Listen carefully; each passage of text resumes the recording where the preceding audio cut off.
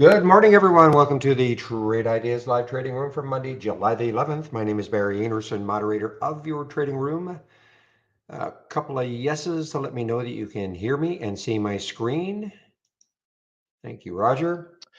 All right, guys. Well, obviously over the weekend, actually this is Friday night, Twitter abuzz with the fact that Twitter may not be obtained by Mr. Musk. He's saying he doesn't want the deal anymore. So, of course, that caused Twitter to just take a big plunge. This is Friday afternoon. This probably hit just around 5:15. So Twitter took a big plunge and it's maintaining that gap down. And of course, Twitter is going to sue and all this. So this is going to be a protracted in the media type case. So anyway, that is Twitter. And benefiting from that, was DWAC, DWAC. So when Twitter went down, DWAC went up. There's no real reason, but it just is what it is. Okay, now Twitter or DWAC is starting to fall down. Got up to 32, down to 28 now. That was 32 after hours fall down. It's starting to drift down. And again, it's sort of an emotional reaction. Okay, Twitter is not going to be a competitor to DWAC in theory. I mean, this is take it for what it is, guys.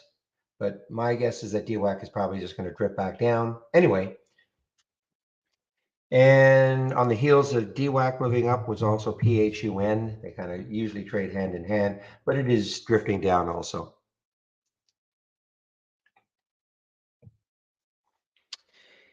Now we've got TBLT. TBLT. It did some sales through, I guess, must be Amazon Marketplace. I think it was 3.2 million, something like that.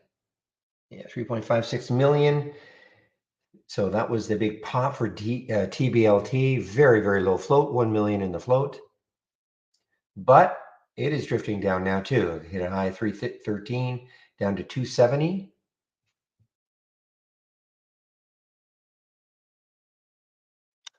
MGNX. This is getting really throttled this morning. MGNX. Bad news for this company. So they had to halt their study after some deaths. I think it was about 11 deaths, 10 or 11 deaths. So that is MGNX. It's a bio, of course.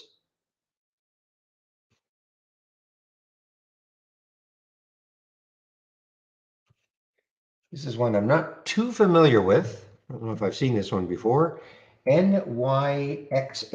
NYXH. And they gapped up. FDA gave them approval to initiate a study. So that is NYXH, not shortable for me, unfortunately. Not shortable at Interactive Brokers. PLRX, this is starting to move again, guys. It was basing not too badly around 14, so now it's up to 1486, almost 15. PLRX, positive mid-stage results. I believe this is a lung cancer disease therapy. Yeah, it climbs 48% as mid-stage trial for lung disease therapy meets key goals. So that is PLRX, and another fairly low float, not crazy low, but certainly not high, 27 million.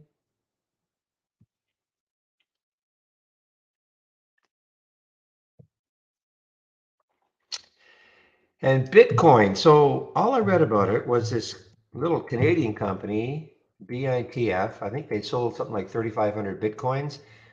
In itself, it's not a big deal, but I guess the conjecture was that if a lot of the other miners start doing the same thing, of course, it increases the supply. And you know what happens when supply increases. Anyway, I'm looking at Riot and Mara. Riot and Mara are both down also. No, well, BITF is not actually down, but Riot and Mara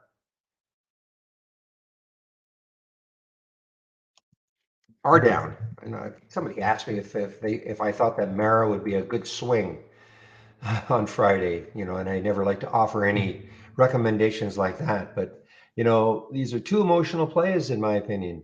Two, I don't mean two as a number two. They're just anything with Bitcoin right now. It's just, to me, it's just way too emotional.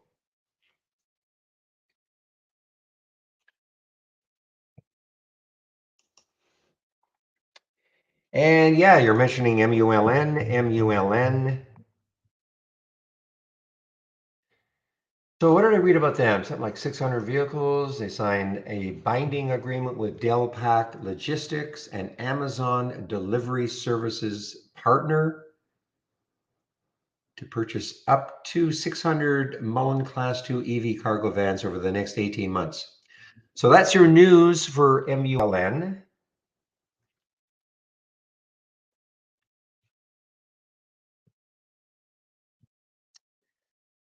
And let's see if anything else is just looking at my actives up and down.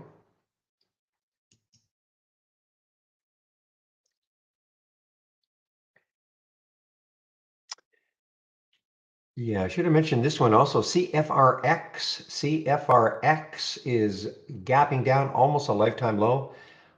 Cannot see any specific reason for it. PLRX continues to move higher, guys. But CFRX sounds like a Canadian radio station. Has gapped down. I don't see any specific news on it.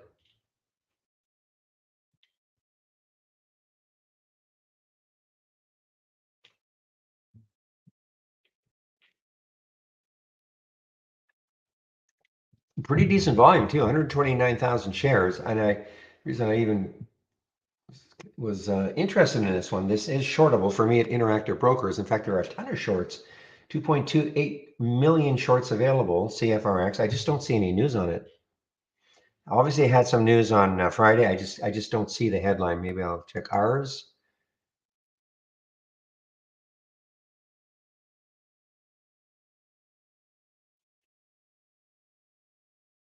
Yeah, I just don't see it. I don't see any news. I don't. Anyway, CFRX is definitely getting hit hard in almost an all-time low. This will probably show up in my 10-day daily breakdown.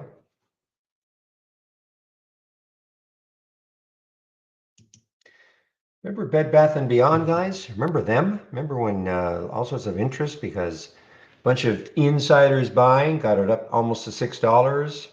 Well, there we go. Now we're drifting back down, just underneath $5 again.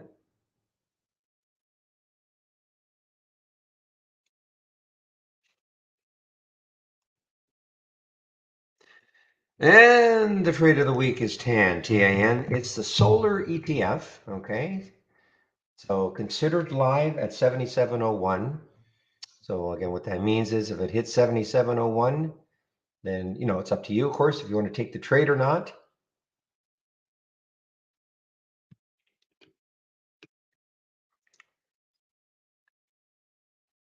Well, Mike, yeah, I did see UXIN actually. I know what happened. It saw it and then it drifted down below $1 again, up $1 again, up over $1 again, I should say. Any specific reason for UXIN? I don't see any reason for it. SWN's Southwestern Energy is starting to move here. Let me just do a quick check to see what energy prices are right now. I know certainly oil rallied off that 100 last week. It looked like it might have taken out 100 in a big way. Okay, well, oil is actually down. Wow, so WTI is 101, Brent is 104. So we've got oil has actually drifted down somewhat. So when we look at the sector status, I'm sure that every single stock is going to be down from the close in the energy sector, ETF, XLA, sorry. I did not mention La Jolla. La Jolla is a buyout, okay? LJPC, in case you're wondering why I haven't mentioned this one. This is a buyout by a pretty small company, INVA.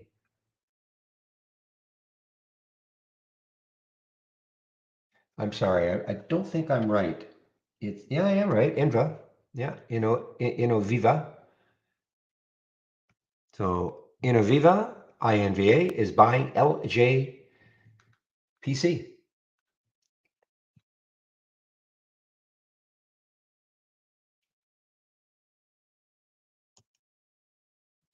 Yes, this one will not go away. double I, double N. And it's actually now above the highs of Thursday and Wednesday. 265 or right at those highs.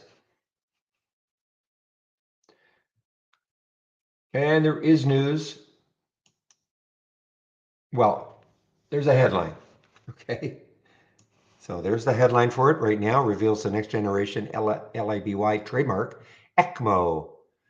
I'm not going to start to read this, but targeting at 531. I love these companies. Yes, there is a huge market. Now, what can they get out of it? Who knows?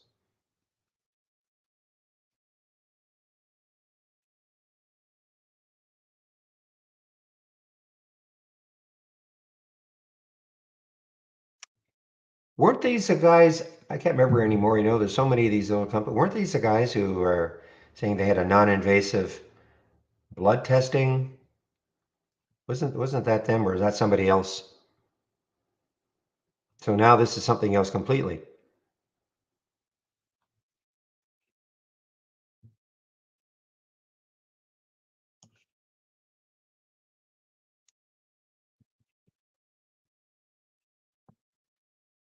Well, whatever it is, it's having a definite look at this, 860,000 shares too, 8 million in the float. So this is having that press release definitely having a huge effect. Tank, good morning. All right, let me do a quick check to see what sort of upgrades and downgrades we have this morning from briefing.com. See if there's anything interesting there.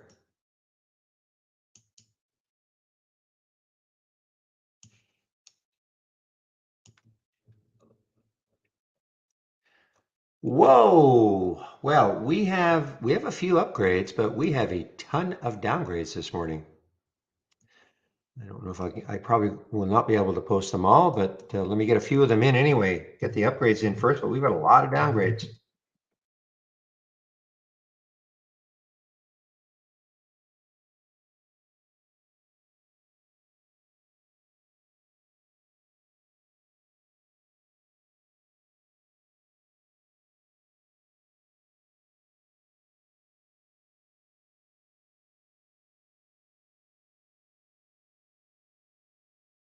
Here's the upgrade for SWN from Wells Fargo. I guess that's the reason for its little pop.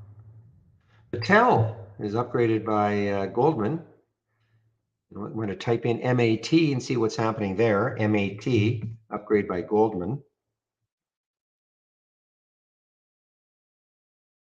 We'll do that once I finish this list of upgrades.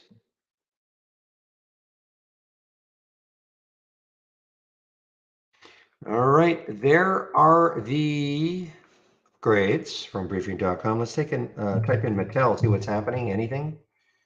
Yeah, a little bit of a pop here. A little bit, 10,000 shares. However, we have a lot of welcome maths. We have a lot of downgrades. I have to expand my window so I can see them all on the same monitor. This is the biggest downgrade list I've seen in a few weeks, guys. Okay, let me get some of them in.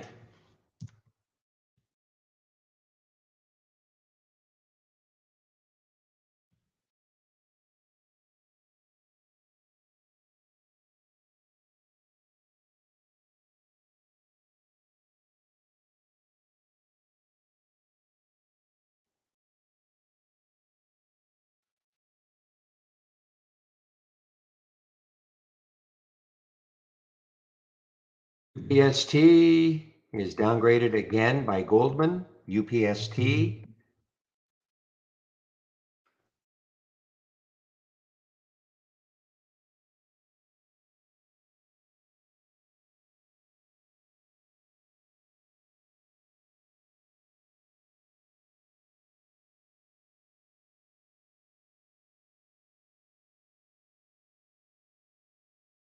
Oxy downgraded by Goldman. OXY.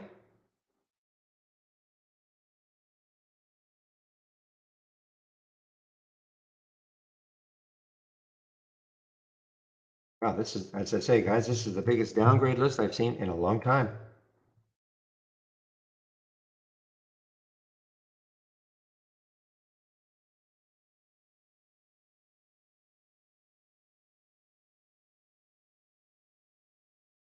Just a few more to go.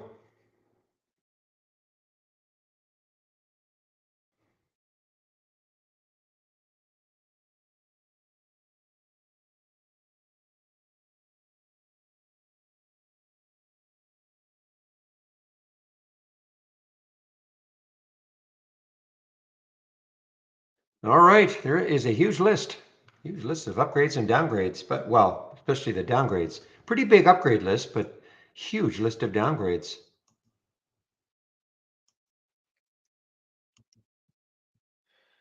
And the market is in for a negative open. There's our SPY, looking at our SPY right now, our 15-minute SPY before the market opens.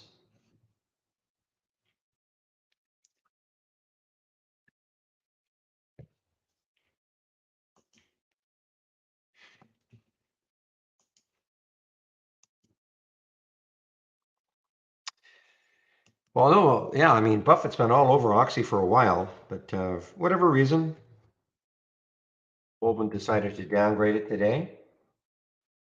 My guess, though, is that every single energy stock is going to be down. In fact, why not? No need for guessing anymore. Let's take a look at, I'm going to go to our toolbar, click on new, and then docked channel bar. I see this is I wonder if this is going to be customizable. I'm on a development build, so you don't have access to this, but I notice it says show more now. So instead of showing all of the channels, you click on show more and you can see them all. So sector status, I'm 100% sure this will be 100% down on XLE. Yeah. I'm wrong. So there must be one lone stock is CTRA for whatever reason. So what you're seeing here, these are the major ETFs. So XLE, the major ETF for energy. These stocks are the stocks that make up XLE. So when you see this 95% in red, and I'm surprised there's one stock is above. What that means is 95% in red. That means 95% of the stocks that make up XLE are down from Friday's close. Okay, so there's just the one stock that is above. Let's take a look at CTRA. I wonder if there's why is it up? You see that maintained by overweight at Wells Fargo and a $46. Yeah, okay. So Wells Fargo is raising their price target from 42 to 46, and that is for CTRA. So I guess that's the reason why CTRA is up a bit. But looking at every other sector, there is no positive sector, none, zero. Not to start anyway.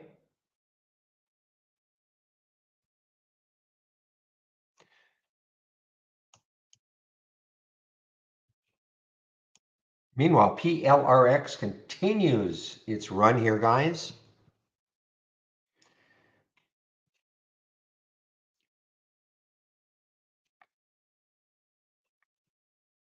So can't see anything on the daily chart to stop it. So now going to the weekly chart, can't see anything on the weekly chart to stop it. So let's take a look at the monthly where the next highs are. So 1613, looks like that 1613, that was in December of last year. 1613, the next highs for this PLRX. Now this is shortable for me at Interactive Brokers.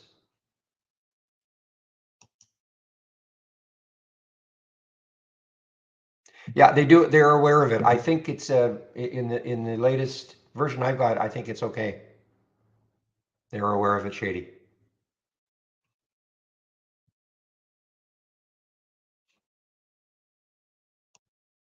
It just has to make it to the. There are just other issues going on. So the fact that that is fixed, there are a couple of other things that have to get fixed before we can release that development version.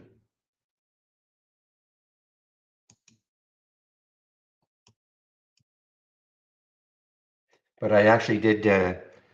checked that for some reason. I don't know why I did, but because I don't often use the freeze function, but I checked it over, I guess on Friday, and it was working.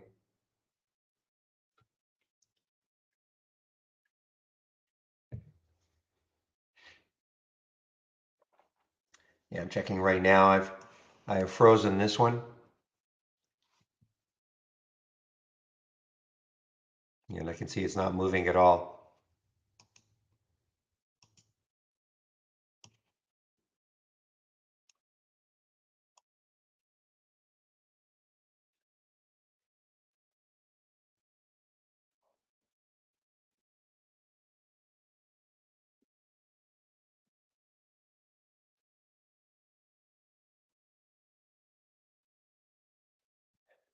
So UPST is just getting kicked again. Again, Goldman has downgraded them. Sell target of 14. Yikes. Here we go. Downgraded them to 14. So we're sitting at 25 right now.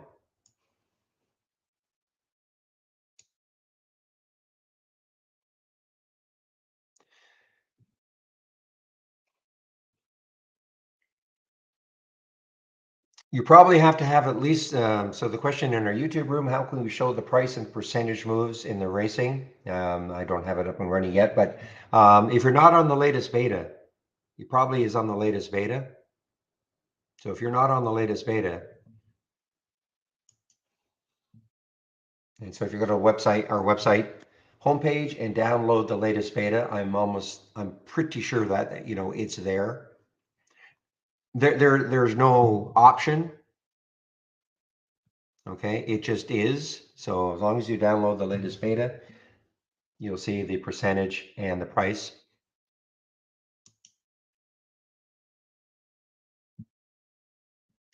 Good old RBC putting. Hi, Zach.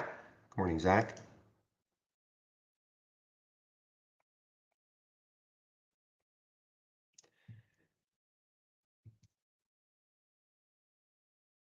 You should. Well, so what are you saying? Are you saying it says show more? You shouldn't, because I think this is unless this has been universally done already. I don't know. There's a show more. So you're stuck underneath. So YouTube is the last one. Interesting. I'll pass that on.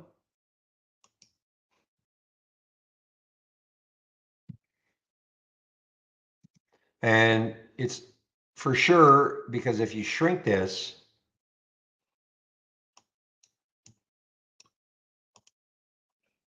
if I shrink this down,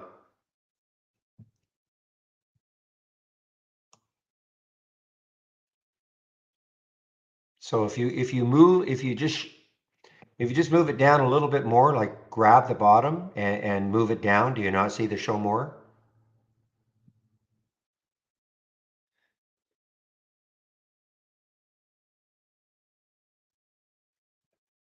Okay. No, so are you on the web-based version, Roger? Okay. All right. I'll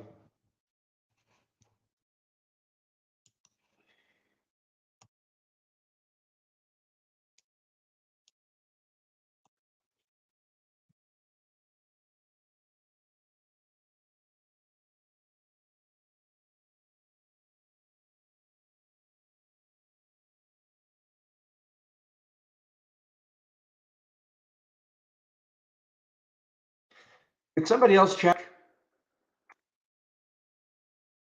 Would somebody mind doing that for me? Just go to your doc, like start right here. Just want to make sure it's everybody and not just you, Roger. So if you click on new and then click on doc channel bar, and you should see a show more. It's not there. Okay, interesting.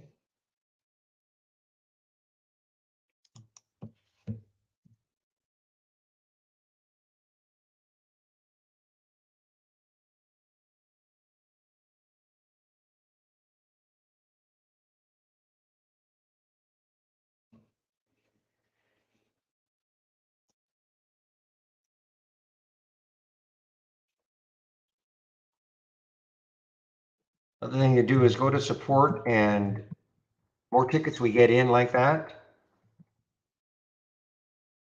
I, of course, can't do anything. Surprised though. I am in a development version, but I'm surprised that in the beta that's what it looks like now. Okay.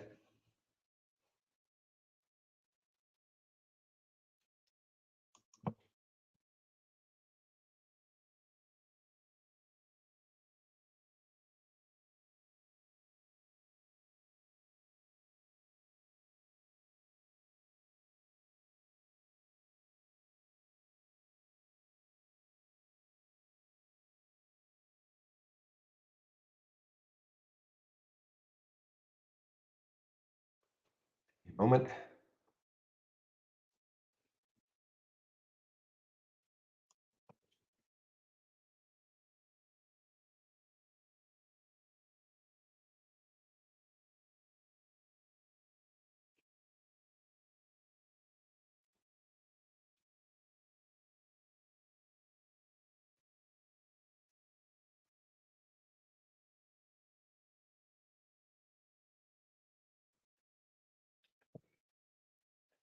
Okay, guys.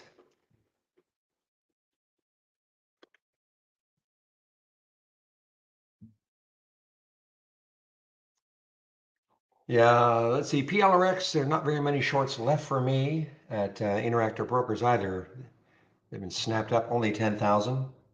Not that I want to short it. It's just that, I'm always, but something is, I mean, it's not going to keep going up,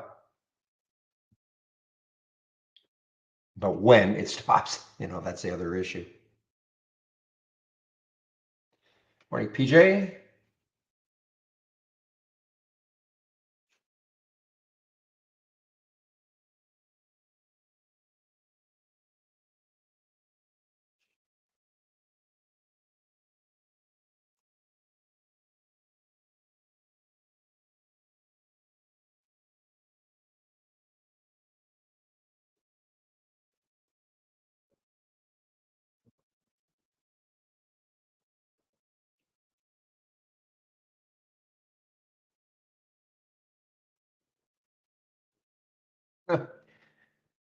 So even, it's a tough one to trade. UPST is another intraday, tough one intraday in my opinion. But there was a couple of days where it was, decent in terms of, a trend down. But look at this. Look at this little pop here for UPST. Now Goldman has got a sell rating on this one, a $14 price target, I believe. And for whatever reason, it decides to pop.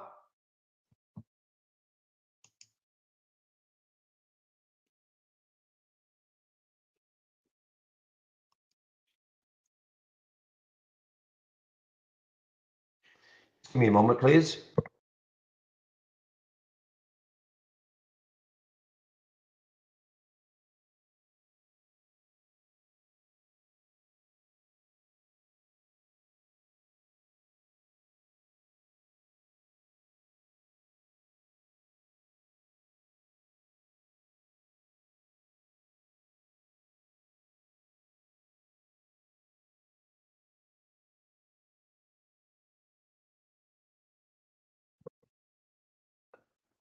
All right, guys.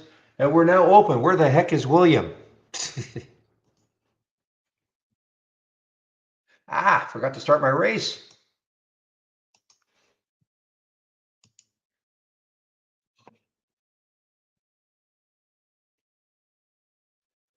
Okay, well, we're in 4A. Let's see now. NAS is down, Dow's down, SPY's down, so there's no disconnect there.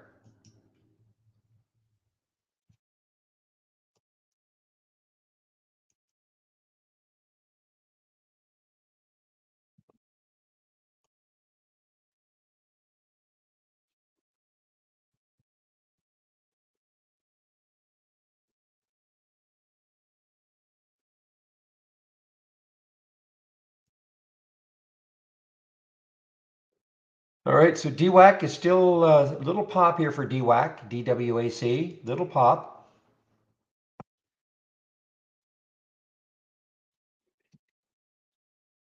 I mean, this is Obviously gaining some traction with the Twitter fiasco.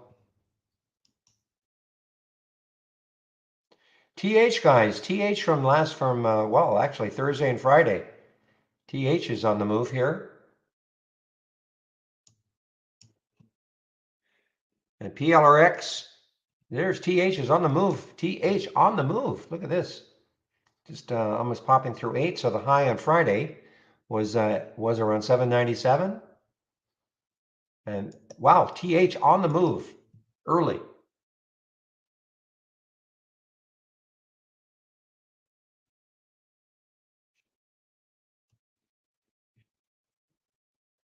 Now, taking out these highs right there on that month, I have no idea where the next highs are. Well, I could find out, of course, but yeah, it looks like we got to go back to July 3 years ago. 3 years ago for those highs.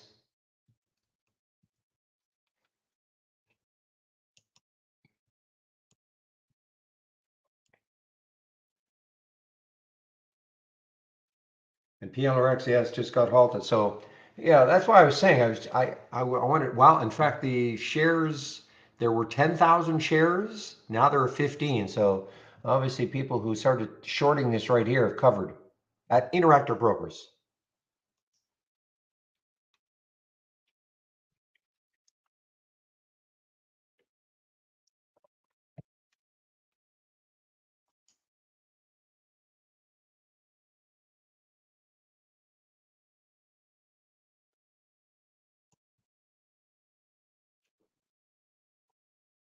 Just kind of keeping an eye on last week's trade of the week, the APPH, and see if it can regain this 200-day moving average. Just stick an alert around there.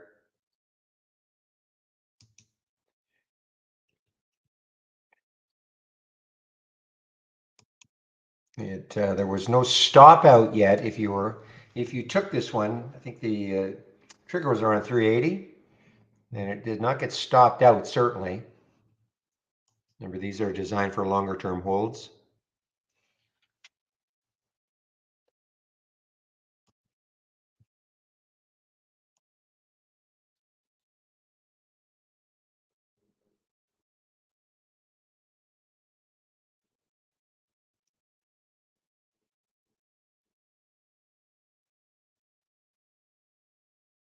All right, let's see. TBLT, yes, TBLT high was 313, I believe, in the pre-market. 309, 312. 312 was the high in the pre-market.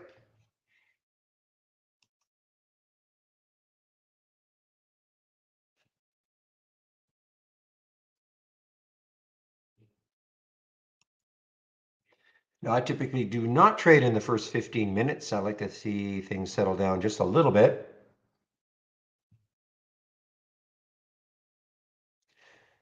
Wow, TH, what a run. What a run for TH, guys. Blasted through Friday's high.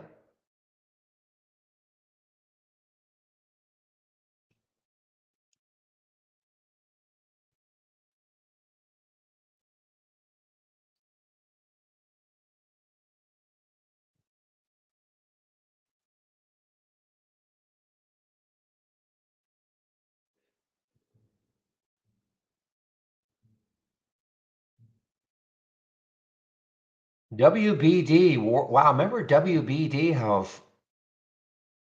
Oh no, I'm thinking of another one. Sorry, I'm thinking of another one, I believe. Maybe not. WBD, no, the other one I'm thinking of is the Paramount. But WBD just drifting down, almost an all-time low now.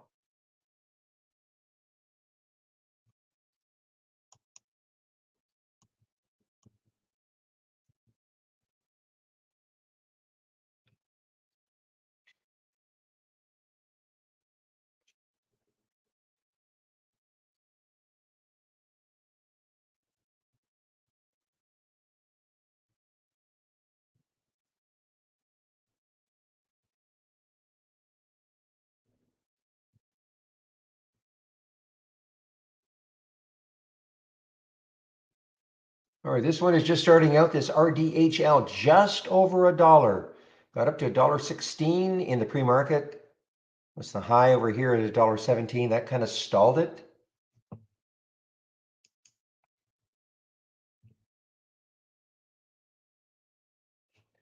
All right, let's see when this one might open. Well, if it's a 5-minute halt, this is going to open in about 9 seconds. And this is the PLRX if it's a 5-minute halt. And this is going to have a, whoa, 1850, 1850. Looks like, there we go, 18 cents. Look at this. Oh my goodness. It's over 19. It popped over 19. Wow.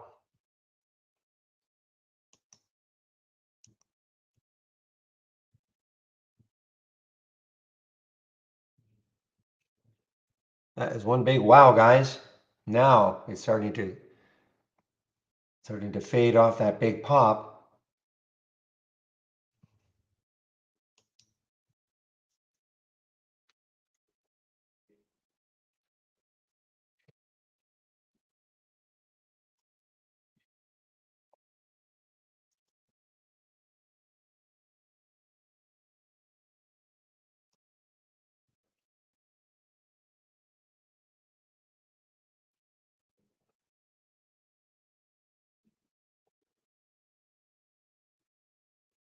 Well, there's those 30 calls, $30 calls. So they've been hit. So there's the DWAC. The high in the after hours was 32.81.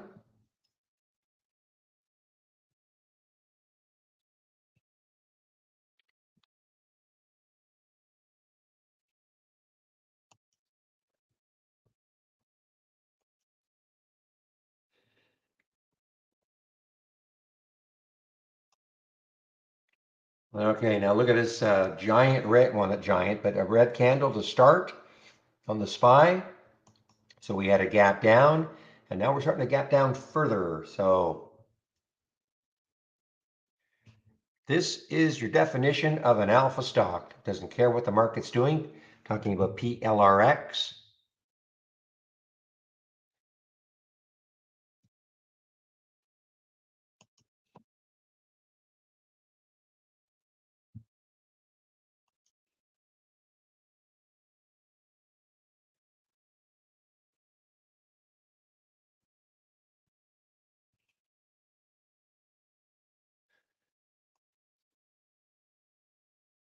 Now, I forgot to mention this, the LVS and MGM, etc. I think Macau is shutting down again. So the casino stocks there are weakening.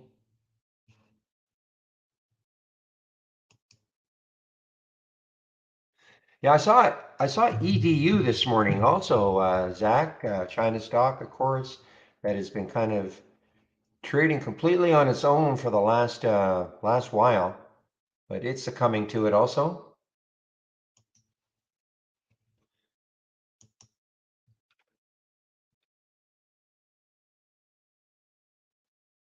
Okay, this one just got halted on the way down. BMEA just got halted on the way down.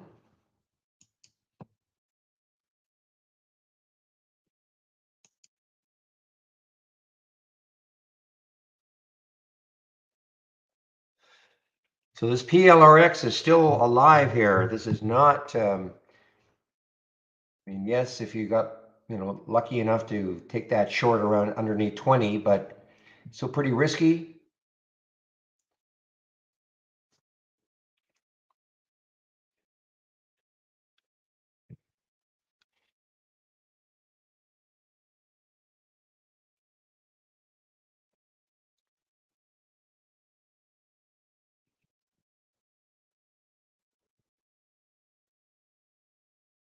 Okay, there's this RDHL that I mentioned just on this race here. Issue is really this 117. That's the pre-market high. Over here is 117. If I can get through that, the next high is 143 on a weekly chart. So could be interesting. I'm not sure I see any news on it.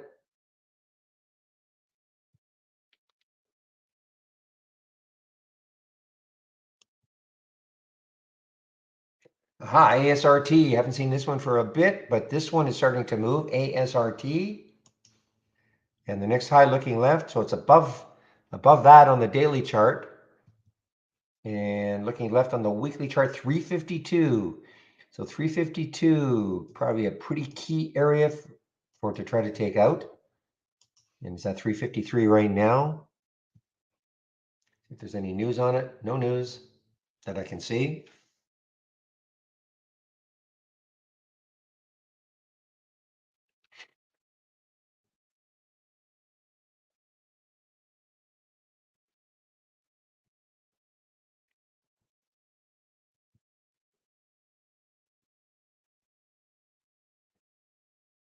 Okay, guys, 10-day daily breakdown. Twitter, TWTR.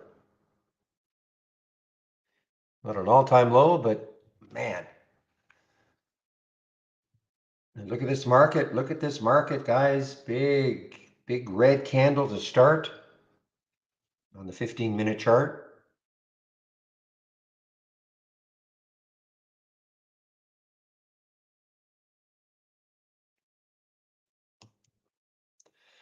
That's pretty bleak news, Zach.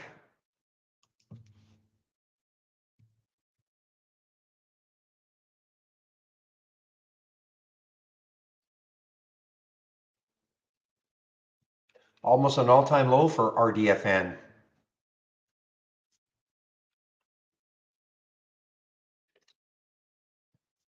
Well, I don't know if you were trading in 2008, Zach, but this is very familiar.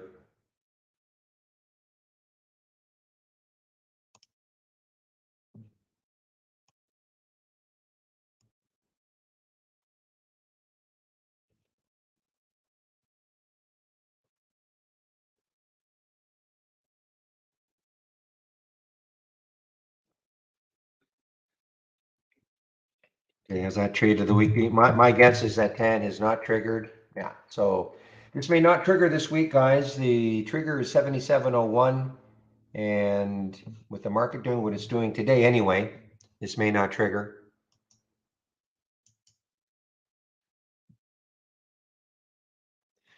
Boy, this is still strong, guys. This PLRX. PLRX still strong. It just, in fact, well, there it goes. It just took out the high briefly anyway. And it is taking out the high in a big way now.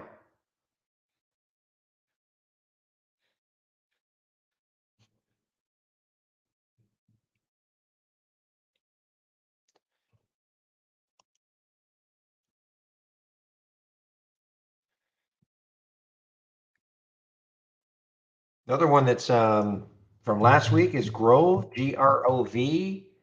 Another one that is having a little bit of a move here. Grov.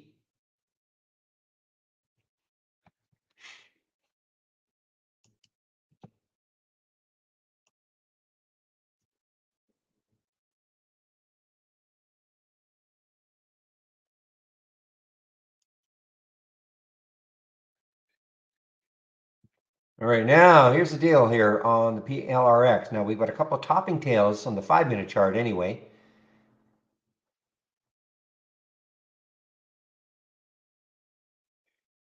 Let's see what happens. What time is it now? 9:44. So that is the first 15-minute candle. Bit of a topping tail right there. Let's see what happens in that next 15-minute candle. Could this signify a bit of the end for a while anyway?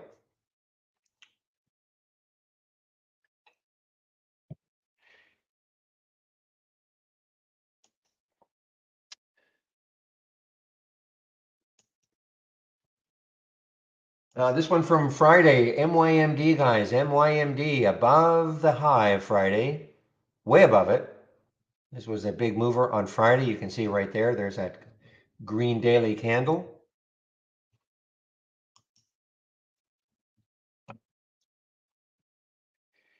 What's the next high looking left is, so on the weekly chart, it is 485. It's right there. After that, it is 510. So probably, a struggle maybe from here to 5 for MYMD.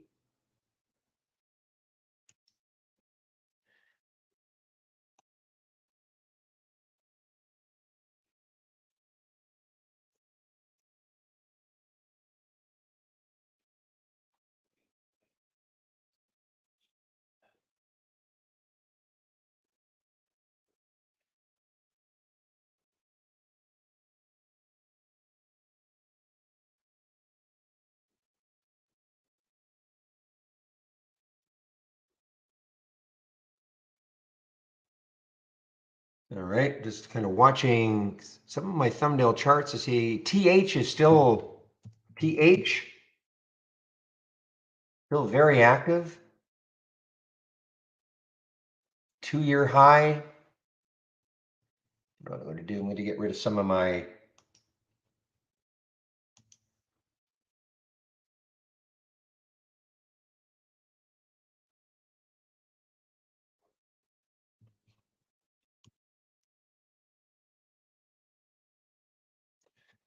All right, so who asked that question earlier about the channels?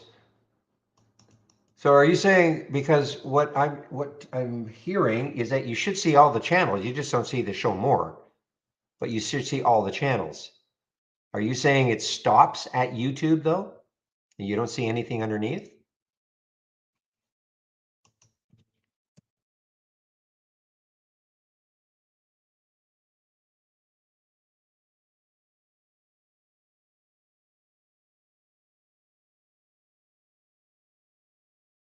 And you have elongated.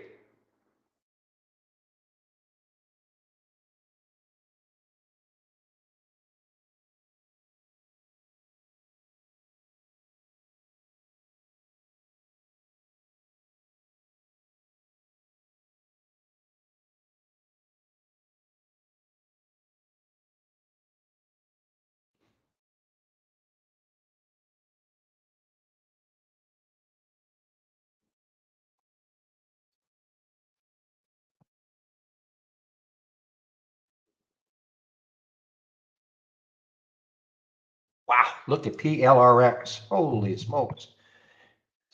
Well, so much, and it just got halted again. Yeah, so much for that topping tail.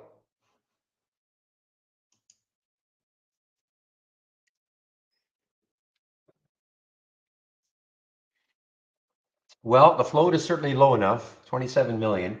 Not crazy low, but it is low. And I guess that the perception of their news is obviously fantastic. I mean, that 24 million have traded right now. So this will trade the float easily today, maybe 2 or 3 times the float.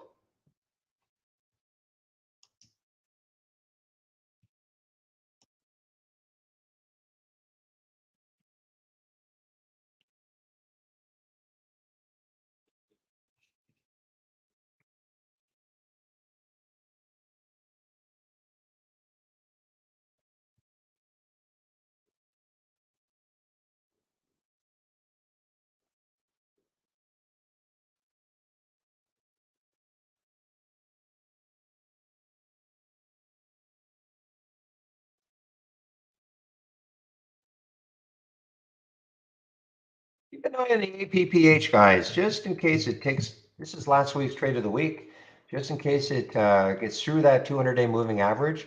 It's kind of holding the VWAP. Now, not quite. I mean, it got down to 420, but there's the VWAP, 439. So it's kind of holding the VWAP. Maybe put an alert around 456 or so and see if it can take that out.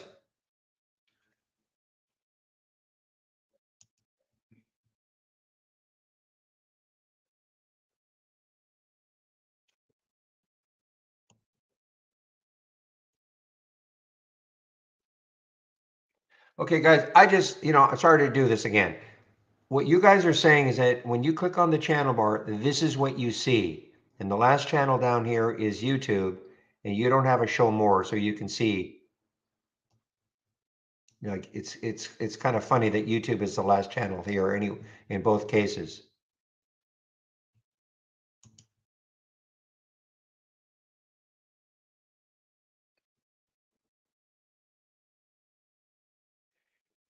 But you can see all the channels, right? That I mean, whether show more is there or not, that's not the issue. I just wanted to make sure you can actually see all the channels. If you can see all the channels, that's fine. Okay, so that's okay. I misunderstood. I thought you meant that, this was it. These are the only channels that you can see. Well, at any rate, I see you've got a ticket in.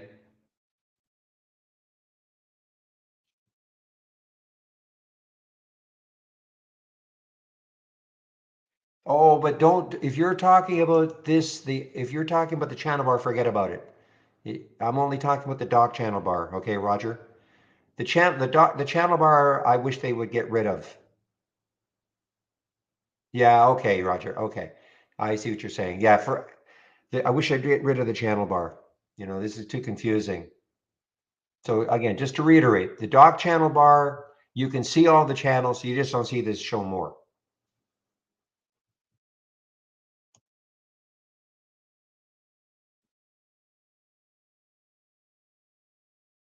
Because they're trying to get rid of a lot of channels. There's just too many redundant. This week's trade of the week, well, you should have got an email, China, but I can tell you what it is. It's probably not going to trigger. It's PAN, PAN, and the trigger is 7701. So it did not hit 7701. Yes, that is correct, Roger. There are differences between the docked channel bar and the channel bar. Yes, there are.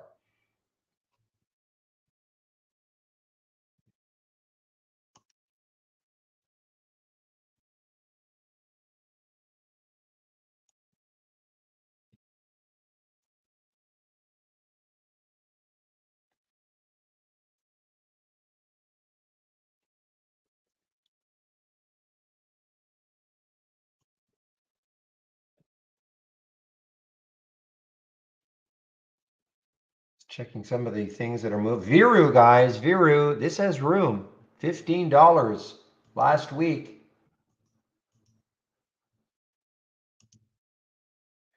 Okay, I'm not saying it's going to get there, but that was the high 1494. Okay.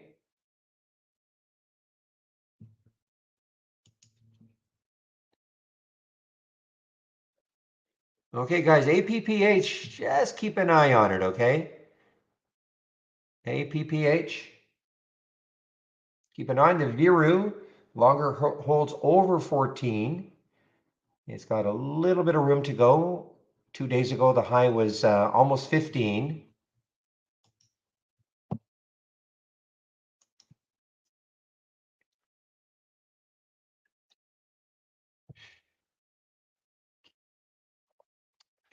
But China, you should have got an email. If you didn't get an email, check your spam folder, okay? If you signed up for the trades of the week.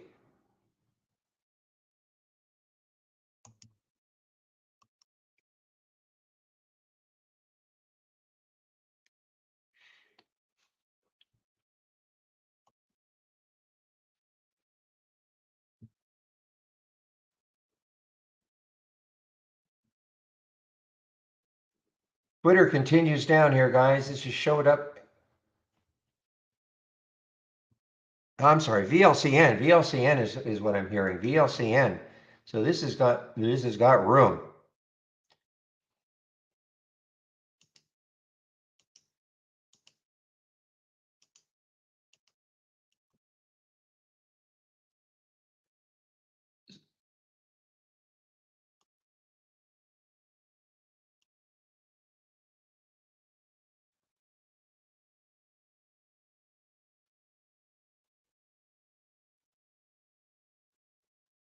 So this has got some room, guys. The VLCN has got some room. Obviously, it's above that high here.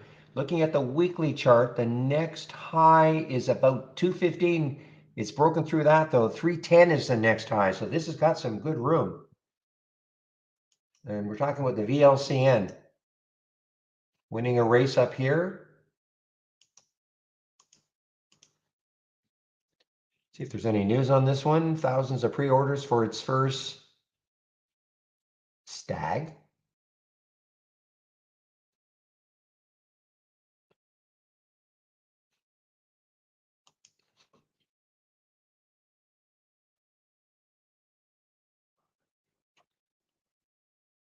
Okay, so this is okay, off-road power sports company. Okay, all right. So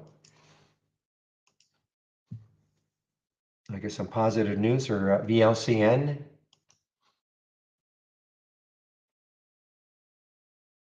Yeah, now I see that. I thought you had missed a knee in the stag when I first read that.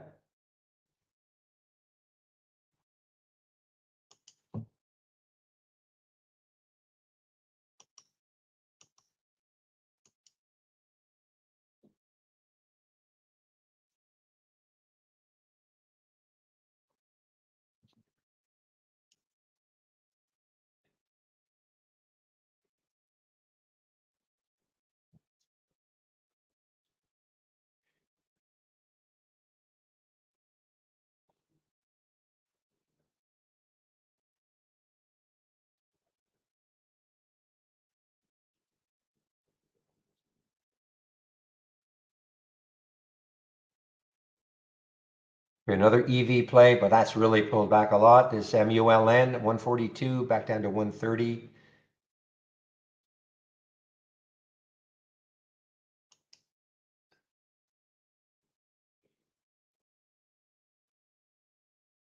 Another Israeli company, ICL. Something's happening with this one. Some volume coming in. What's the next high looking left is looks like 978, or sorry, 962 or so. So I don't know. To me, this doesn't have enough room to move before it hits some resistance, and that's the ICL. Boy, oh boy, PLRX, super, super strong.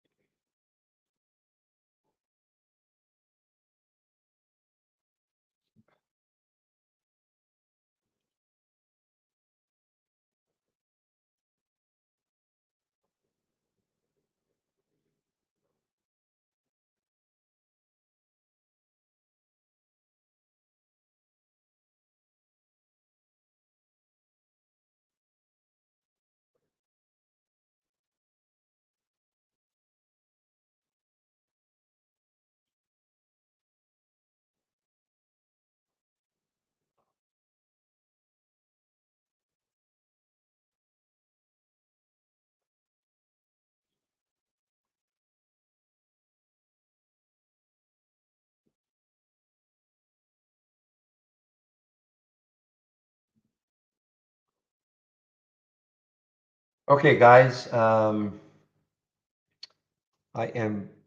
just sort of intrigued by the APPH, just to see if it can get into the 450s again.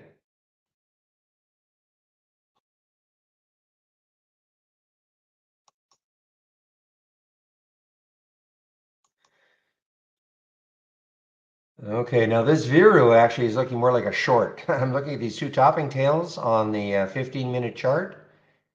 Again, what does that mean? It means the buyers had, let me just show you what I'm talking about.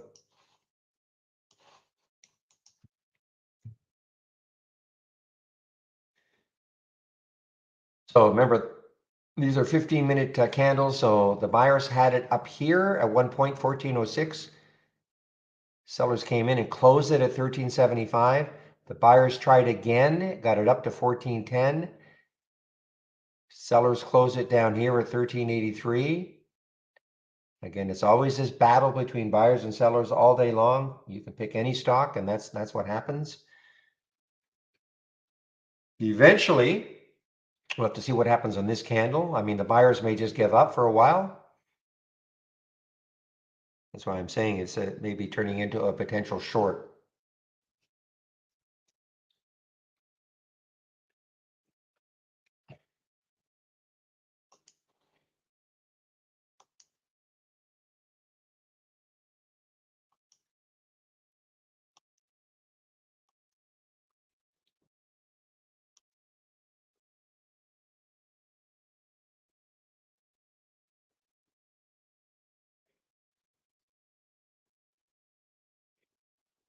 So I'm seeing some stocks that are hitting Zach's bottoming scan, bounce play scan. Problem is the market is still moving down. So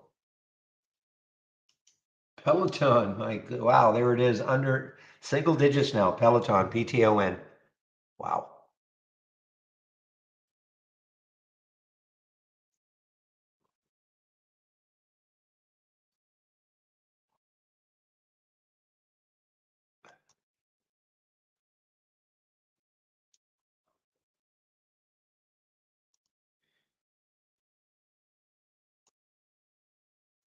What happened here?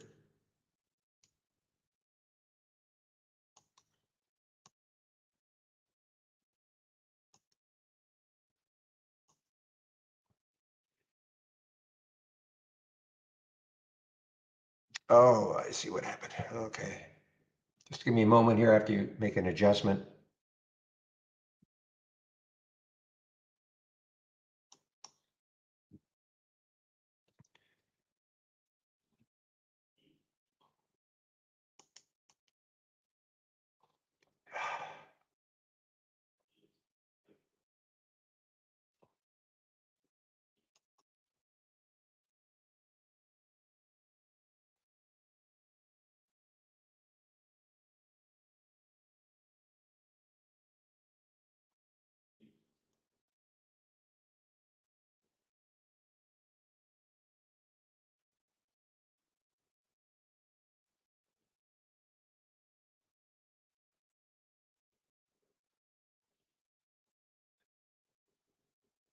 Yeah, everything is the VLCN that was good for a bit, but not for a long time. It's just a short trade.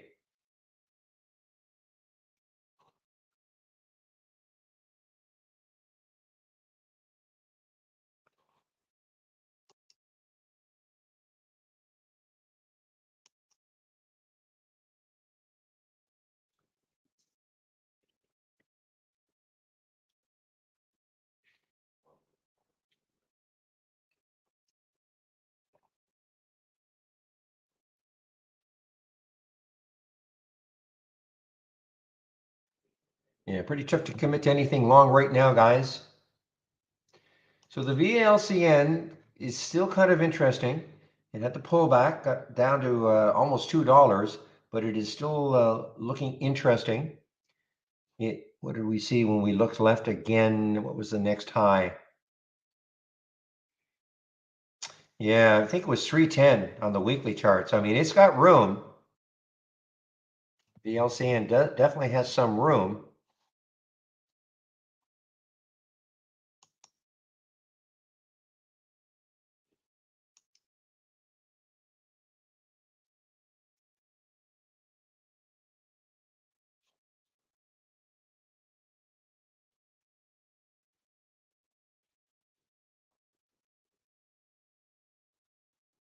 But the one that's just sneaking above $1 is Isaiah, IZEA, just sneaking in over $1.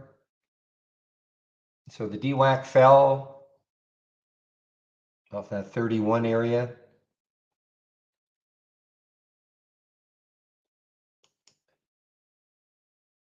Oh, GSM is on the move. Don't like it. Just look left. I just see too much resistance.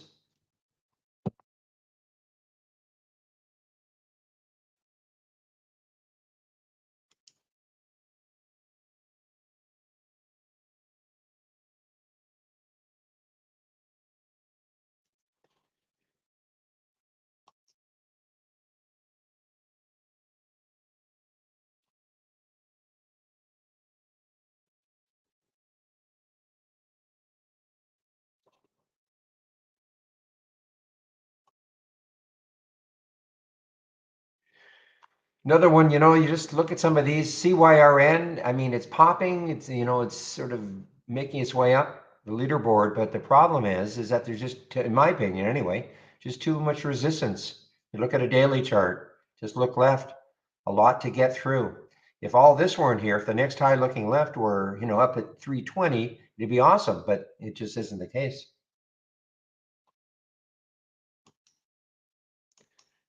So right now, just kind of sitting on my hand. CDLX though, CDLX is starting to drift down a lot. Not quite an all-time low.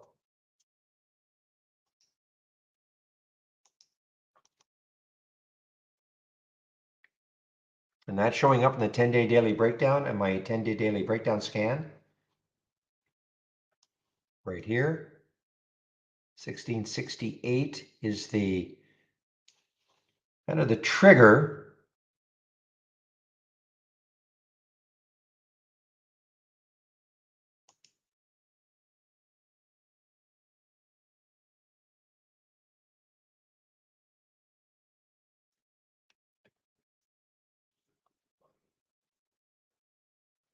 Yeah, just remember when you click on a channel, something in the channel bar, the non-docked channel bar, your layout will disappear.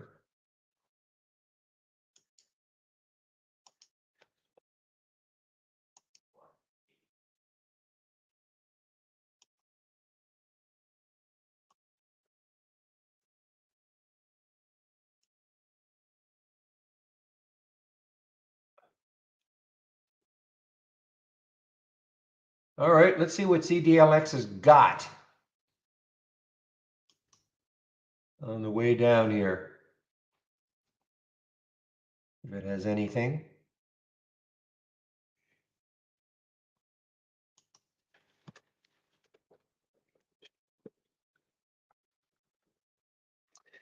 Well, I don't know, maths. In this environment, swing trading anything is a little bit dicey, but let's take a look at XE. Wow. Okay. See, Yeah, this is way outside what I look at. Yeah, I don't really look at anything under a dollar. So I'm not saying that's a bad thing, to try to swing something like this, but I mean, this is just in a steep, steep decline. So I don't see, unless it has some news, it's just outside of what I even look at.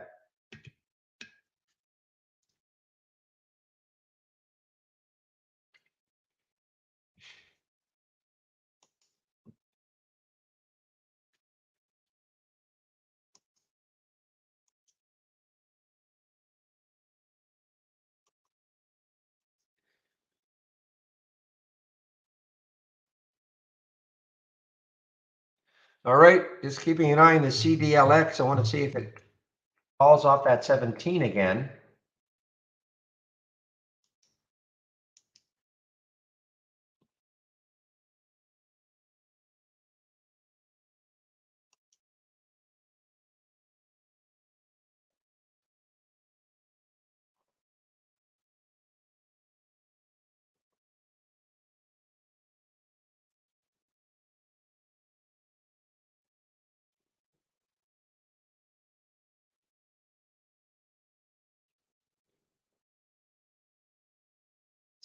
Keeping an eye on the CDLX.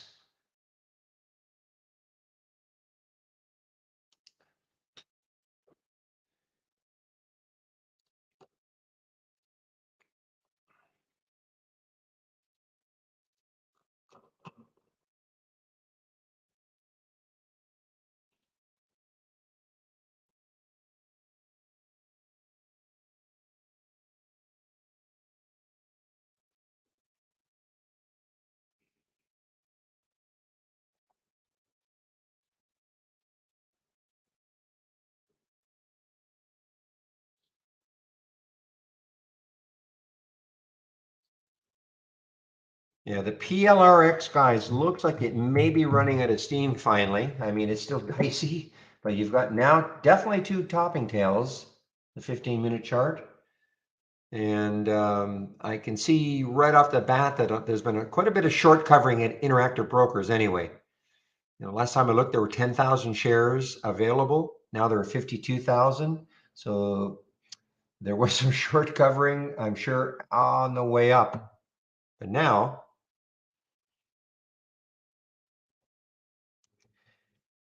yeah, Upstart is upstarting. I mean, that's oh man, it's hilarious, isn't it? So Goldman puts a $14 price target on them.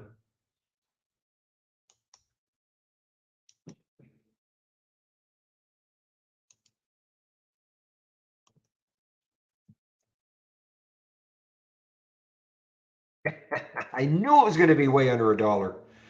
ITRM.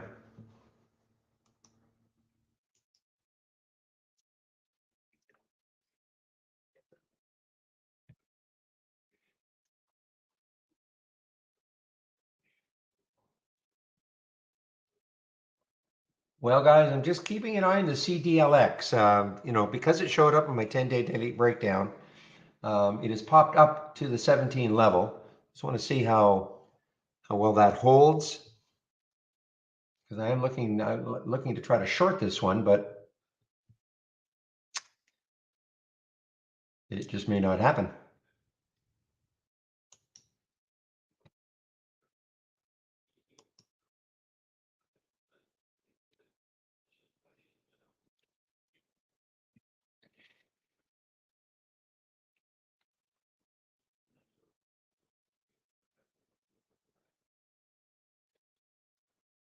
Always amazed, 178 million in the float for a 30-cent stock.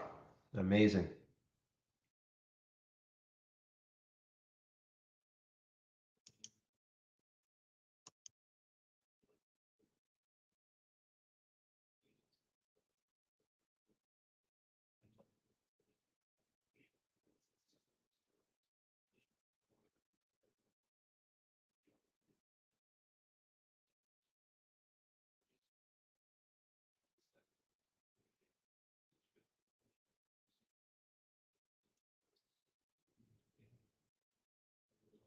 Wow, look at this one, guys. OXLC.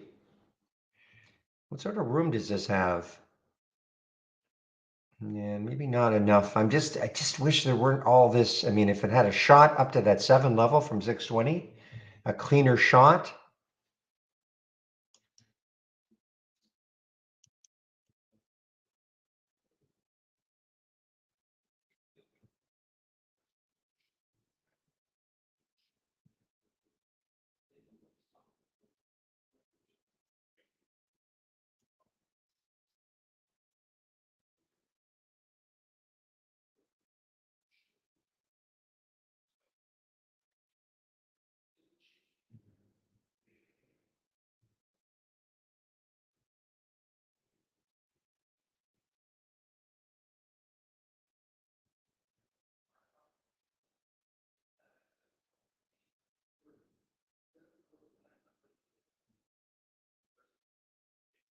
All right. Well, look, the Celdex or the not Celdex, the Cardlytics actually popped off that 17 and starting to recover.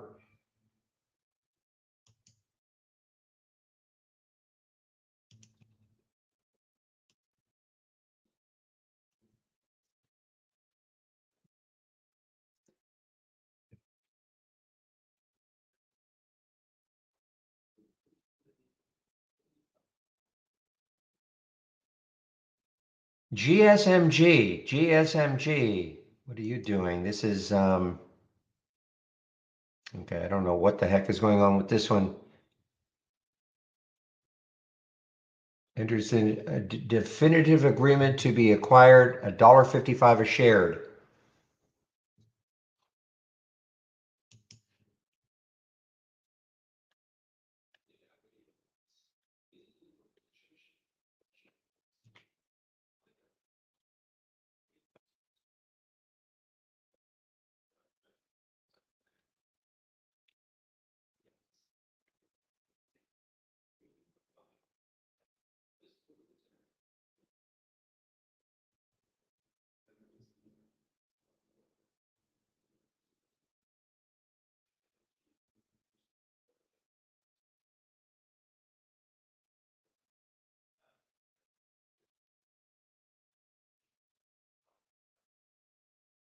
All right, so DOCN from Zach's bottoming, but let's see, the first alert was at 39.92, so it's getting closer to that. The last one was at 39.59. This is for a potential bounce play, and that is the DOCN.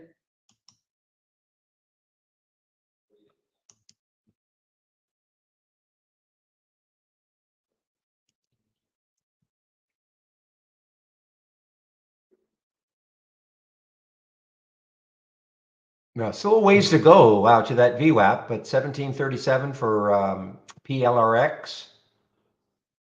Put an alert there. Wow, it's way down here.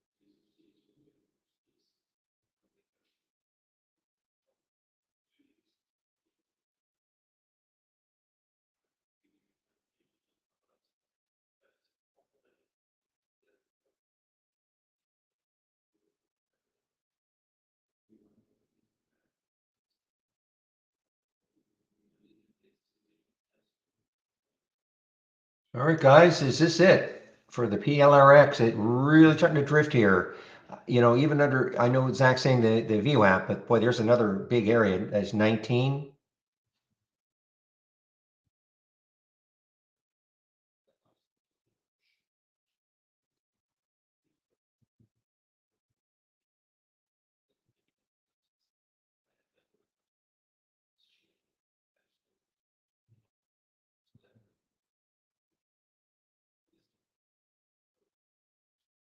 Well, this is a pretty, I think, this 1933 right there, 1950 or so, if it can take that out.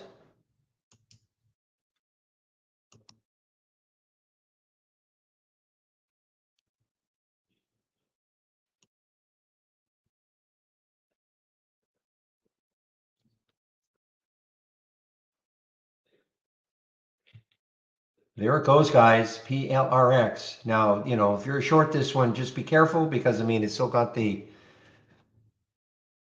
still in play, in my opinion. So pretty good press release and all.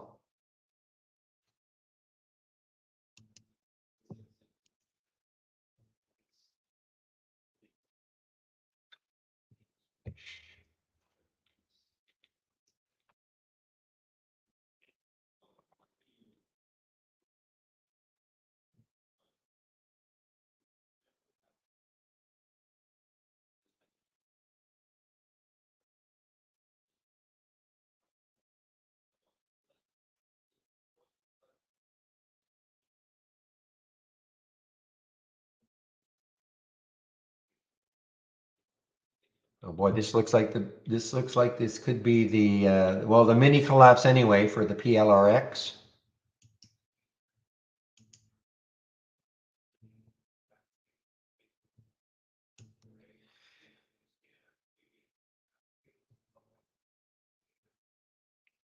Okay, I had an alert set for ASRT for some reason, and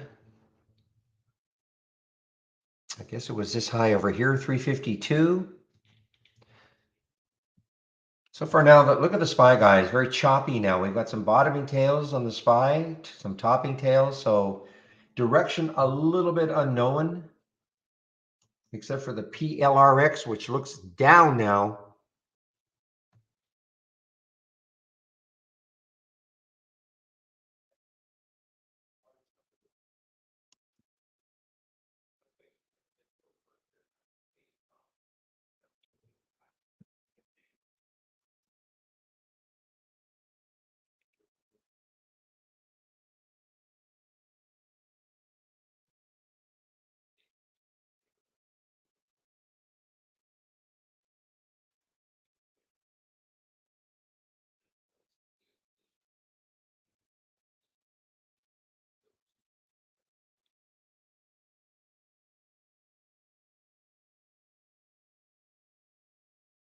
I'd be watching this DWAC underneath 27. If it takes that out, I think it's another free fall back down to that. Well, I'm not saying it's going to get there, but the only reason it's up because of the Twitter stuff, right? So,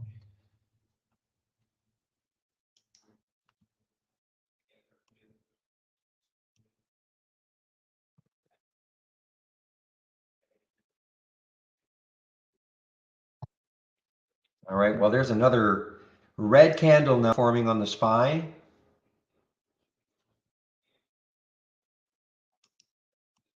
Whoa, I hope PLRX, guys. This is now turned into if this takes out this 1890, sorry, is that right? 1885. Boy, look out below for the PLRX.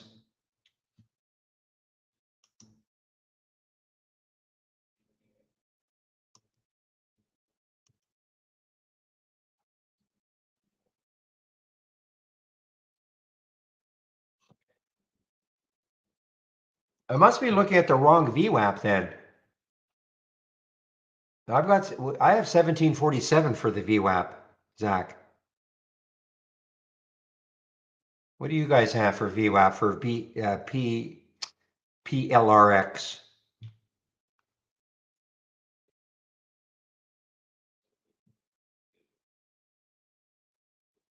Okay, so 1768 is a little closer to the 1747 and 1771. Not quite the same, but 1776, okay.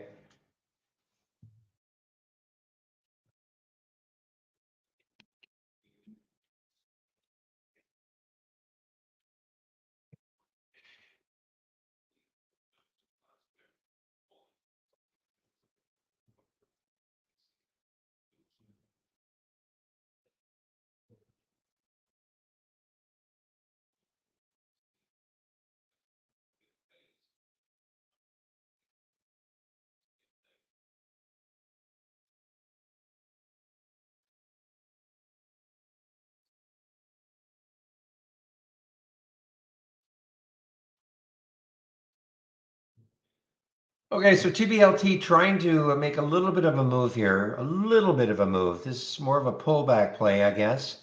The high was 312 in the pre-market. TBLT had some news. Yeah, let's see. I guess they sold $3.5 million worth of goods through Amazon. So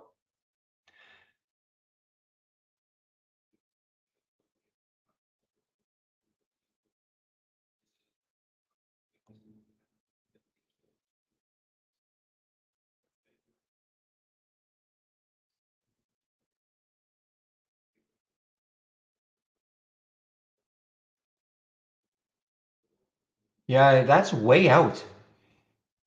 Okay, guys, there's the DWAC.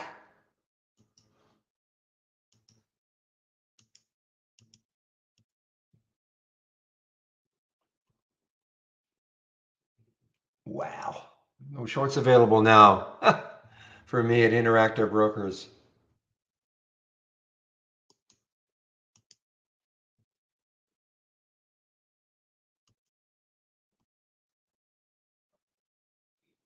Well, $2, that's what makes the market interesting.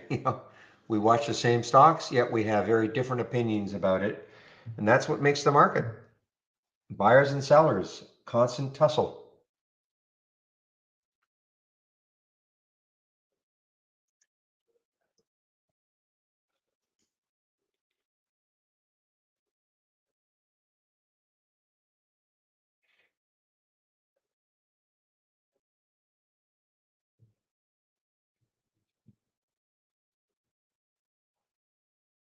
Okay, as I'm waiting to see what happens with the PLRX at 19, welcome to the room. If you are new to this room, welcome to the room. This is the format, Monday to Friday between 8 a.m. and 3:30 p.m. Eastern Time. Sharing my screen and live on the mic. And my name is Barry Anderson. And yes, I do work for Trade Ideas. Always start off with my homepage. There is a lot of information on my homepage. I just put my homepage link in.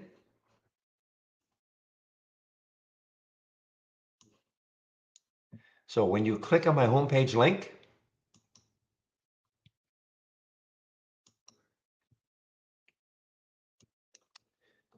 this is what you're going to see. So first off, if you want to take out a subscription to Trade Ideas, here's a promo code you can use for 15% off the first month only or the entire year. Click on Get Trade Ideas. Give you an idea of it, how much Trade Ideas costs. So we have 4 plans. We have an annual, monthly for premium and standard. The big difference in premium and standard is the AI. I don't think there have been any AI alerts yet today. So premium annual is 2,000, standard annual is 1,000. You can apply the 15% discount to both. However, do not take out an annual subscription unless you absolutely know you want the product. Start off with a monthly, 118, 228. You can apply that 15% discount to the first month only. If you maintain a monthly subscription, this is what you pay going forward. If at any time you do decide you'd like to take out an annual, we'll honor the 15%. Okay. So don't take out an annual unless you know you want the product.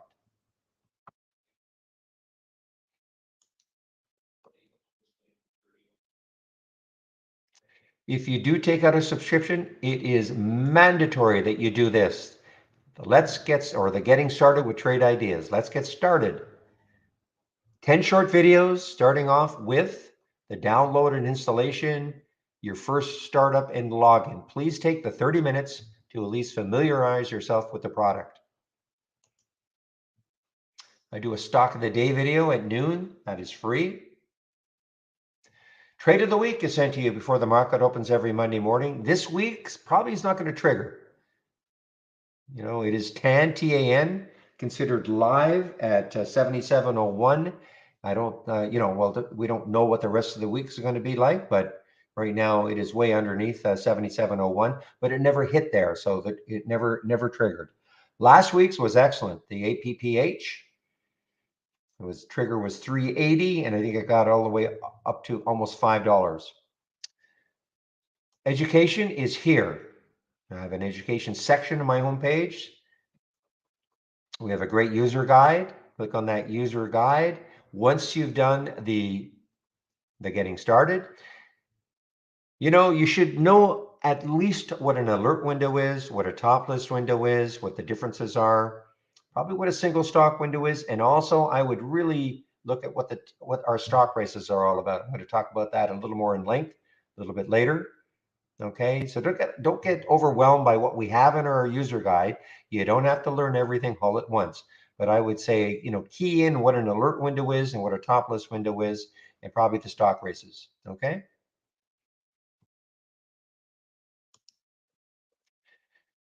Daily support session. So I take a break at around noon Eastern. I take a break between 12 and 1. There is another trader that takes over in our YouTube room between 12 and 1.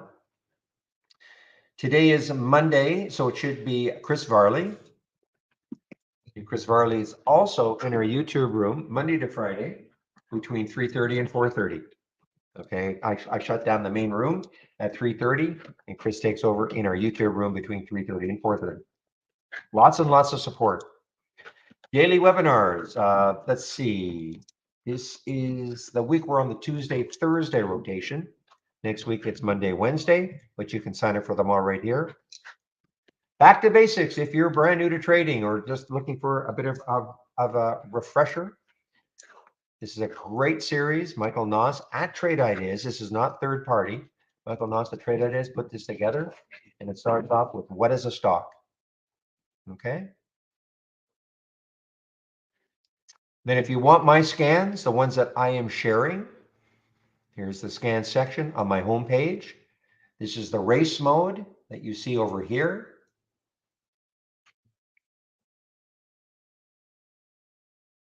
All right, PLRX take out 19 in a big way. This is what I use in the pre-market. The pre-market actives up and down and the gap up and down. That's what I use in the pre-market. You'll hear me refer to Zach's bouncers and toppers from time to time, and also the 10-day daily breakdown. Okay, but I have other scans that I am sharing. So save my link, then you can look at the education, my scans, and the getting started anytime you want.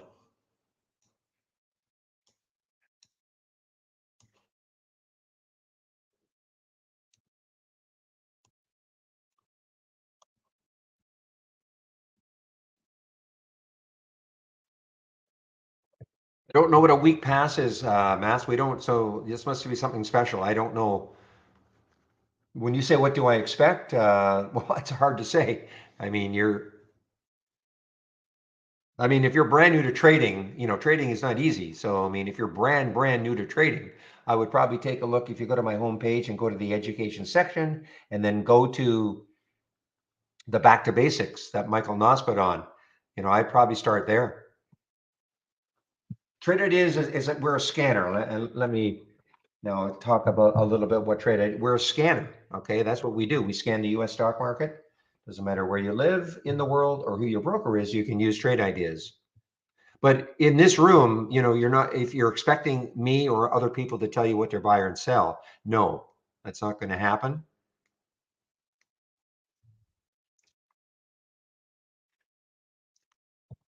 When do I trade gap up stocks? Well, there's no time. I mean, if a stock has gapped up, but just because a stock gaps up doesn't mean I'm going to trade it. Everything has to be done from a pattern for me.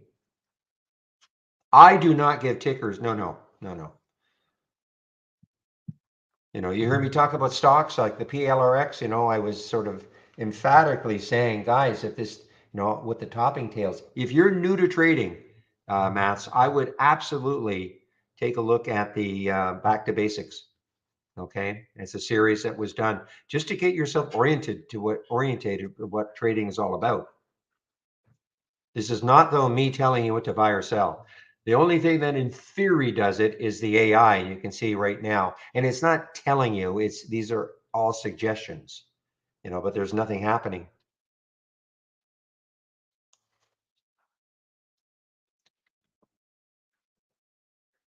Well, most of the things, G, are already covered in my scans. I'm never going to see, but you have to understand, this is my trading style, right? So, I mean, I have a certain price range I like, always covered in my scans when I create a scan. I'm never going to see something outside of the price range that I like. I'm never going to see something that doesn't have enough volume that I like. And it doesn't really matter what my price range is or what my minimum volume is, because when you start off trading, you have to come up with the your style. If you're going to copy somebody else's, you know, it it's not the way to do it, really. I mean, you can take certain aspects from different people, I suppose, but you've really got to be able to come up with your own trading style.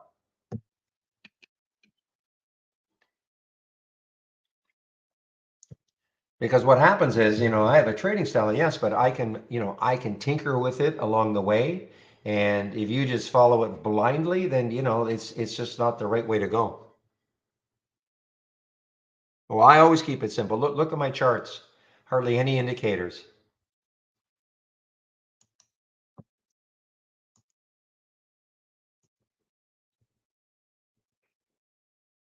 Whoa.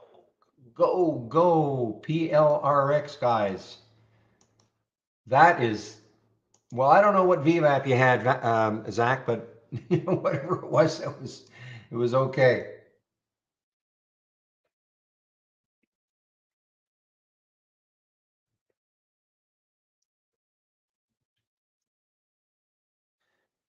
Our VWAP, the one we have, seems to be 1759. So we're getting, closer and closer.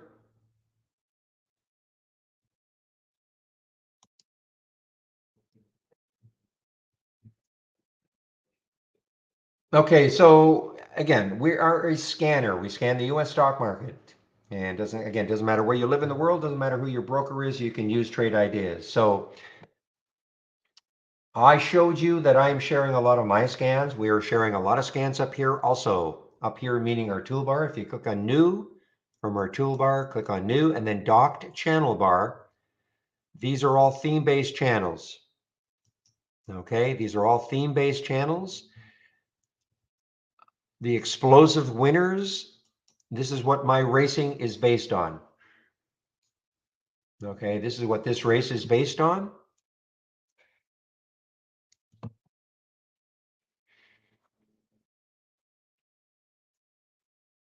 So if you like this, now I've made some adjustments to it. I wanted a higher minimum volume. In here I think it's 20,000. I wanted 200,000. I think I changed the price range, things like that. So I've sort of customized it. But the concept right now, all I'm really trying to show you is that when you go to the different channels, you might see something that you like. The biggest gainers from the open. Okay, maybe I like that one. You can right click, configure, summary. It's going to tell you exactly what it's looking for. Okay, and if you like this concept exactly the way it is, then you can take it out of the layout, save it to the cloud, and then you go to another channel. Let's take a look at the momentum channel. It's a popular one. Take a look at the momentum channel.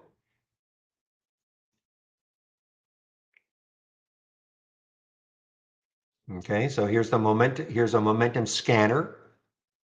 Again, PRPH. Why is it showing up? If I right click, configure, and summary.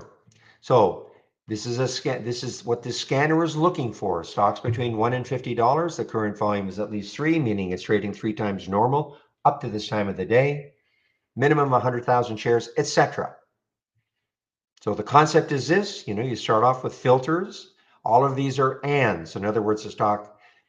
All these filter requirements have to be met. And if they are, and a stock makes a new high for the day, we get a real-time alert. That's why we're seeing PRPH.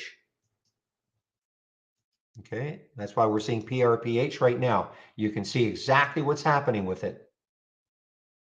Okay, we're really good at create. If you want real-time data coming at you, real-time alerts coming at you, that's what we're really good at. It's a pretty awesome one, actually. PRPH.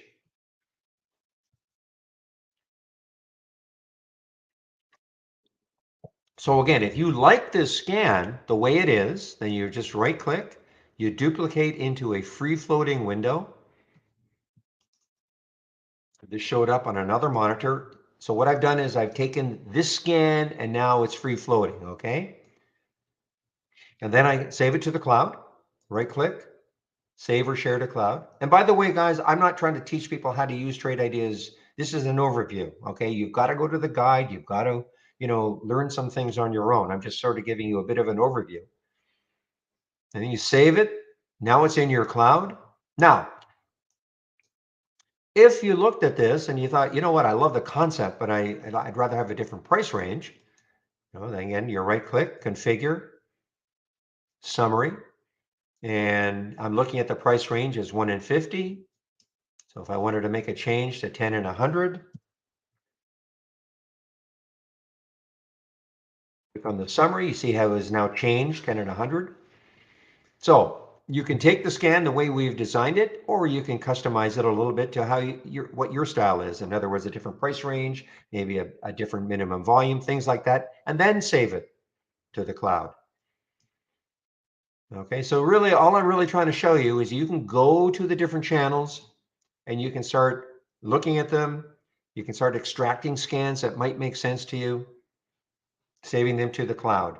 And then you can bring those back one at a time and thereby creating a layout, your own layout, without actually knowing how to create a scan in the first place.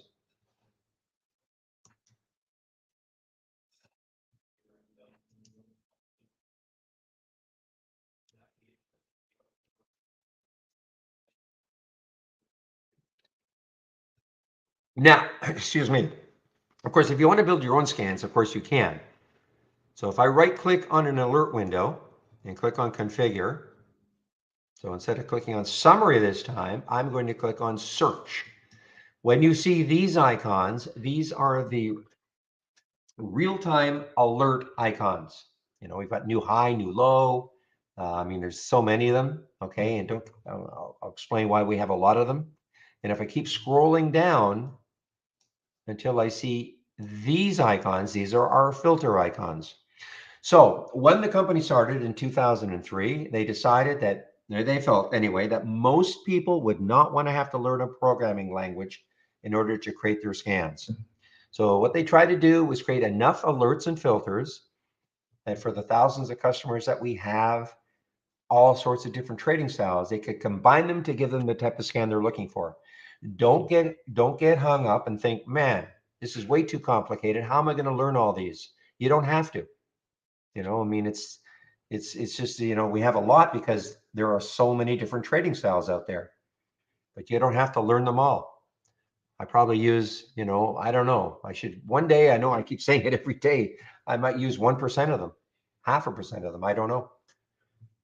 Just kind of pick and choose. I have a very simple style of trading. So,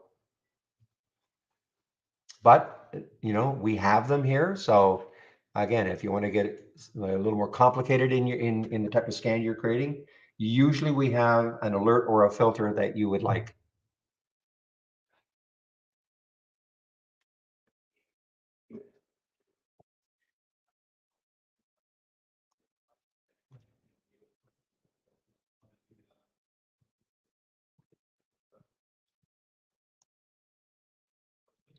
Okay, so now nothing happening in the AI at all. No alerts today, so far anyway. So if you have it's part of our premium service. If you have our premium service, I would make it super simple. I would just click on new and then AI/Holly strategy trades window. When you do that, and my window disappeared, just give me a moment.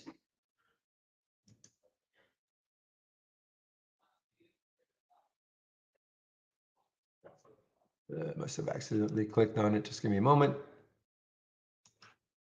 Here we are. Aha! This is something new, guys. Interesting.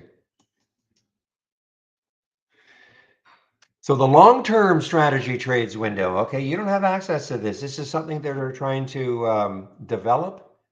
And these are past AI trades. Yeah, I'm going to have to take a look at this. I didn't realize it was available. It's not available yet. I'm on a development version. I want to get my window back up.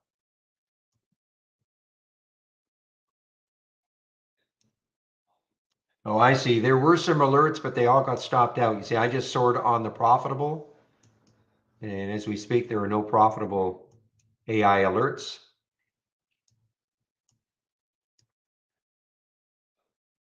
Now, if you're new, I'm going to put a link in. It's called Brokerage Plus.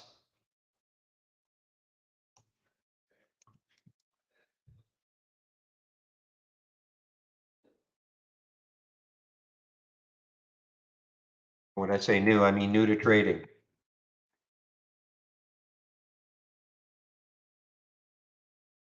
I'll put a link in called Brokerage Plus, okay? When you click on that link, you will see there are two videos. There's a short video that shows you that if you happen to have an interactive brokerage account or an E-Trade account, how you can use this window, window that in the upper left-hand corner of the monitor that I'm sharing. We call it Brokerage Plus. It shows you how you can trade from within Trade Ideas, okay? Only if you have an interactive brokerage account or an E-Trade account. If you're using our web-based version, this is not available, okay? But again, listen carefully. If you don't have an interactive broker's account or an E-Trade account, it doesn't mean you can't use Trade Ideas. We're a scanner. You know, we doesn't matter who your broker is, you can use us. It's just you wouldn't have access to this feature. That's all it means.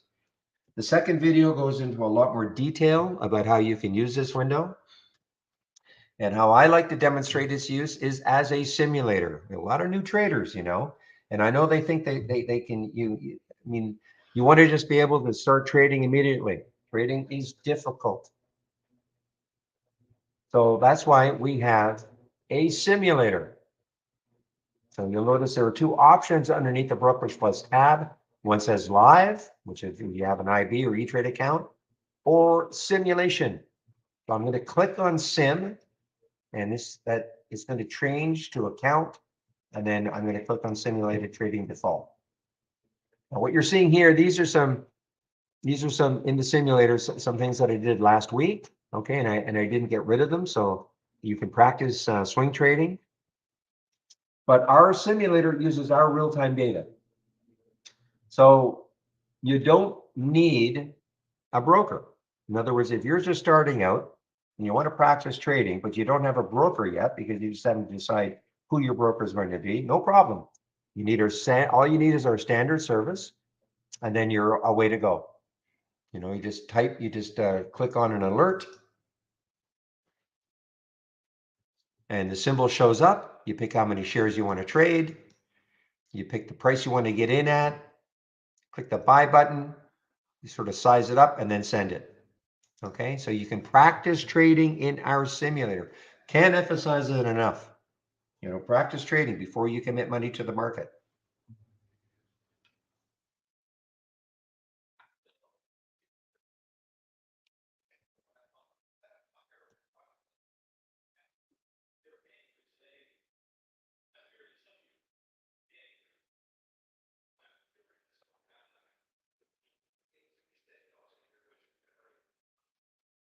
But let's talk a little bit about money management.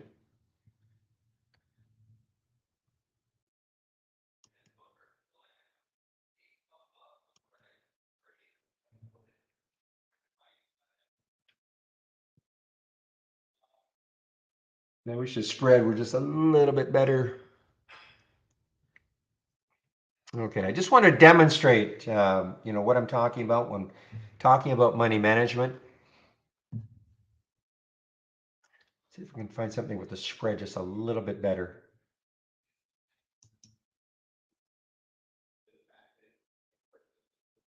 Yeah, I'll do it anyway. I don't care. So the way I trade is I'm always looking for reasons not to take a trade. Okay, I want to be highly selective. So I'll have some kind of a checklist that everything has to be checked before I take a trade. Now, before people say, well, what's your checklist? Well, again, you have to develop your own style. I could say my checklist is stocks between 1 and 20, and you could go, well, I don't like that. I like to trade stocks up to 100. Fine. That's your style. I want a minimum volume, let's say 300,000 shares. I don't like that. It's got to be a million. Fine. That's your style. Okay. So most of the things that I see, any alert that I'm getting, most things have already been checked. Okay. Otherwise, I'm not seeing these. But remember, our program is called Trade Ideas. And that is what happens all day long. Ideas are generated. It doesn't mean just because I get an alert, I pile into the trade. For me, then the next step is I'll never ever auto trade. And so I have to click on the alert. I want to take a look to see what's happening on the time frames. I want to do a quick check to see what's happening with the market. If the market is continuing to just move down, down, down, pretty tough to commit to going long something. Okay, so that's those are the things that I'm looking at. But I've been trading for a while, so I'm usually able to size things up pretty quickly, whether or not I want to take the trade. But I'm very selective.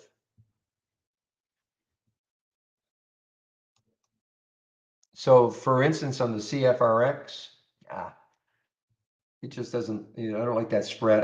I'm trying to demonstrate money management, and I don't like that spread. Let's take a look at OCFT, okay? Just, it's through the VWAP, 213. Say you wanted to take this trade, OCFT. So I've clicked on the alert. I'm going to pick 500 shares. And you see the bid ask 215, 216. So that's tight. So I'm going to just click on the bid, on the buy, and then I'm going to send it.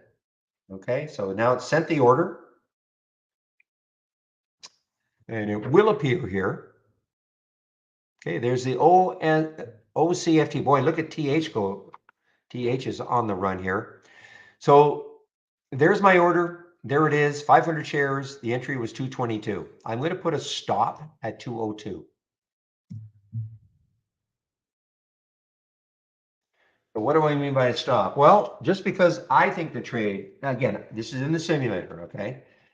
Just because I think a trade should work doesn't matter. The market is the market, and the market's going to do what the market's going to do, no matter what I think. And so I will always have a price where I'm going to get out of the trade if it's not working. And how I do it is I usually size up on, say, a 5-minute chart, no less than a 5-minute chart, where I think there's some good support. In other words, a lot of action at a certain price. So if it broke down through that level, I want to be out of the trade. Okay, that's my stop. And that's why you'll see I put the stop, again, I just wanted to put the stop at $2.02. I wanted to make the math super simple because you notice it says minus $100. Because the next thing is, okay, if you sort of getting the concept that, yeah, okay, I guess not every trade is going to work no matter what I think, not every trade is going to work. So how much you're going to risk on the trade? If you've got a $5,000 account, I hope it makes sense that you shouldn't be risking $1,000 a trade. 5 bad trades, you're gone. So in the simulator, I try to demonstrate the risking $100 a trade. That's why that says minus 100. But why? Why did it say minus 100? Because what I did is I took 500 shares, knowing I was going to be demonstrating it like this. I put the stop at 202, 20 cents away. The entry was 222. The stop is at 202. That's 20 cents away. So why did I take 500 shares? If I divide 20 cents into the $100 that I'm willing to lose on the trade, I get 500 shares. So, every stop is not going to be 20 cents away. So you will be varying your trade size. I don't take 500 shares every trade. I don't take 100 shares every trade. It's going to vary depending on the difference between my entry and my stop.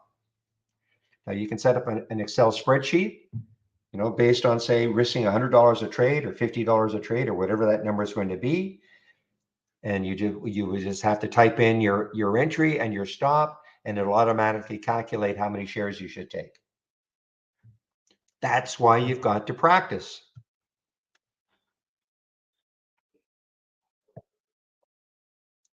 Now, the key thing about stops, what I would do, because the way I create a stop may not be the way you want to, or, sometimes sizing up a 5-minute chart and looking where there's, a lot of support, you may not see the same thing, and that's fine. There's no right or wrong way. So, but to make it super simple to start off, I would probably start off by saying, how about putting my stop at the low of the previous 5-minute candle? Try it that way to start and see, and just sort of see what happens. So the low of the previous 5-minute candle, that's a defined number. There's no guessing. It is a number that is defined. And again, practice in our simulator. That's why it's here. Next step, obeying your stop. Sometimes it's really hard. First of all, if you're in our simulator, let's see what's happening with RFL. If you're in our simulator and you cannot make money, forget about trying to trade. Okay, you've got to be able to make money in our simulator. And unfortunately, just because you can make money in a simulator does not necessarily translate to making money when you start trading live. Why? Because all of a sudden, when you're trading in a simulator and you take a loss, it's pretty unemotional. It's not your money. It's just, play money, and it's not a big deal. When you start trading with your money, it becomes way more emotional. So for instance, OCFT, you look at this and you go, it's not working, exactly. I mean, it's not bad, but it's not working. 225, you got in at 229. It's at 225. I'm sorry, I'm looking at the wrong one. You're in at 222. Let me just get it up here. I wonder if it's not moving at all. But let's just say it started to drift down towards your stop, and you just can't believe it. You cannot believe it. All boxes were checked, and maybe one of the boxes that I have to check. Stocks don't have to have news or anything, but maybe it does even have news, so it's sort of a bonus. But it doesn't work. It's starting to move down to your stop price. So now the self-doubt comes in. You start to think to yourself, well, maybe my stop, I know it's at low of the previous 5-minute candle, but this is too good. How can it fail? So instead of the $100 manageable loss, it turns into $200, $300, $400, $500 before you finally sell, give up, and you kick yourself. Wow, look at the RFL. Kick yourself for not getting out with a manageable $100 loss. So that's number one. Number two is you don't obey your stop. You're down $200, $300, $400, and then whoops, what happens? It turns around. Now you're up to $300, $400. That's almost as bad, giving you some kind of a false sense of security that, I don't have to obey my stop. It's going to turn around eventually and I'll make money. Can it happen like that? Of course it can. But, I've been trading for a few years, and, not obeying your stop can really, really destroy your account. So I can't, I mean, all I can say is that use the simulator and practice until you can make money. And then when you do start trading, start slowly, don't take too many shares.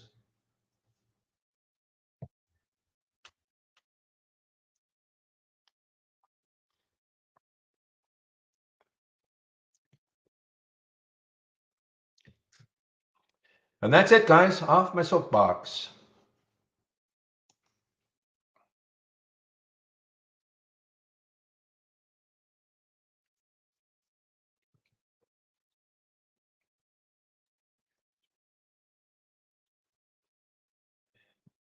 So what is happening with RFL and why? Let's see. I don't see any specific news for it right now, but certainly some volume came in. It's a low float situation, 3.8 million in the float.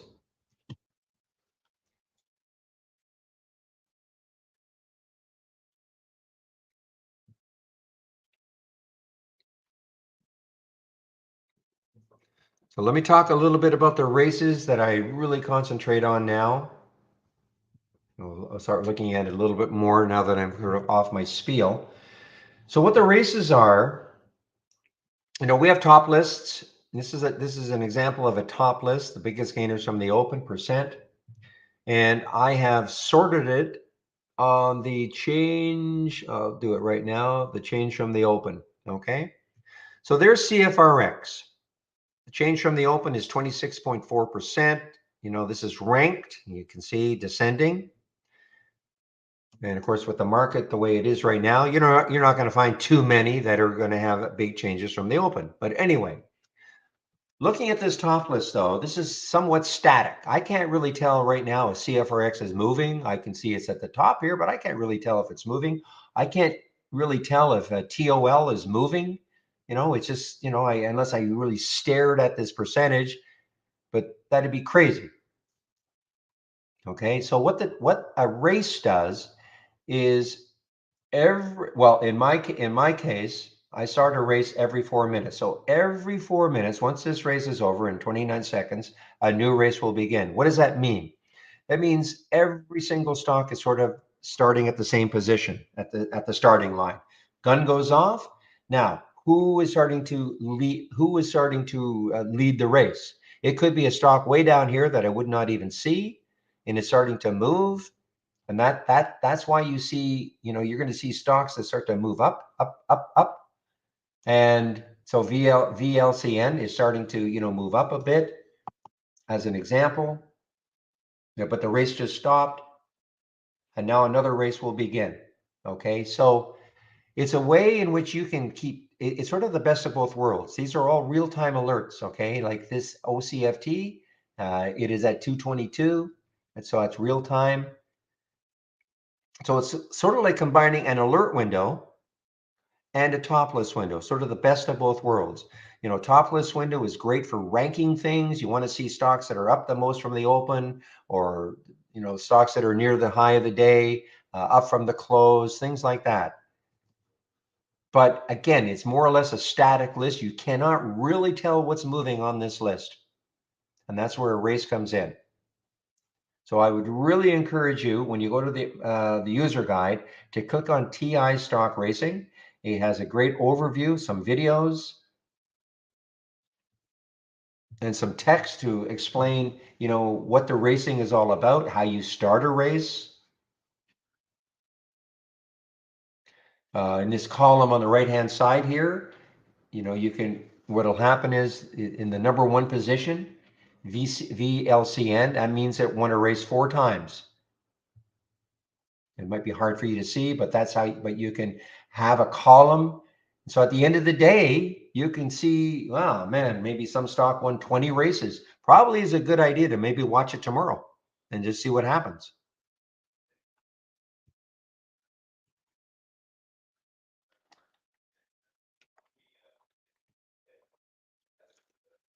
It's also good for pullbacks. For instance, PLRX right now starting to win, starting to be at the top here. For my style of trading before, I would only see PLRX again if it took out this high, 2257, because all of my alerts are based on stocks either making new highs of the day or new lows of the day. So I would miss out on something like this, PLRX, that might start to move again, okay, in a big way. And so, and this is very interesting because this is just sort of basing. So, if this starts to move, I will see it in the race, and then I can make up my mind if I want to take the trade or not. Okay. I would not be able to see this in my other, call it, style of trading, because I was not a big pullback trader.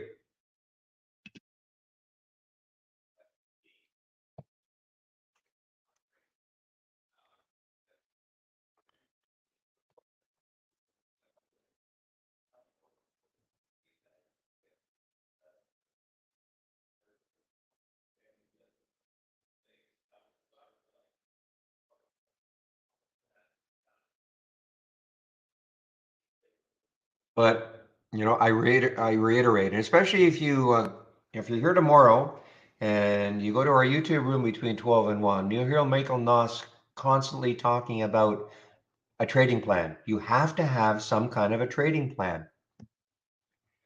And again, the trading plan can be things like, well, I only like to see stocks this sort of price range. It's got to have this minimum volume. Maybe it's got to be up a certain percentage the day, but you can only develop your trading plan by practicing trading. Going into trading, you won't know what your trading plan is because you don't know what you like to trade.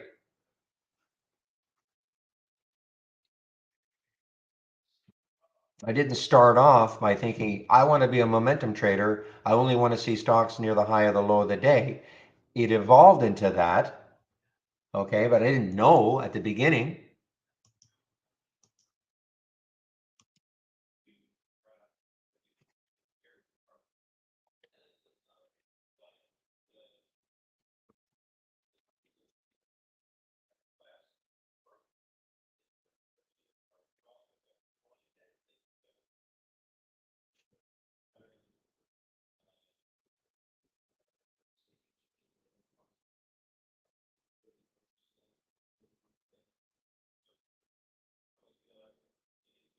Now look at SWN. Remember SWN in the pre-market? Remember how good it was? Even had an upgrade, I think, and now look at it. I mean, it's probably dropping like how is energy XLE? Yeah, I mean, so when you're trading, it's a good idea. I mean, that's why I have the SPY chart always here. I can always keep an eye and see what's happening sort of to the overall market. So, I mean, again, you hear me say, I mean, if I'm going to go long something and I see the market, red bar after red bar after red bar, why am I going to do that? Unless the stock is really, truly, that alpha stock like PLRX was.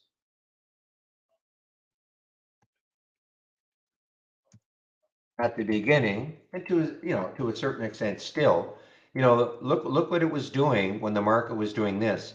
This was trading on its own, didn't care what the rest of the market was doing. Why? Because it had news specific. I mean, look, there it is in the pre-market. Meanwhile the market was dropping, but this is definition of an alpha stock doing its own thing.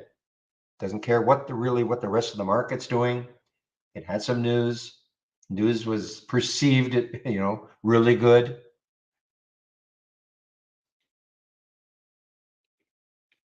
So when you're trading, so if you're going to trade a stock that kind of tracks the market, like the Meta and Amazon and things like that, well, which is what I don't do. What I try to do is we try to find these alpha stocks that are not so in tune with what the market is doing. And then the next step is what sector is it in? Especially if you're energy stocks. I mean, if you're going to try to trade an energy stock, unless it's got some really specific news for it, you're bucking the trend today. If you're trying to go long, I'm not saying there isn't, one energy stock that might be moving higher, but I mean, you're really going against the trend in energy today. If you're trying to go long anything.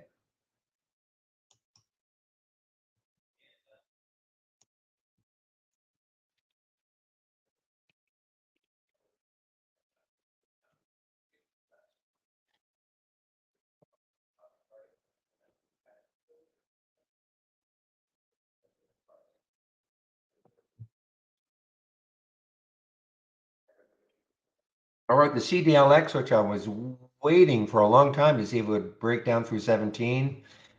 Yeah, let's see now. Maybe if it gets down to that 1676 level, that might interest me. So again, this is what I'm saying. This is what I'm looking at. So I may take this trade on this short at 1676. Doesn't mean you have to. It doesn't make any sense. Your style of trading, then you just don't do it. But I'm not telling anybody to do what I do.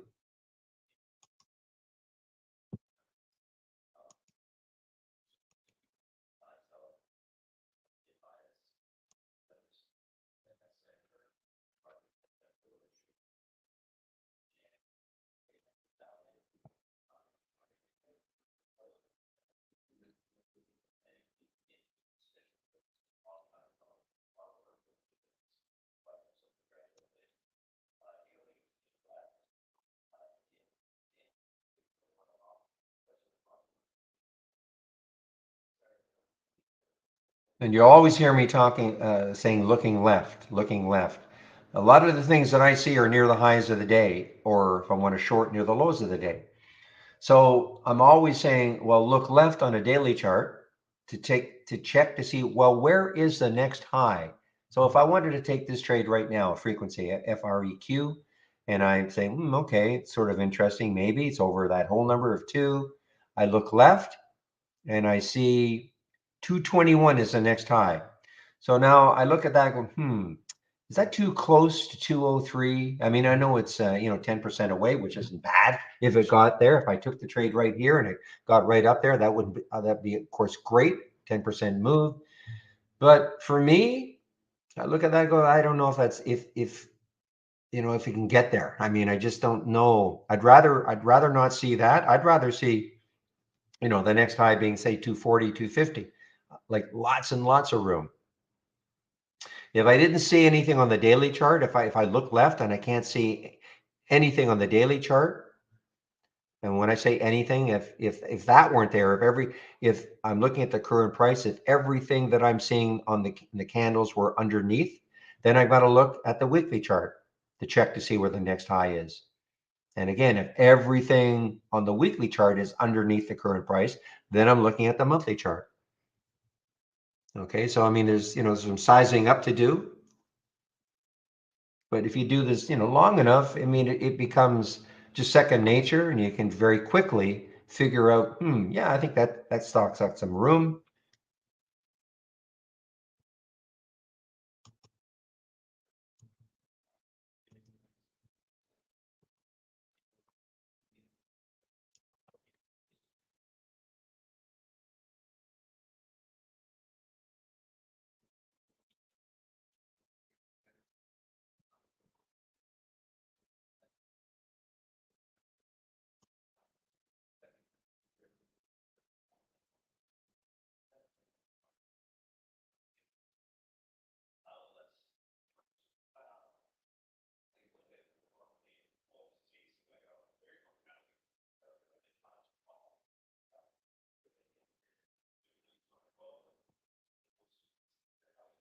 Okay, guys, see 11:10 already.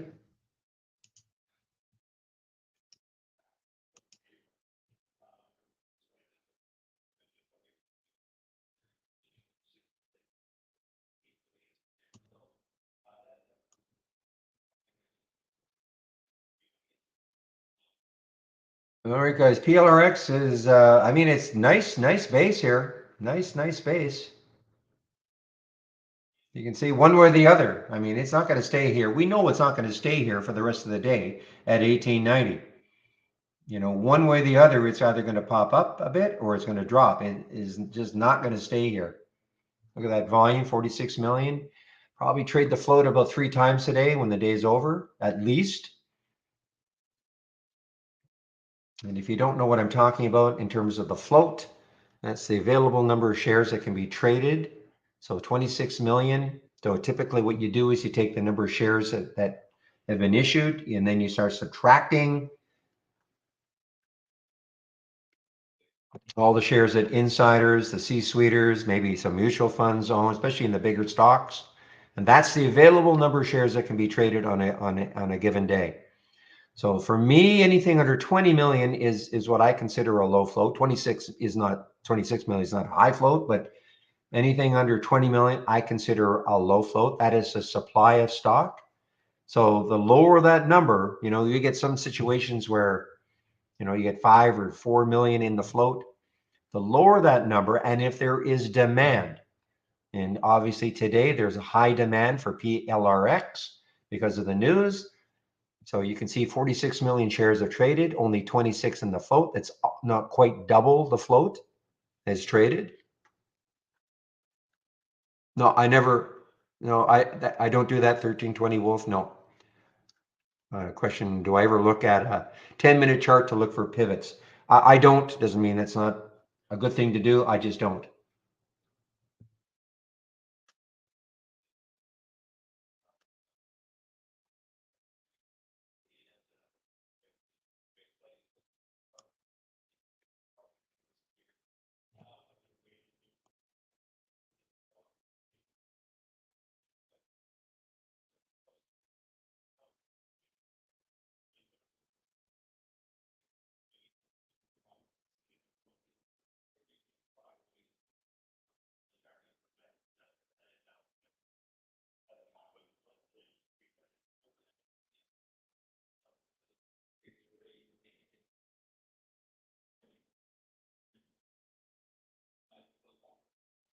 Yeah, I did have a cross down in the fives. You're right. The 8 EMA cross down underneath the, below the 20 SMA. So you're right. Back here, we'll just see. But it is really basing pretty nicely. Volume is tapering off though. Enthusiasm waning somewhat.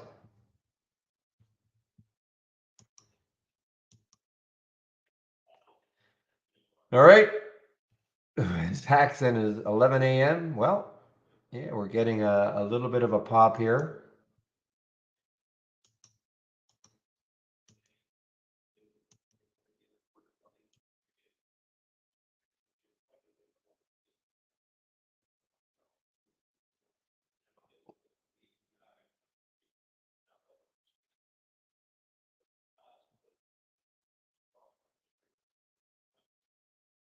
Not by design, Wolf. The question is, I pretty much trade low float momentum plays. I'm not looking for low float situations. It's just that, for a stock typically to move 100%, you're not going to see Facebook or Meta, whatever it's called these days. You're not going to see, the so-called major stocks. They're not going to move 100%. Okay, so I mean, moving 100% is not the only criteria, but I'm looking for stocks that can maybe move, 10, 20, 30%. And for that to happen, typically they are lower float situations. So it's not that I have a filter that says only show me low float situations, but an actively moving stock with a decent percentage typically is going to have some kind of a lower float.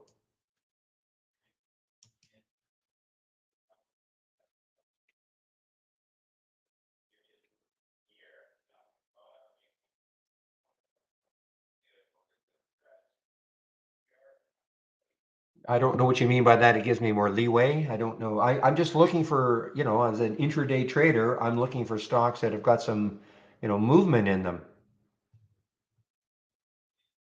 And typically, but I'll say it's not that I won't trade a stock that has 100 million in the float. If it's moving, 20 or 30 or 40%, I'll trade it. But it's just harder to find something like that. Look at this KSPN.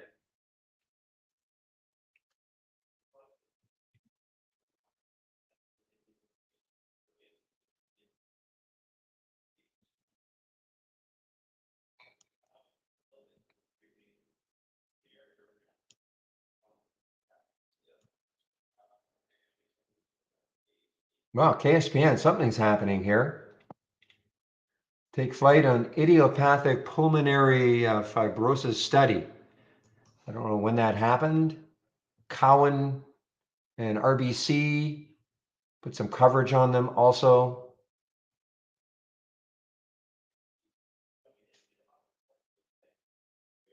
I'm sorry. I'm sorry. I am reading the wrong release.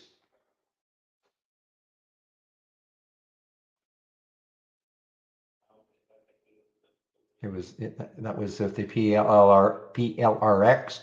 Yeah, so I don't see any news for this one, the KSPN. But look at this. Okay, classic. We're just talking about low float situations. A million in the float is ridiculously low.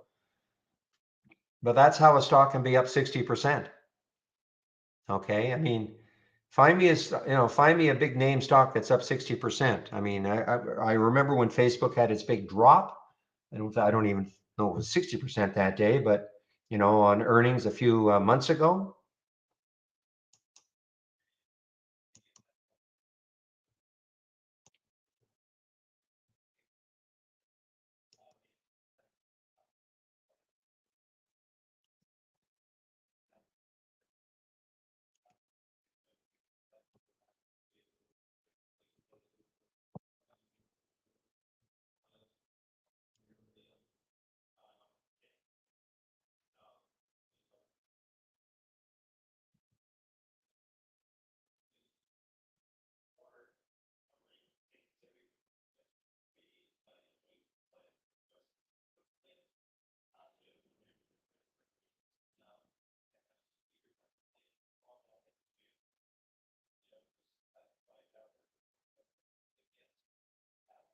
Wow, KSPN, something's happening.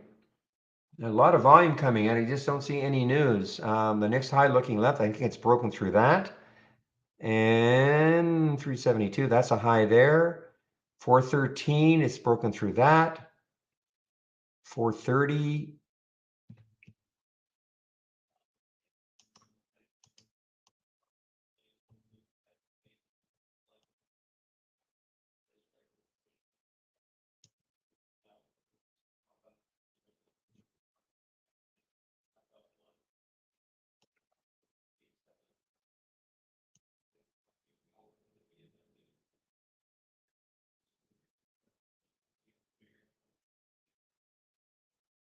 Oh my goodness, guys. Okay, KSPN, the float. Well, we have 1.1 million, Dwayne. I mean, that's what we have.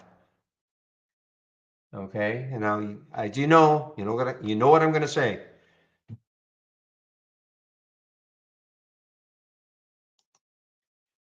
And this showing up on the race, I never would have, well, I shouldn't say that. I may have seen it in something else, but certainly highlighting the fact that it is leading this race with such a huge percentage. Can't miss it.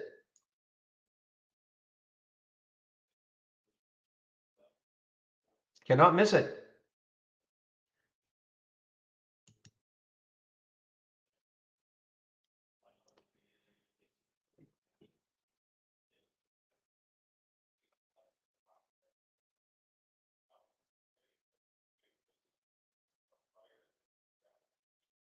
Okay, so 1320 Wolf. So I'm talking to somebody in our YouTube room. I found that low float stocks move too quickly for me. Was never successful paper trading them. That's your answer then. That's not, that should then, low float stock should not be part of your trading plan. It's that simple. The fact that I like them and others might doesn't mean that you have to, and that it's as simple as that. Look at, but how can I not like KSPN? Oh man, oh man. I don't know where, guys. I mean, really, I don't know where. No action at all in the pre-market. It's sitting around 230, doing absolutely nothing. All of a sudden, look at the volume that came in, and I don't see any news. I'm surprised that hasn't been halted yet.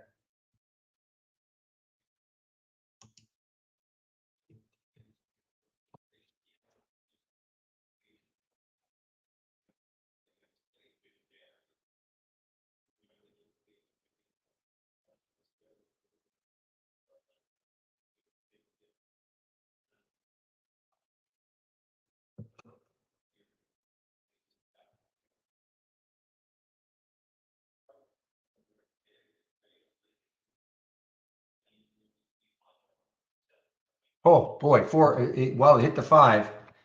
I've taken some off because, I don't trust it's not going to, or that it's going to get through five. I should have looked left. 514 is the next high looking left.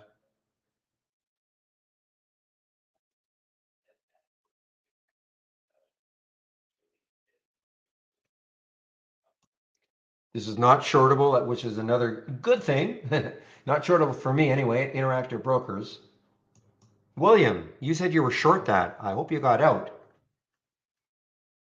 And are you telling me E-Trade had shorts for that one, for KSPN?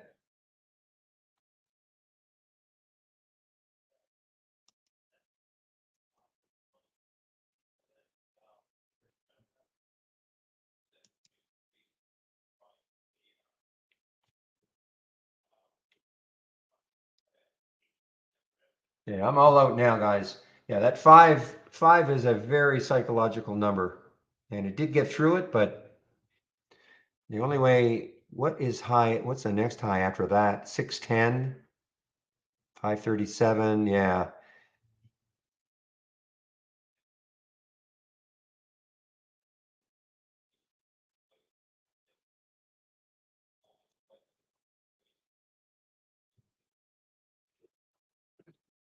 Well, what is next?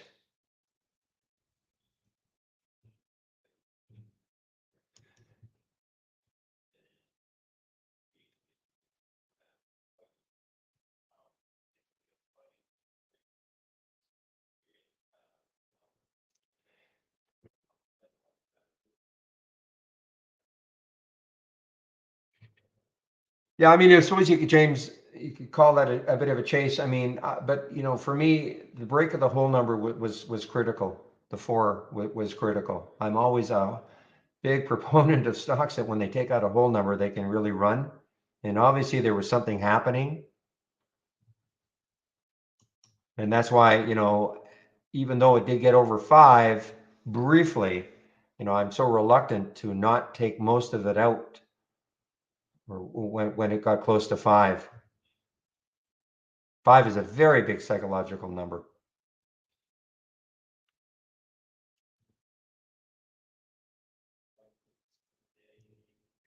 And again, on no news that I can see. And it wasn't like something happened. Well, a little bit of action on Friday, but not much. But I don't see any news for this one. Ooh, shoot. I missed out on the PLRX. Well, that's okay.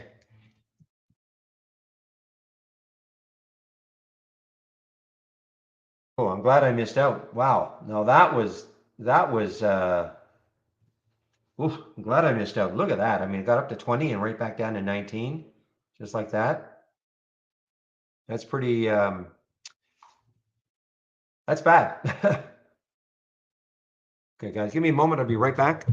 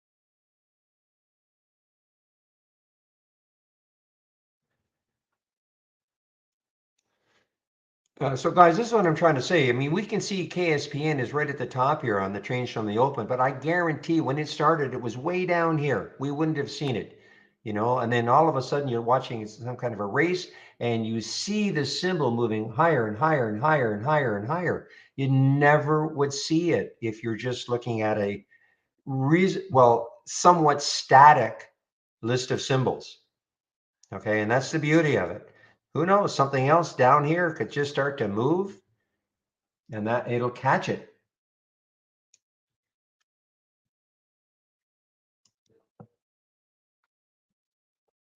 Oh, look at LYT, guys. Remember LYT? LYT is starting to move now. Might be a little too extended for me. Yeah, LYT is starting to move. Now, this has been so active, as we know, if you were around that day when it went from about, 42 down to 6. Incredible.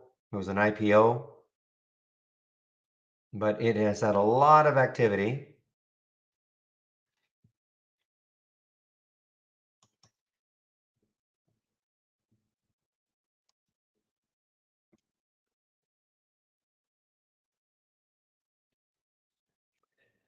Yeah, I think I've missed the boat on the CELDX, or the not CELDX, but the CLDX. Oh, I got the wrong symbol. Just a minute. CDLX, sorry, CDLX. Yeah, I was looking at this as on a 17 break, but I'm a little bit late, I think. This is from the 10-day daily breakdown. 1668, but that was really early at 10 o'clock.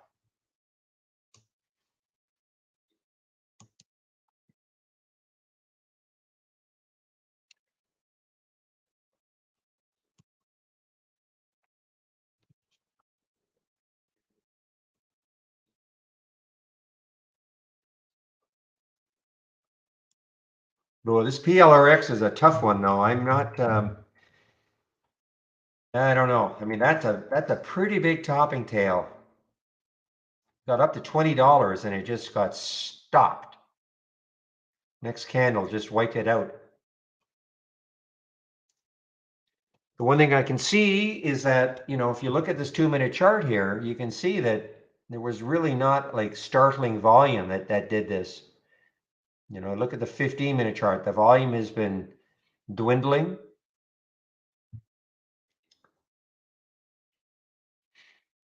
Volume equals enthusiasm.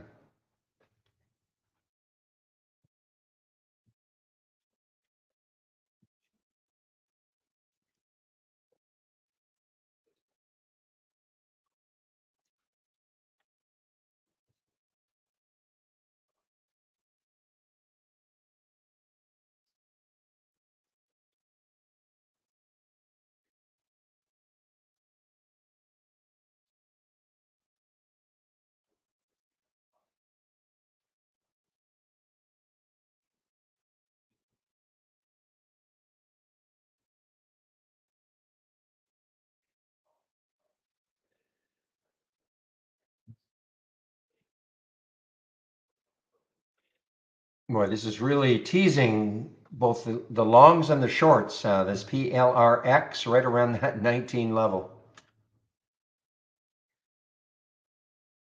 Yeah, I mean, the KSPN may not be over. I should probably put an alert around 5, just over 5, and see if it takes that out. Because again, when we look left, the next high is we have 542, 514, which I think is got just a little bit above that, 521. If it really gets some action, then you've got 610 and then you've got 671. If it really starts getting some action.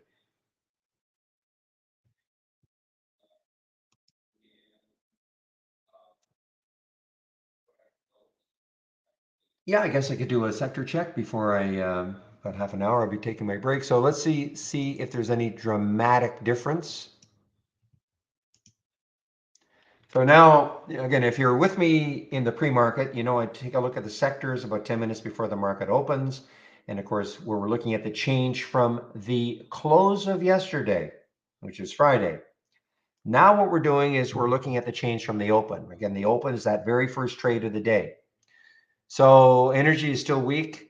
It's still weak, only 85%, or sorry, 14% are above the open. However, I mean, technology is put in a little bit of a game because again, most of these were almost 100% down from the close on Friday.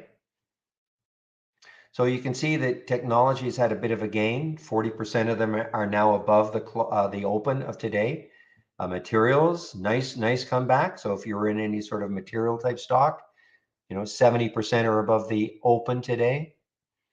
Financials, but not quite 50-50, 60-40.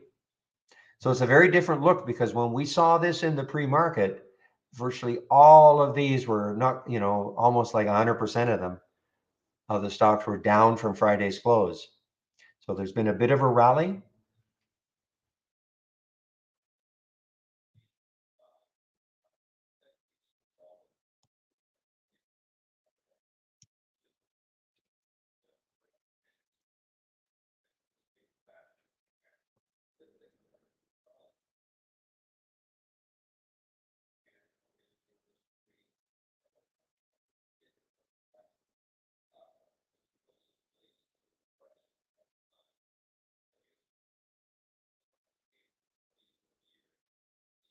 Okay, guys, I'm just going to check with Chris. I'm almost 100% sure that Chris will be in our YouTube room when I take my break in about 20 minutes or so.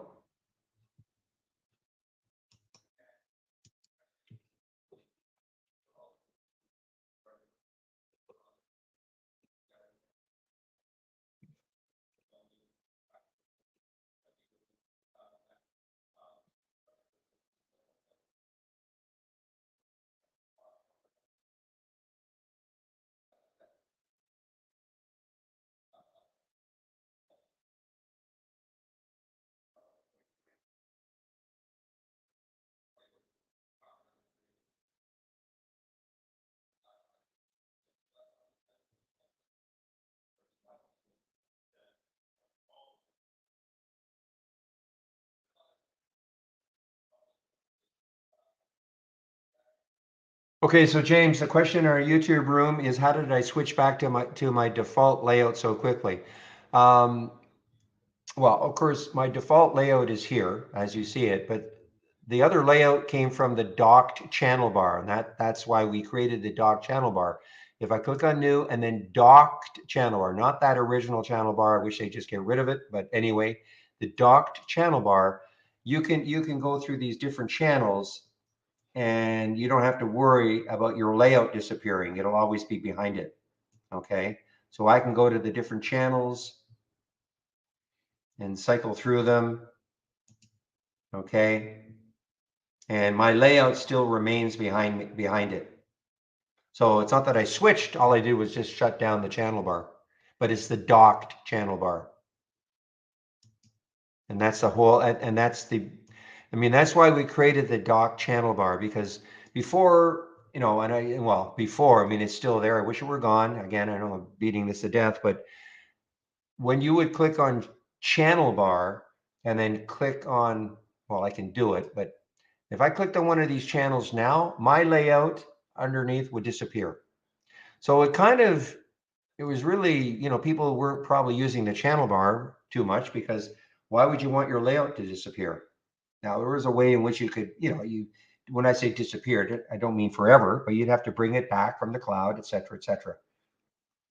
So kind of, it probably, most people probably didn't use the channel bar that much because, to surf through it every now and then because of that very reason. But now with the dock channel bar, if things get a little stale for your layout, you can just take a look at the different channels and see what's happening.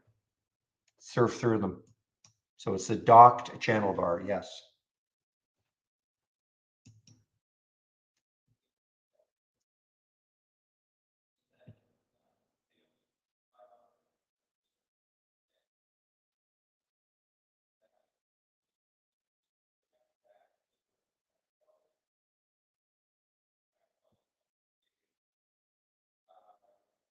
Well, I mean, this is moving. The PLRX is moving, but this is it's kind of scary though when that happened. I still don't see huge amount of volume. And look at a 2-minute chart. I mean, let's bring up a 2-minute chart.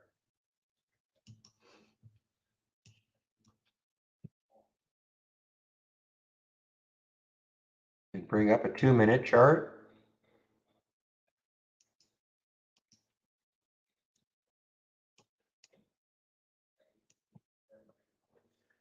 I mean, there's some. You see the volume coming in. What you'd like to see, it's not the amount. It's in relation to previous candles. Okay, so I mean, or volume bars. So you'd probably like to see something at least like that. I mean, that would be good. Just something to get this thing moving again. I mean, there was a little bit of a spike here, but still, I mean, imagine if you had something like this. I mean, then you'd probably, and it was, and if it was buying, then you'd see this thing shoot up. Now, I'm not saying this won't take this 20 out. I'll put an alert there. I mean, it's very possible, if it takes out this 20, it could really rock again.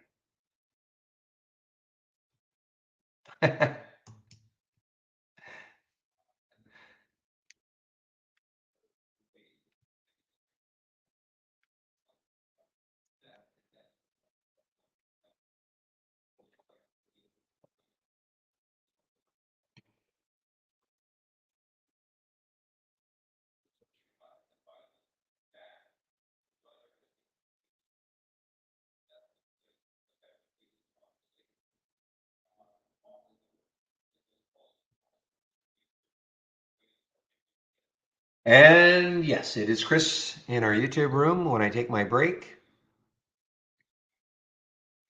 So I take a break between 12 and 1.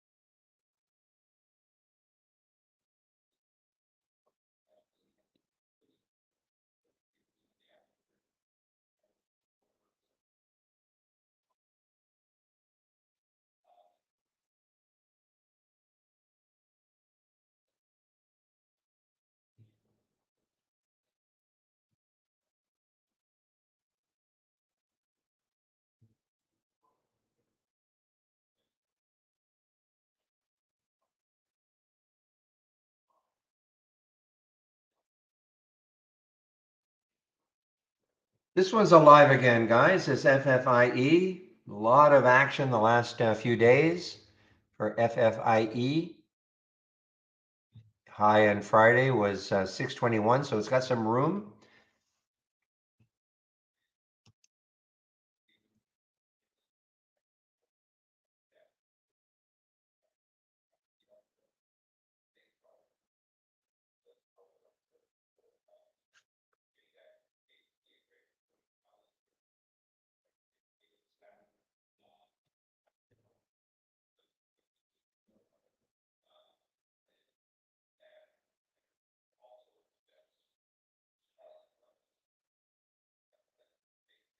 Well, guys, I mean, this PLRX, it is trying, not in it. 20 is very, very tempting, though. I think it got right to the penny, right to 20. I think I put an alert. In fact, I'll put an alert around 2019, and let's see if it really clears it. Because remember, its high was way up here, 2277. So it would have still some room.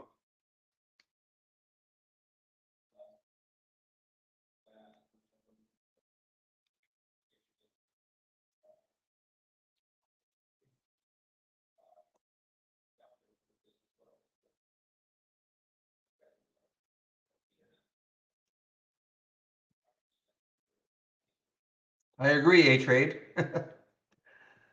Everybody email Trade ID saying get rid of the channel bar.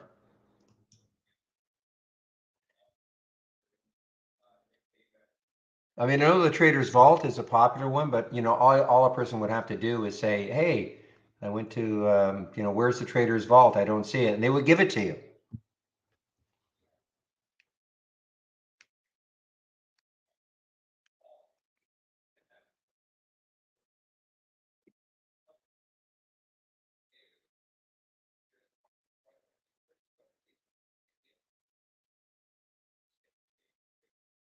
Yep, didn't trigger, so no harm at all. Trade of the week is 10. 7701 is the trigger. Didn't happen. So, if you follow the email, then you can't complain. I don't mean you, William, but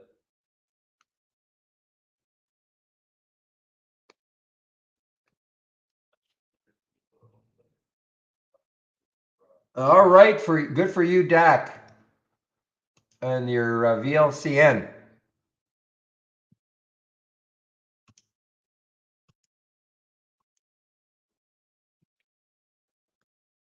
I think you said you were in.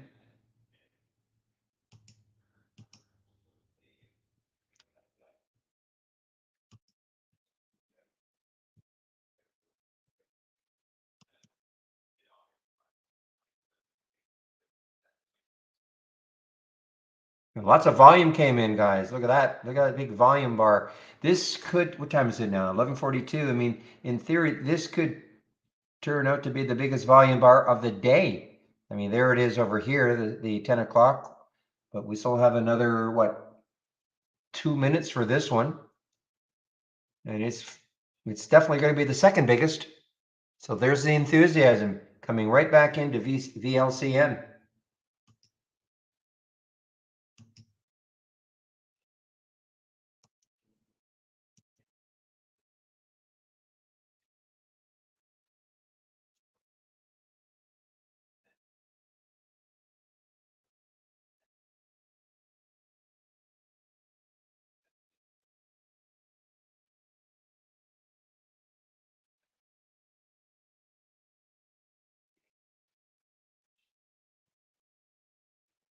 And had, I guess, well, I know what the news was. Not bad. I mean, $70 million potential revenue, thousands of pre-orders for its stag in its first 14 days. Okay, well, that's the excitement. And again, there's the float, 17 million. Low float, 19 million is traded.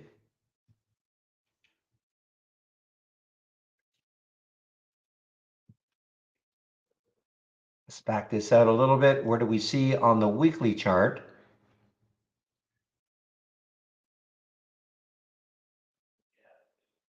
Yeah, that's right. 310 is the next high looking left on the weekly chart. So, I mean, it's got some room. Yeah, 215 is there. Yeah, so 310. So, I mean, it's got room.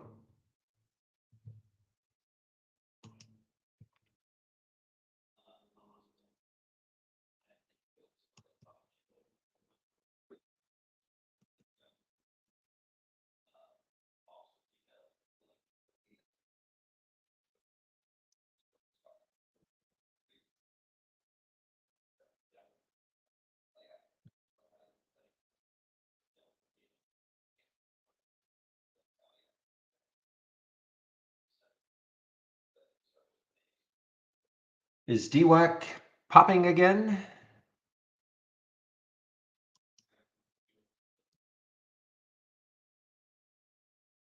Mm, okay, I thought it might have been at 30, but nope. Okay.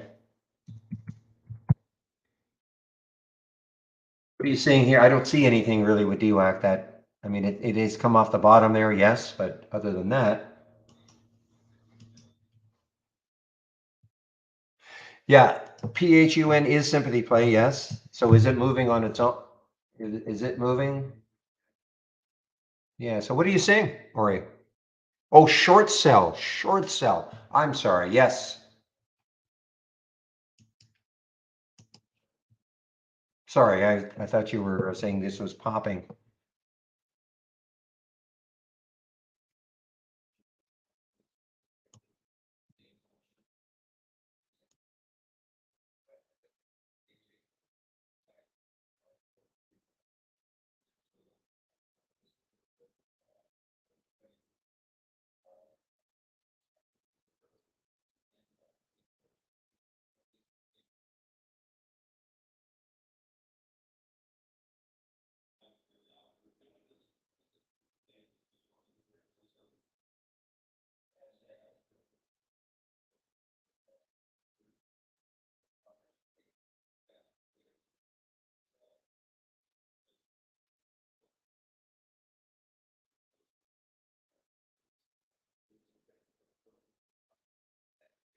Cocoa was really active on Friday. Yeah, so I mean, it had the big topping tail. So it had a big sell-off though. Got up to 12.12, closed it, well, big, but a dollar, sold off a dollar, closed here.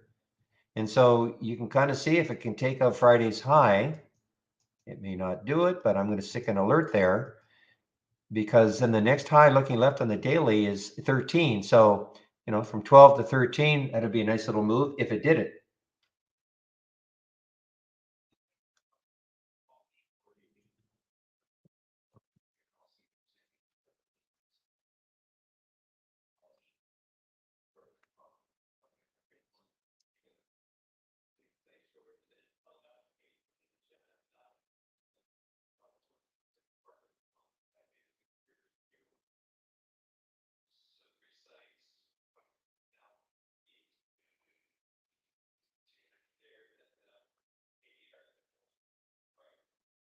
Okay, give me a moment, please. I'll be right back.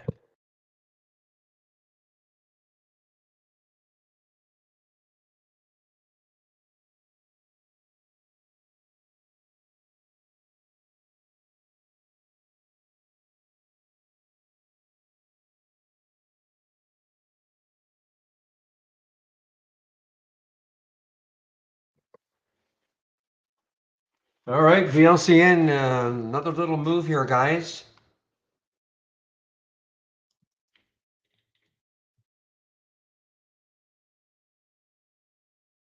And then a drop. You gotta be nimble on these.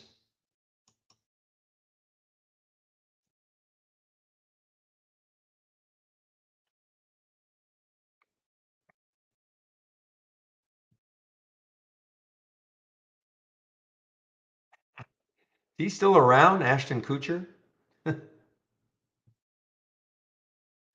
teaming with Peloton. Okay. Wow. All-time low now. Yeah, all-time low for Peloton, PTON.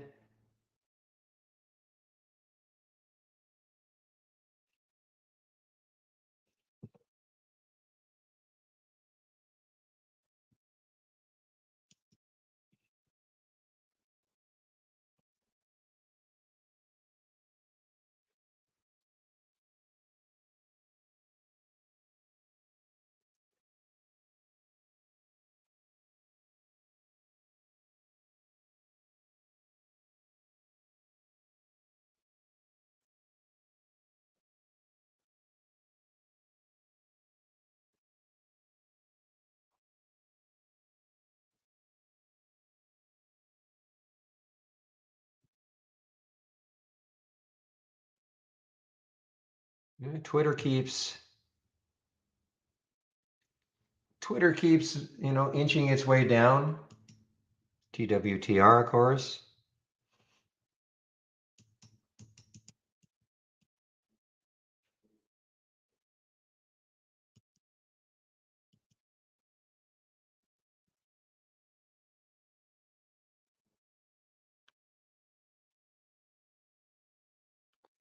All right, guys, I'll be right back again. Sorry.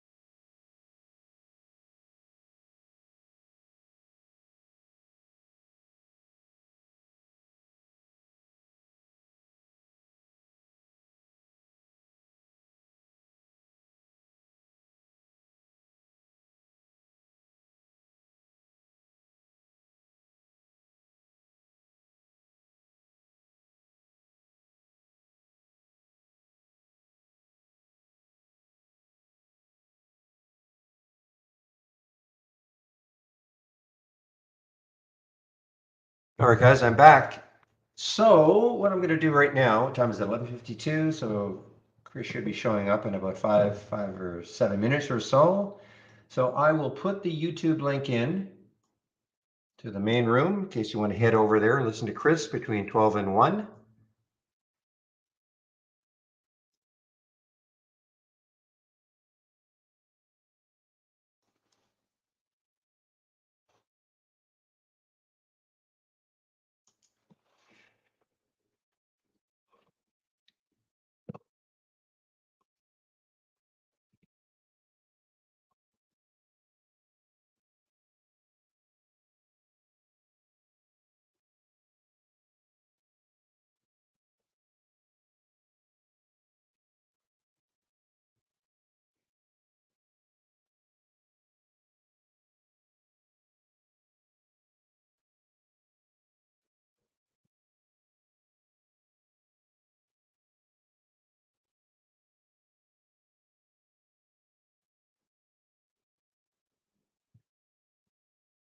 Okay, let's see. What is this VLCN doing? Kind of hanging around that 230 mark.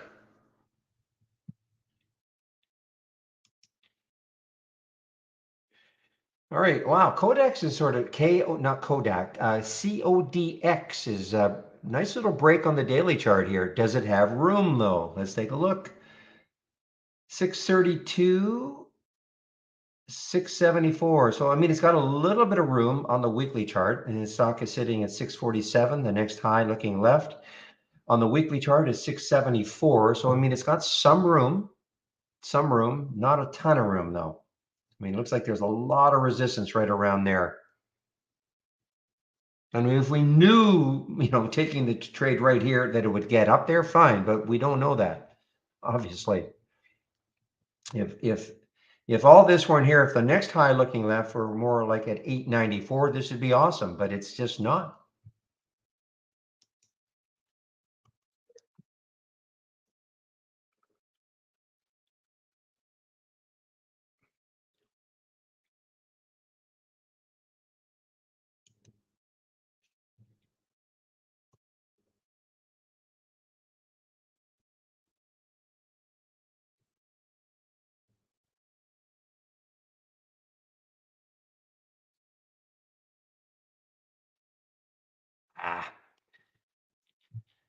Sort of my miss. CLDX. We've seen CLDX, CDLX, CDLX.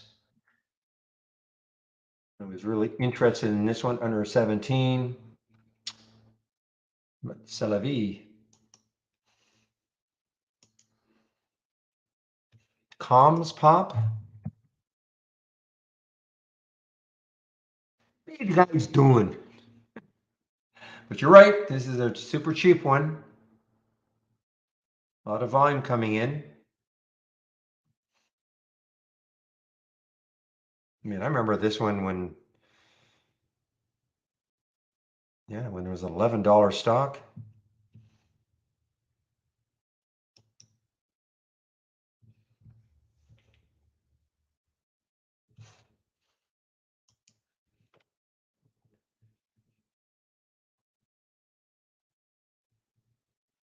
Okay, guys, I'm just going to put my announcement in. I'm here until Chris shows up in the other room. I just want to put the announcement in.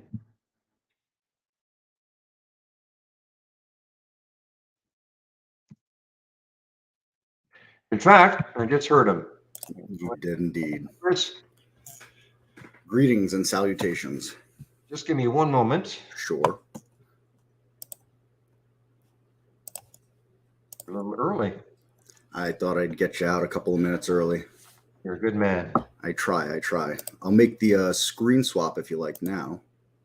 Okay, I'm just going to mute myself or mute my music so I can hear you better.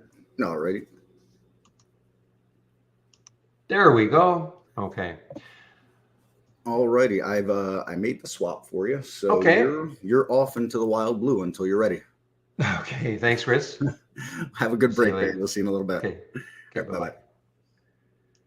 So happy Monday, everybody. Looks like we've got eyes and ears. I think everything is looking all right from my end. And yeah, we're looking good here. All right, everybody. So again, happy Monday and all that stuff.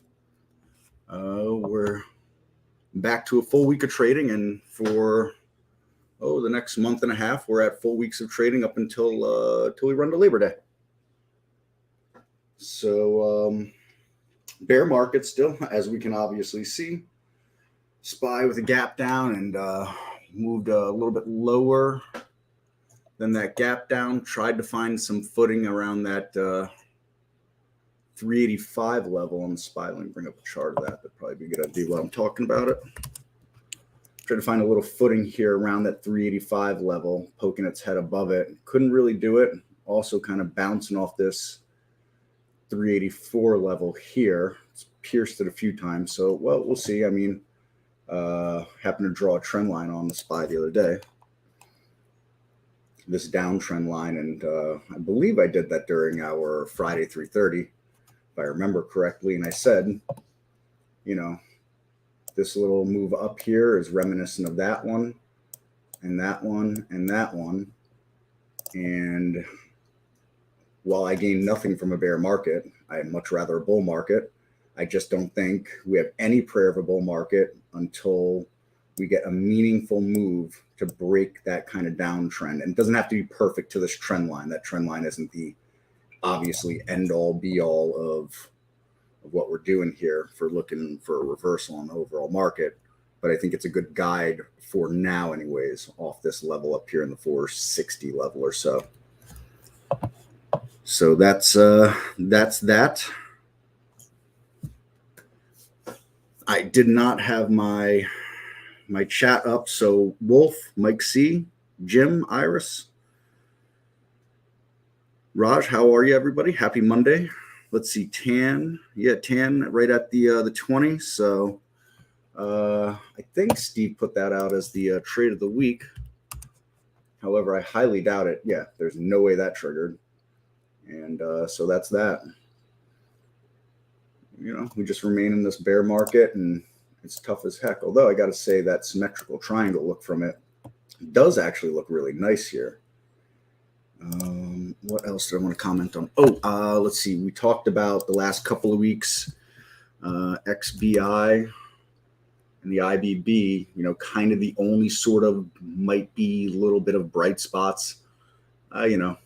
Looking much like the rest of the market right now. Take a look at the IBB. It probably looks about the same. Yeah, more or less the same as the XBI. So it kind of is, like they say, is what it is. It's a bear market.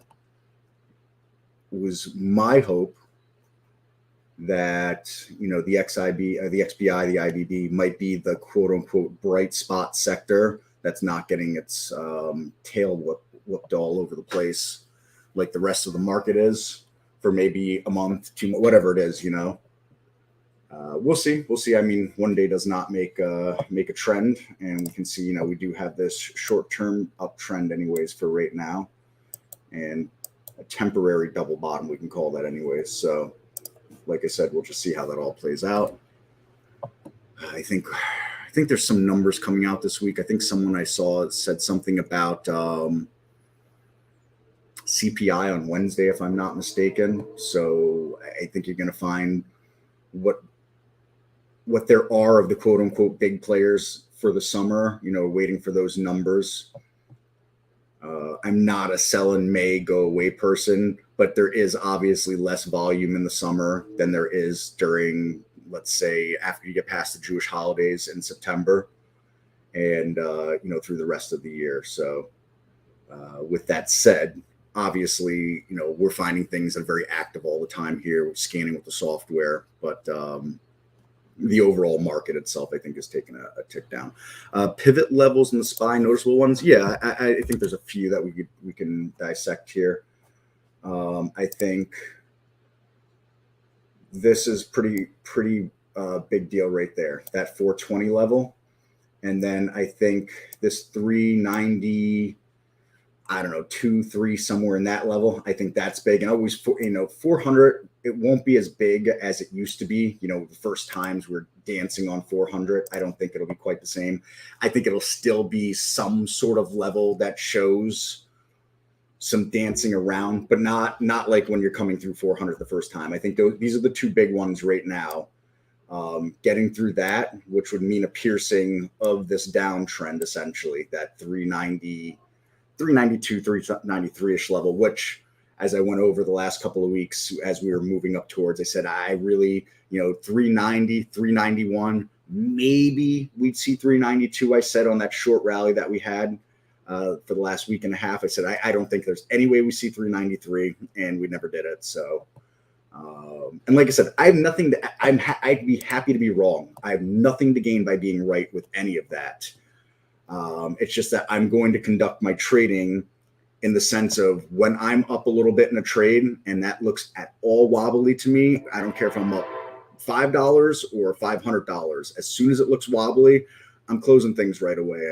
I'm not sticking around to let any winner turn into a loser. And that's the way I'm looking at it. CPI may be bad. I mean, it's not going to be good. And I mean, here's the thing. You're going to have a lot of talking heads, obviously. And, a lot of people, I think, have a big political stake in all of this and, blame it on this one and blame it on that one. I mean, we could go back 40 years and blame, inflation that's happening now on policy that was made 40 years ago. There's plenty of blame to go around. That's irregardless. But what's going to be hilarious is to listen. Let's just say for fun, the number comes in at 6. You're going to say, oh, look at the difference. They dropped it 2 point whatever percent. That still means the cost of living is going up 6%. That doesn't mean that it stopped going up. It's just not going up quite as fast as it was. So that's kind of the funny thing. No, that's actually Metro North, the Hudson line here in Westchester, New York. So I live pretty close to the train station, and I'm one of those people that runs my AC as little as humanly possible because I don't like artificial air. So just, I have a few fans going and I leave my doors, I have a screen door open, or I have a screen door, but I have my main door and all my windows open with air blown in. So we're actually having a very nice mild summer so far here, to be honest. With all that said, back to market stuff. So that's my thing as far as the market look itself. And then how about on the 15 possible support levels? I mean, like on the 15-minute SPY chart? I mean, I think we're kind of like, let's zoom out a little bit here. I think give us a little more data.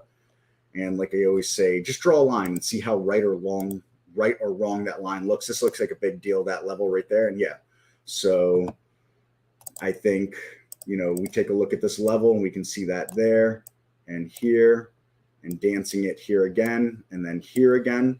So I think that's likely that we test that, and below there, I think we come back down and test that level. And I think obviously let's get rid of those pink drawings there.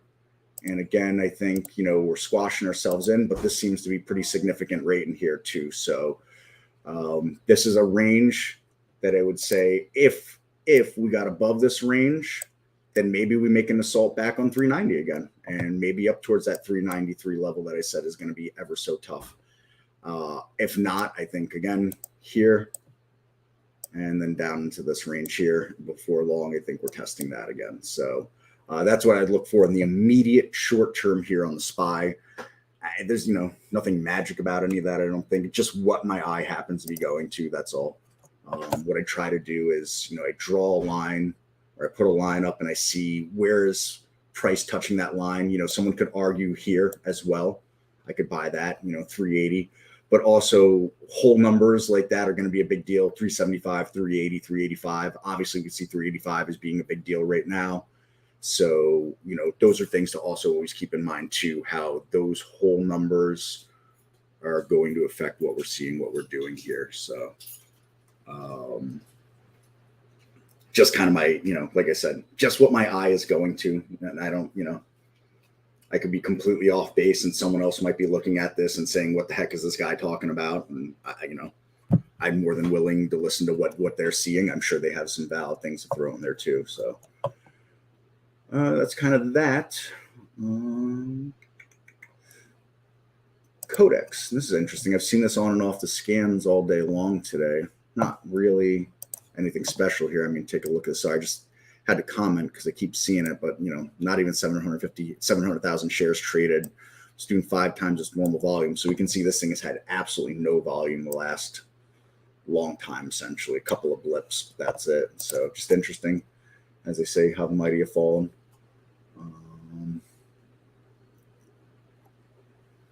I'd say one thing to note here. Look at when it was making these new lows and look at the RSI here. So while the RSI fell off with those new lows, as soon as it started to, before we bottomed, it started to turn. So it was taking more effort to get those new lows very, right at the end. And so you had a bit of divergence there, I'd say. We can see those new lows coming there and even a shorter term quick look on it. Draw this. That was absolutely horrific, that line. Draw this kind of down like this. And we can see this. Really, that's a better look right there. And we can see that start to move up before the move up there. So just a little divergence there. Nothing crazy or anything, but just happened to notice it. Anyways, that's that. And I don't think there's a whole lot else to comment on. PLRX. I certainly wasn't going to go chasing something that gapped up 80% or something, like whatever it was. So, no place for my trading style in there. I said to myself, if it stays on the scans all day long and we get some moving averages catching it and look like maybe those moving average could push it up, revisit it. And that certainly could happen still. I don't know that it will or won't, but I'm not all that interested in it as of now, especially look at that declining volume. I mean, that's pretty serious declining volume, but maybe, maybe that 230, 245 time when we start to see things ramp back up again might come back into play. What else do we have here? That's your bio bears. Upstart. I mean, what do you say about a stock that was up at $400 and now is at $27? I mean, and it's not like it was even that long ago. We're talking October here. I mean, just the madness. We just talked about Codex, PRPH. Again, not really anything to comment here. This thing is, just grinding, spread of 6 cents right now with IV's time and sales, but no volume. I mean, it's doing 17 times its normal volume and it's traded less than 400,000 shares after noon Eastern. I mean, like I said, it might be something in the And the ramping up hours, 2:45, 3 o'clock. But again, look at that declining volume there. Not really much to say there. So, sorry, I'll get to, yeah, I just saw Wolf. Sorry, I just saw your cues. Just give me 1 second. A really important message just came in.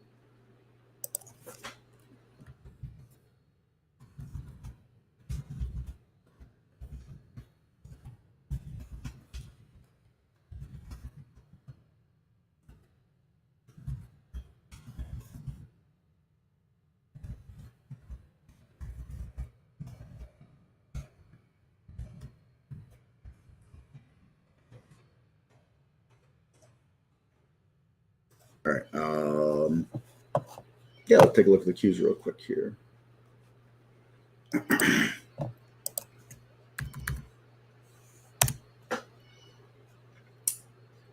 So, we look at the cues here. We'll start on a daily chart.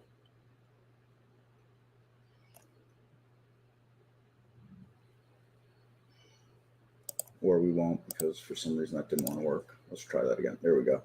So I'd say that's really huge right there, kind of similar to what the SPY, and the SPY was at 393 level. So this is, I don't know, 290, 297 level here. And again, 300 will be a big number, probably 305, so on and so forth, but they won't be as big now as they were the first times we ever went through them, way back when, a year and a half or 2 years ago, whatever it was that we went through them.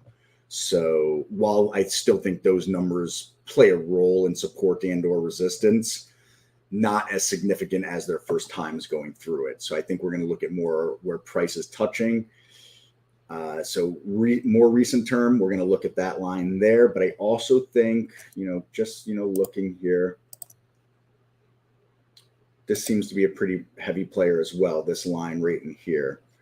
And so that's probably going to show up right here any second across this chart, or just make me look like a fool. There it goes, bang. So again, just trying to find where price seems to gravitate towards more than other areas. Someone might argue this here. I could make that argument, that 382. It seems to be that 280 level, has that whole number look to it, and then just seems to be a gravity, place of gravity for price in general, like that. So, and then, we got to start to scroll out a lot more with the cues here. Let's go to a weekly chart, because I don't think this is gonna, or what, before we go to a weekly chart, what happens if I do this? Let's duplicate it into a free floating window and bring it by. Let's just make a real big chart and see if we can avoid going to a weekly chart, because I would like to, there we go. I would like to stay on a daily chart for this.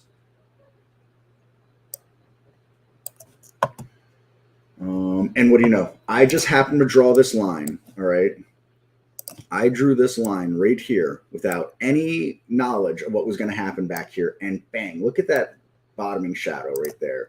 Just tick it right there like that. So again, I think that line plays a significant role in what we do here. And I think that's, above this line, obviously we break for a possible short-term uptrend at the very least. Below this line, we're testing this, and then we're headed back to the lows and pre-pandemic highs after that. I think that's the big takeaway there, is it'll be pre-pandemic highs. So that's what I'm seeing there.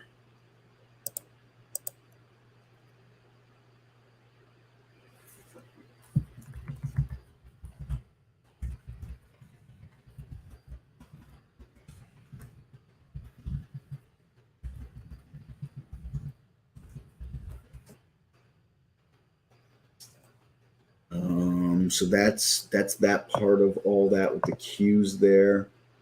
What else? And let's just swap out to a weekly chart real quick. Why not? And we can drill down a little bit more. I don't think we need to go back to 2015. But I hope we don't have to be looking at 2015 levels. My God, that would really not be fun for anybody. But I just don't think that this is out of the realm of possibility, all things considered, this level in here. And that level is your pre-pandemic highs. So it's not a far leap to think we can take that out. So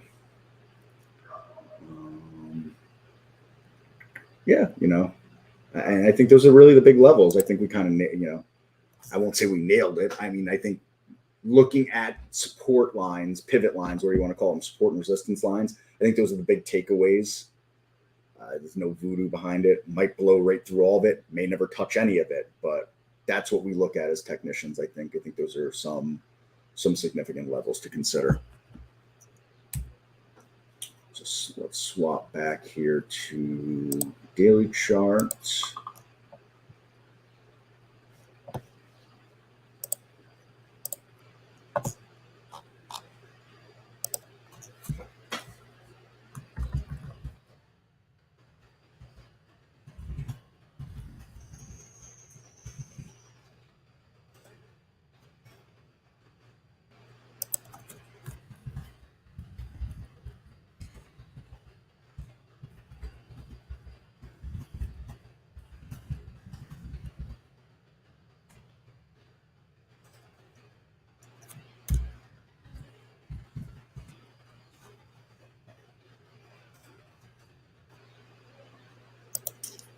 Sorry, I was just looking at a message again here. All right, that's that. Started looking further back on a 10-minute chart lately, find possible levels for any stock.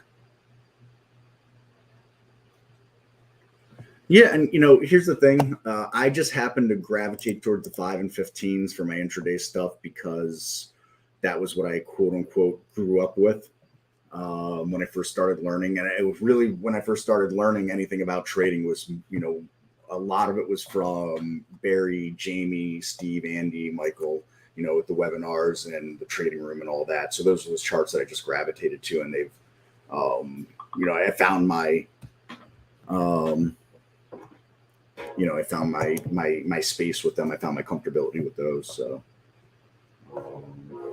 that's the short and the skinny as far as all that goes. A lot of head fakes this morning. MYMD, you know, this was popping up on scanners for me. Set some price alerts. Didn't really feel it after that pullback. Looked correct. What was something else? Checked out, you know, gold and silver were making a bit of a move. The miners, anyways, doesn't look like it's done anything to this point. X and Cleveland Cliff, same thing. Just, you know, they couldn't get those levels and hold them. I think they're more at the mercy of the overall market. AUPH, you know, I was watching this a lot last week. Anybody that was around, they saw that. Just couldn't bust through that level. Really gave it up here. I think that's everything of significance that I had. I took a small win in TH actually today. That's it. I just, you know, I didn't like the action. I thought I was going to push higher and make a move. Didn't do that. VERU, something similar. Just didn't materialize the way I thought it would. And I thought I'd take a look at some energy stuff. I'd put a price alert for P10 as I've had a good report trading that, but same thing. Energy just doesn't look to have it at this point. That's all there is to it.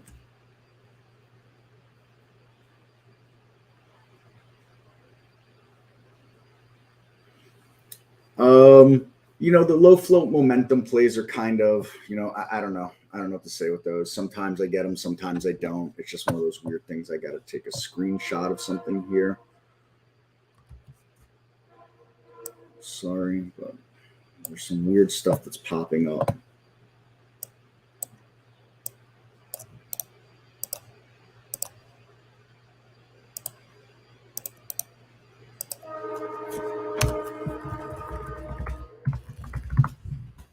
PH.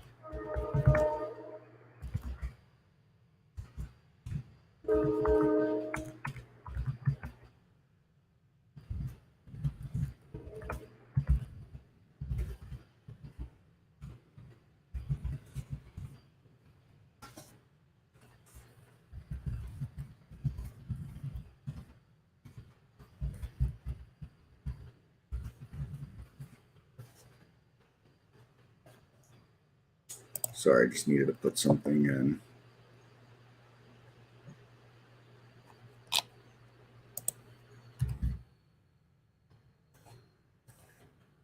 And if we look at, let me just bring over a sector list here. If we look at the sector list, the only thing that's up really is natural gas. I mean, it's a 20-year bond, but I mean, not a sector. And everything else is down from the previous day's close, and pretty much down from the open, almost everything, I'd say, too. XLV up negligibly.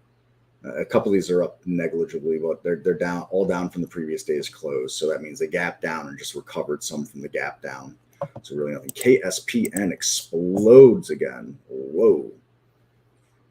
So that's one to bookmark for the rest of the day.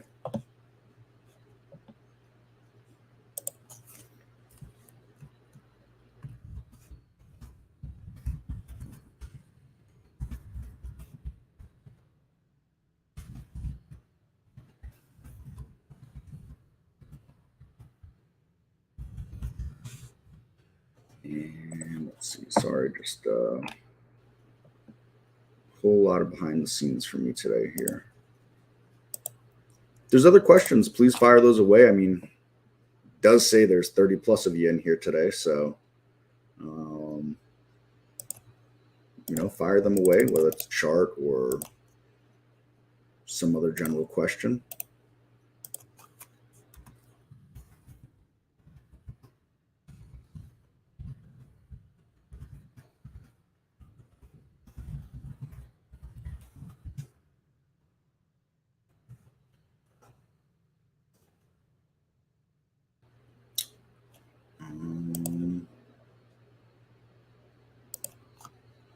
That's that.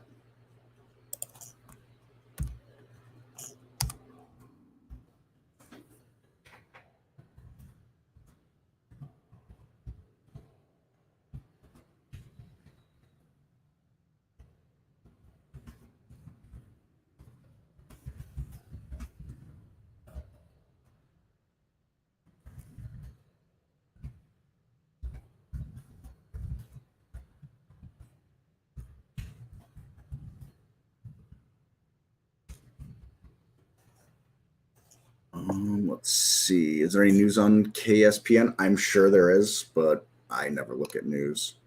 You know, Wolf, also, I stayed away from those lower float momentum plays for a long time too, especially when I had made that switch to a lot more swing trading for me. I only really kind of came back to them as much as I've been trading them.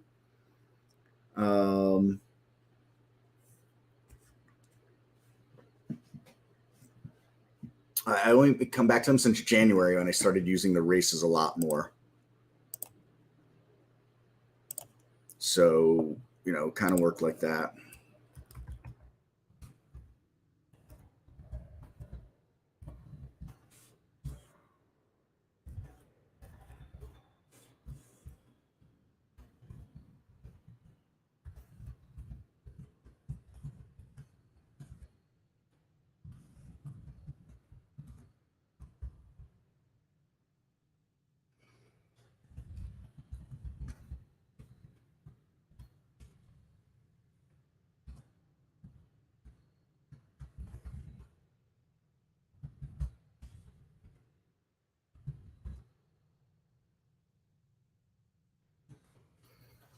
Let me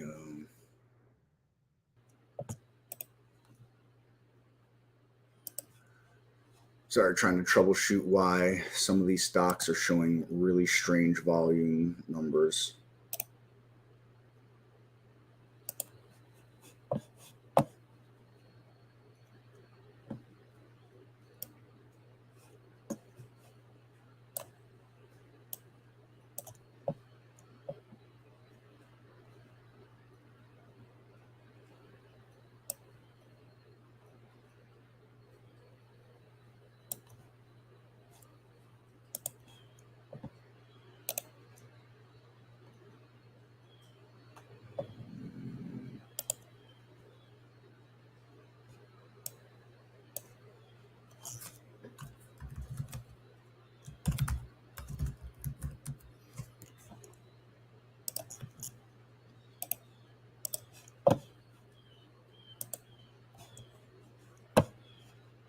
There we go.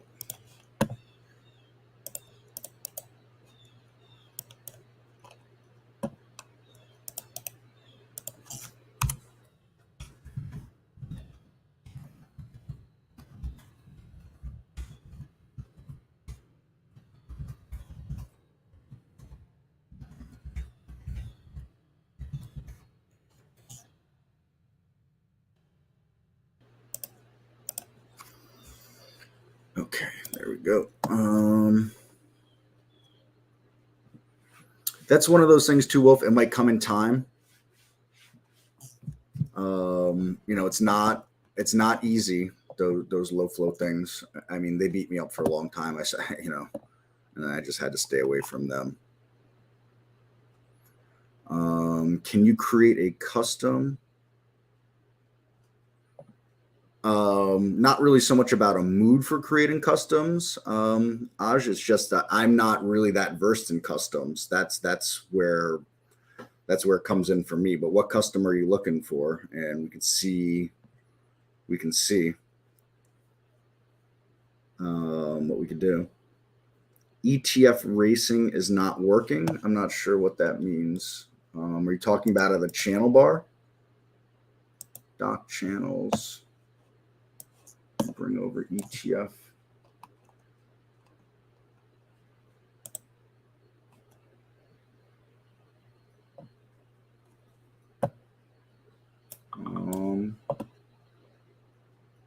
You're telling me this isn't working for you, Iris?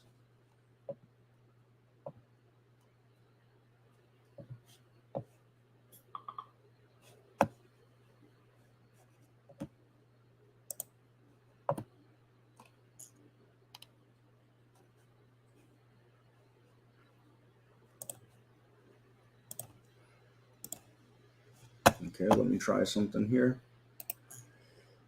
Let's see, or share to cloud. Are other, just to make sure, are other race channels working for you there, Iris?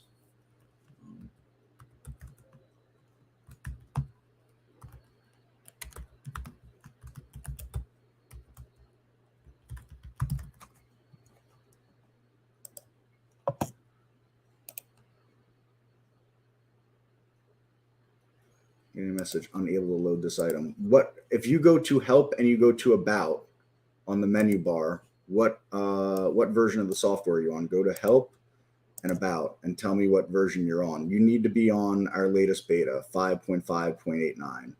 Also, for everybody, any day now we're going to come out with another beta that's going to have a lot of little improvements. So please make sure that everybody here has interesting, unable to load this item. All right, here, load this here and tell me if that loads. But I highly recommend everybody has it set up so that when we come out with this new beta, you get alerted to it. All right. So if you have that set up right, the new here on the menu bar will turn a bold green color and then take you to the download page. When you look inside, when you click new, there'll be a link to the download page. I think that is super, super important.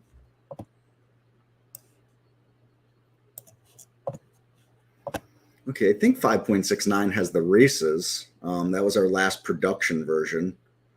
Maybe there was something added to that set of races. That's a new function, and you might need to be on 5.5.89. So I wouldn't say to do it right this second, Iris, but maybe later when your trading day is done, before you shut down for the day completely, go and download 5.5.89.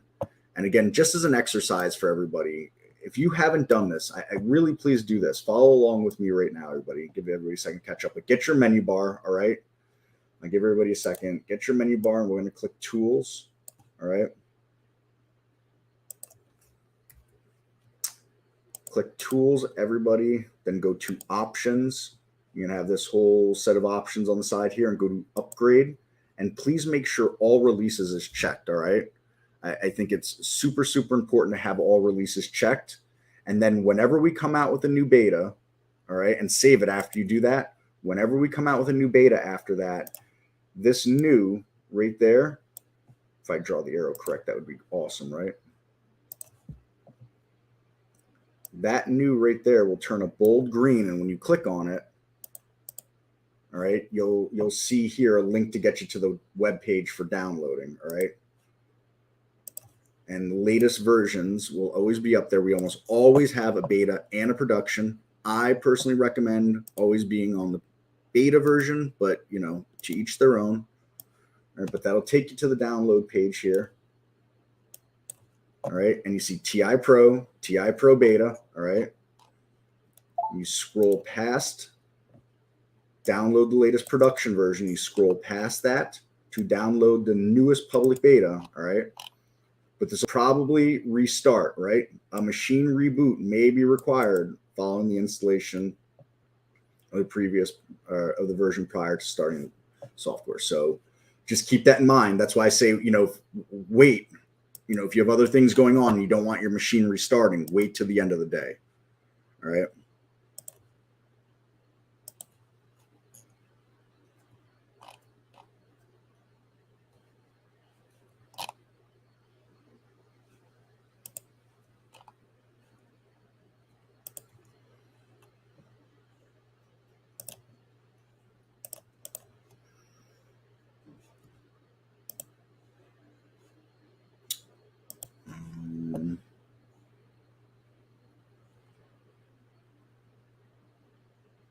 Three are not checked.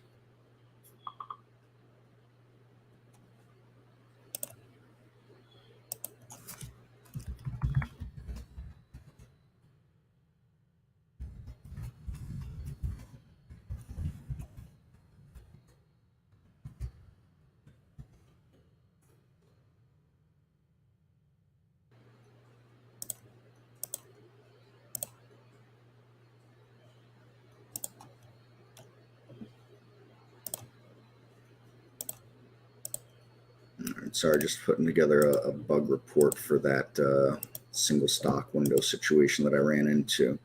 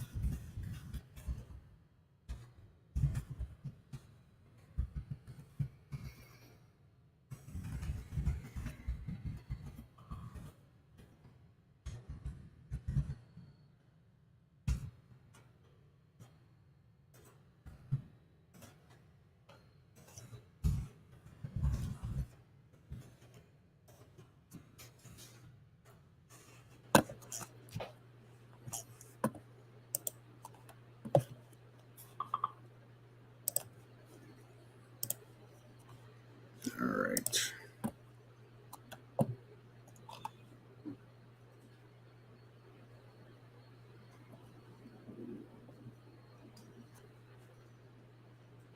And Iris, I'm not sure what you mean by three are not checked. If you can elaborate. You know, also if there's something that maybe screenshots and things are involved, you take some screenshots and send them to UPP.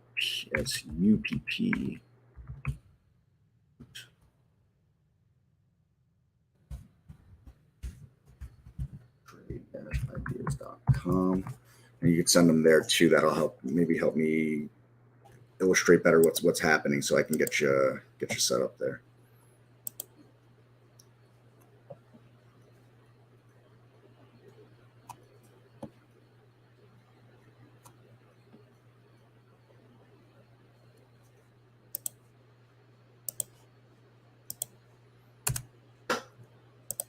And let's see.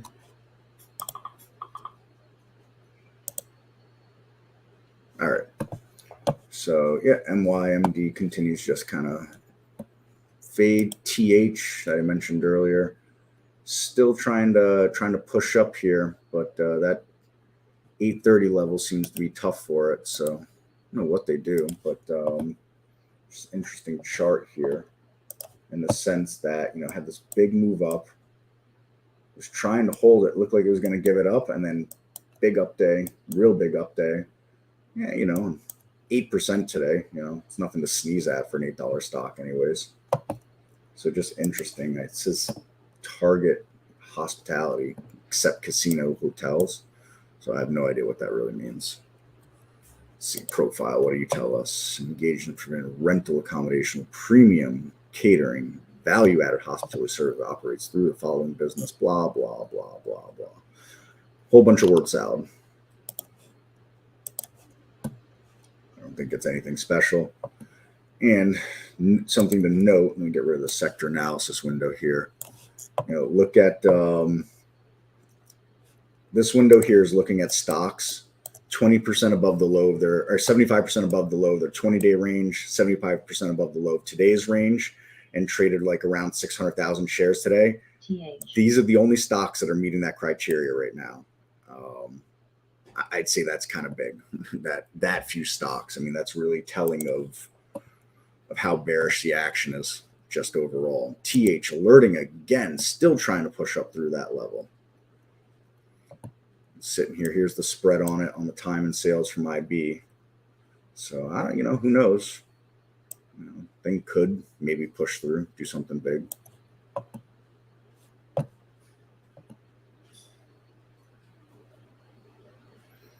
Iris, what about the link that I shared with you? Is that working at all? That's not work. Did you try that link? Let me know if you tried that and if that's also not working.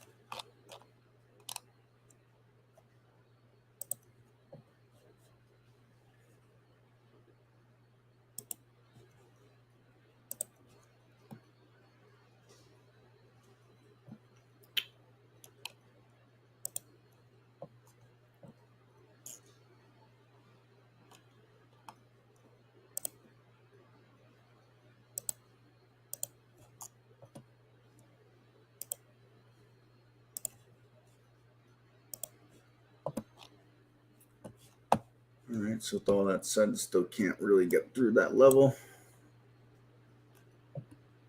Ooh, pierced it, 31. Got to print to 31. I'll look at, let's see.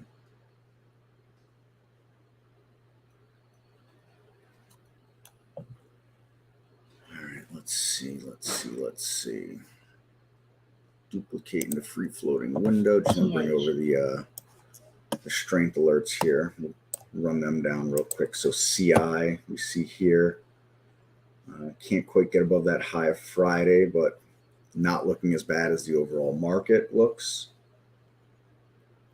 And we talked a lot about last week and a half, bios, healthcare, insurance in general. So here we go with some more healthcare and insurance combined together. What do we got? Bioscience again here, VIVO. Again, doesn't look as bad as the rest of the overall market. And direct health carriers, CNC. I am seeing a pattern here for relative strength. And my goodness, we were 4 for 4. Can we go 5 for 5? No, this is semiconductors. So, but with that said, I'd say that's pretty significant. And I'm going to have to guess the SMH is not looking too healthy if this looks the way it does here. So, but perhaps, if the healthcare sectors overall can hold the relative strength that they have over the last 10 trading days, give or take, perhaps these end up being some good strength alerts here. We'll see. Hard telling, not knowing, as the saying goes. There's a San Juan Basin Royalty Trust. I mean, when this is popping up on my scans, that's when it's slim pickings for alpha out there. This is shipping, I believe, right?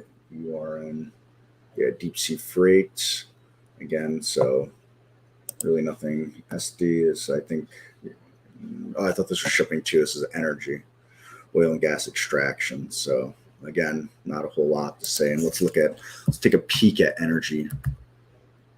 XLE. All right, so still really finding itself on that downtrend still at this point. And XOP.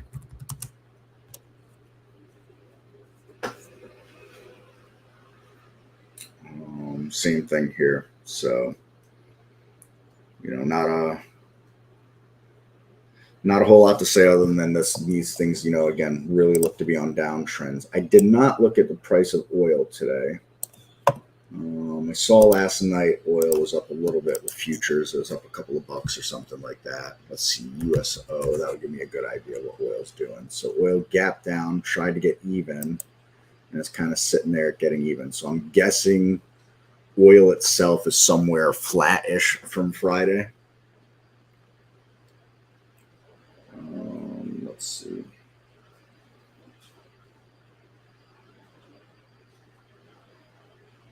Yeah, so oil's at about 104 right now for August delivery.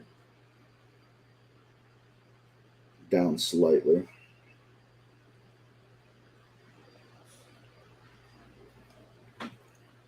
And again, Iris, let me know if the link that I shared with you works versus the channel to see if we can isolate if it's the channel that's giving you trouble or what it is. EDMA, yeah, not really anything special there. I'm just looking at what's coming in for strength alerts now. And again, I mean, a huge tail right here, just of the market action, how bearish things really are right now. When these are your high scores on relative strength, and everything that's been coming through here for the last, year and a half was all, the top ones are all, let's say 88 to 99. I mean, it just shows how weak the overall tape is, unfortunately.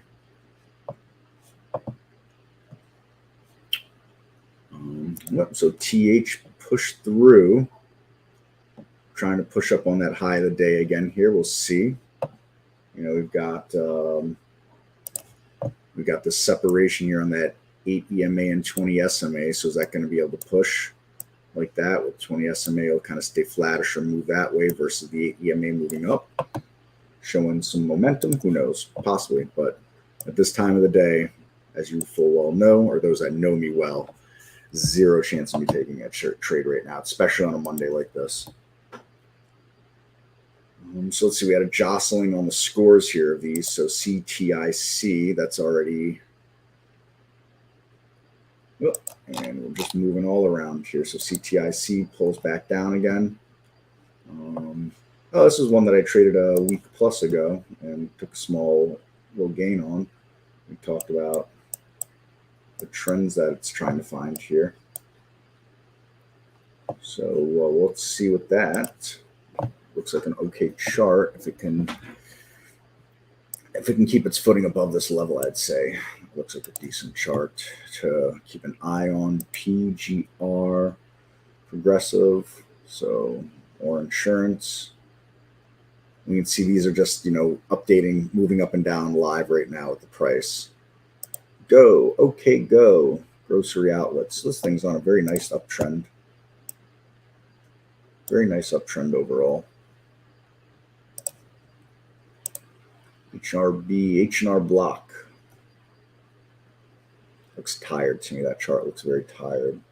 Monster Energy Drink or Monster Beverage, whatever. Interesting. Interesting.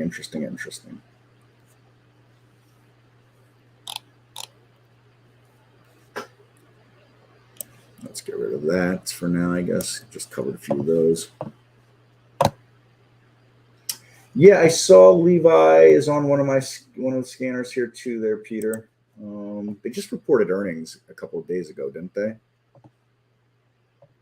Yeah, they reported on the 7th. Here we go. So there's Friday. So they reported the morning of Thursday morning, I guess. Or no, they reported Thursday afternoon. I apologize. Thursday afternoon. So, well, we'll see. I mean, long-term downtrend, but You got this long-term downtrend here, but you got a couple of days of an uptrend, so we'll see what that means for the overall stock. And again, let's see, TH pushing on that high of the day. A little bit of a spread to it for an $8 stock. Not crazy about a 4-cent spread. I mean, it's not the end of the world, but $8 stock, you want to see a 1-cent spread, quite personally. VERU trying to get live again here, pushing up through the high of the day. And of course, my neighbors using a chainsaw. Go ahead and shut the door, I think, in a second here. That he's going to keep that up.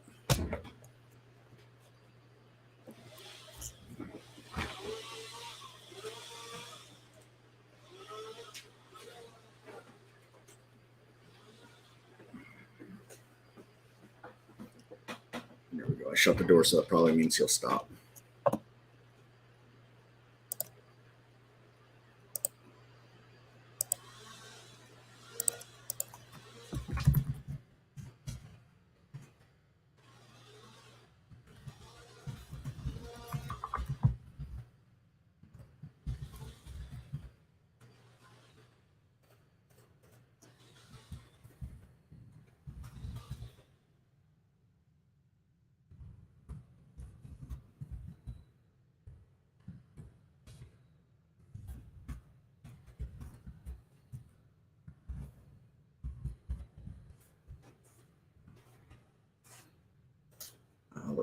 Let's see. Anything else noteworthy at this point?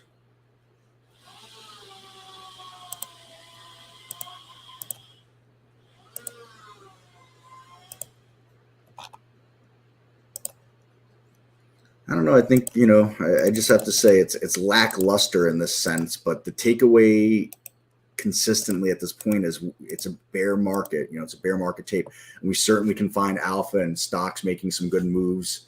Obviously, some days will be better than others, and so on and so forth. But I think the big takeaway is that when the money is there, you're not sure, take that money and walk away. You can always re-enter the trade. And I get the argument that, well, I was up in the trade and then I closed it and it ended up going without me, and, and re-entering it wasn't practical. And I get all those things like that. But in this tape, I think you're more apt to find that you were up in a trade and it reversed on you and never came back than it reversed and then ended up at high of the day like that. So, but I think a big part of that, I know a big part of it for me, is making sure you have a trading plan, making sure you have a plan before you get into that trade and execute that plan and just stick to it no matter what. And that's just the best way to handle those situations.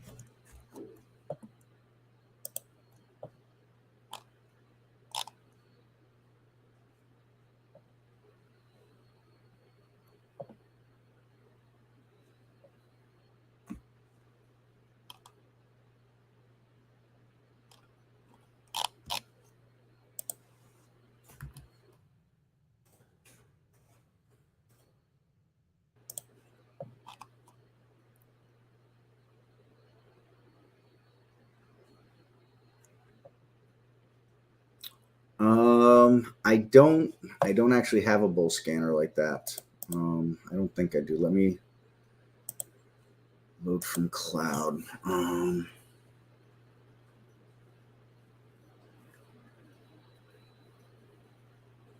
I'm looking through mine. Andy has one that's intraday, but Andy's out currently, so I can't even ask him for his right now.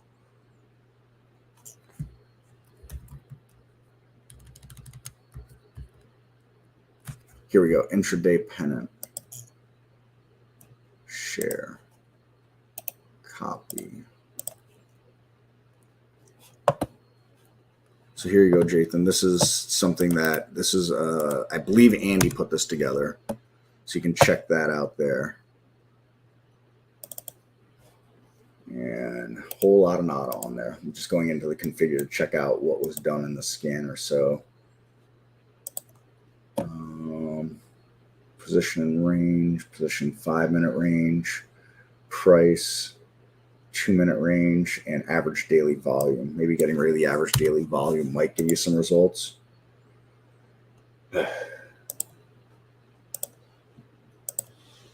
Nope, nada. There's not an intraday pennant to be had by this.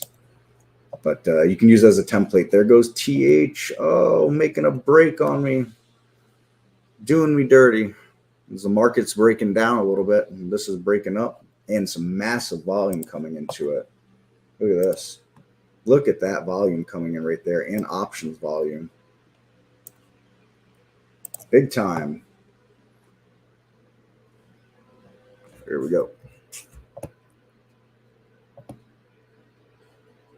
But the takeaway, I think, Jathan, is that you want to use range and position and range filters to find, the range filters would be used for the flag or the pennant, and the position and range filters and the change filters would be for your flag.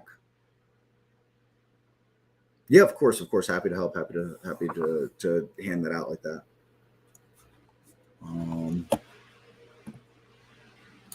So, all right. Well, that's some action there. Defying gravity. The rest of the market. X just continues to fall. So, I mean, what a move. What a move. Up, down. Just like that. CRK, Comstock Resources. Not a whole lot. Just not a whole lot to look at for me right now. Show all winners. ABDL.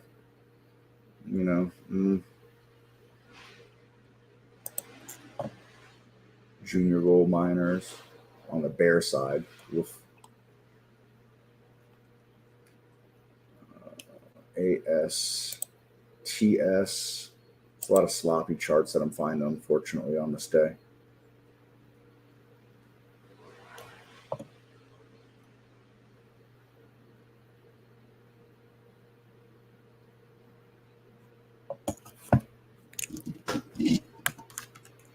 Better put my headphones back in so I know when Barry pops back in.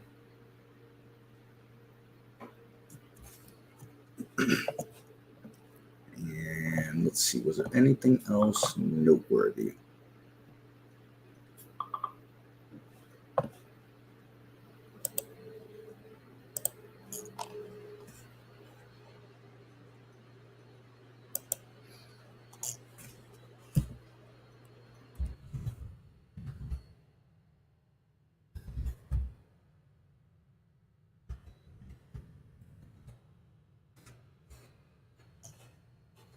So yeah, TH making a real nice break here. Unfortunately, I closed it. But, like I said, I was up a bit and I did not want to stick around, all that time just sitting and waiting, not in this market. So that's that. That's kind of hovering around there. Again, this continues to fade along with the volume MYMD. And again, that's all that's really noteworthy at this point. Like I said, you had GDX, you had gold gap down and reverse, or gold miners gap down and attempt to reverse. So here's where they closed Friday. Here's where they opened today, and they made this big threatening move to go positive, and just a descending triangle the rest of the day here at this point. Now, with that said, descending triangles do like to resolve that way more often than not. So we'll see. It looks like it's trying to pick itself back up here off that level. But if I get involved in anything for the rest of the day, it won't be till that around power hour or so, give or take 20, 30 minutes before. VLCN, room on the daily chart. VLCN. What are you doing, VLCN? VLCN. Mr. Barry, how come I never hear you? I never hear the beep when anybody comes. You know what it is? You're already in the room. That's why I don't hear a beep. That's got to be the reason. I just like to whisper at you, though, to start. The stock whisper, the room whisperer. That's right. That's right. Yeah, but I'm liking this VLCN. I am liking it. Mike C just made mention here. That's definitely got some room here up to that 280 plus level there, looking left. Yeah. Nice little percent move if it can do. I mean, already up 45%. So I don't know how much more you can really ask for, but much more. With 17 million on the float, you never know. Yeah. And had news, Chris. I know you read the news diligently, so yes. Had news today. Yes. My favorite thing to do in the morning is get up and read the news. Yeah. Who's angry at who today? Well, I don't read that news. I just read. I'm teasing. I know you are. I know you are. Because that would take your whole day, every single day, 24 hours a day, the anger stuff. So exactly. Here's the thing. If I like something and I was thinking about it as a swing position, I would certainly want to see what the news that was causing it to get onto my radar. And is that news sustainable, or is it some nonsense, level or phase one or something like that? If I was considering it a swing trade, but if it's a day trade, I mean, really irrelevant why it did what it did to me. So yeah, the only reason I kind of look at the news, even if it's the so-called day trade, is just to see, for the same reason. Do I think the news can sustain this all day? Now, whether it goes up all day but is the volume going to be there all day? I mean, that's all I really care about. Exactly. So I'm looking at this VLCN, and the volume is just, it's, in fact, what time is it now? 12:58.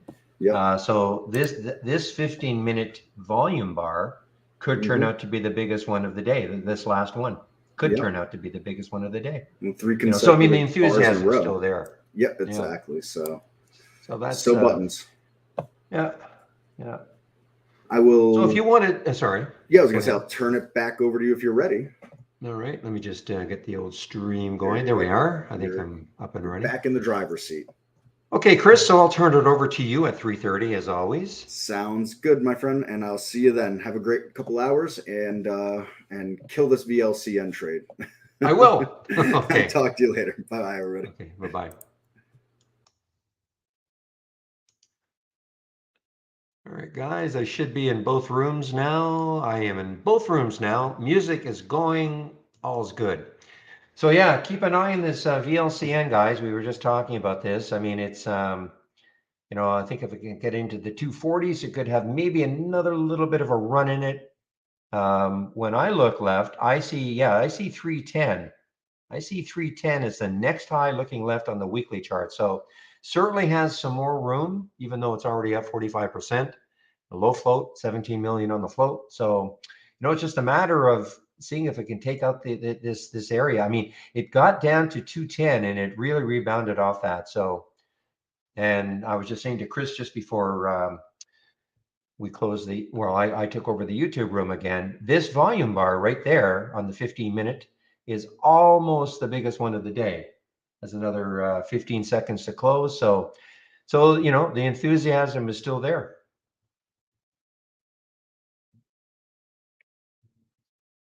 All about the enthusiasm. Now, the other one is the KSPN. Now, that one, unfortunately for me, this did its thing again, just as I was on my break. We saw this thing go up to 517, pulled all the way down back to 4, and then kaboom at 12:15. And then it got all the way up to 576. Now, that is a low float. Very low float. Yeah, and TH has been doing a crazy thing too. And what's the float in TH? Yeah, so that's not crazy low. It's certainly not high. 26 million. What a 3 days it's had.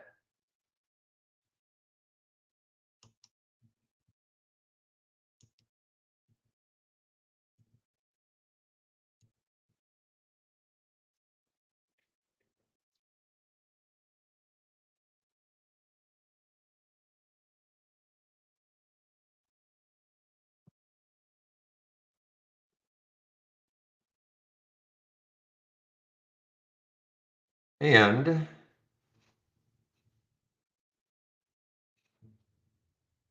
so these are the two big racers of the day, guys, the VLCN and the KSPN. You can see right at the top here. So, certainly to watch them tomorrow, to see what happens tomorrow with them.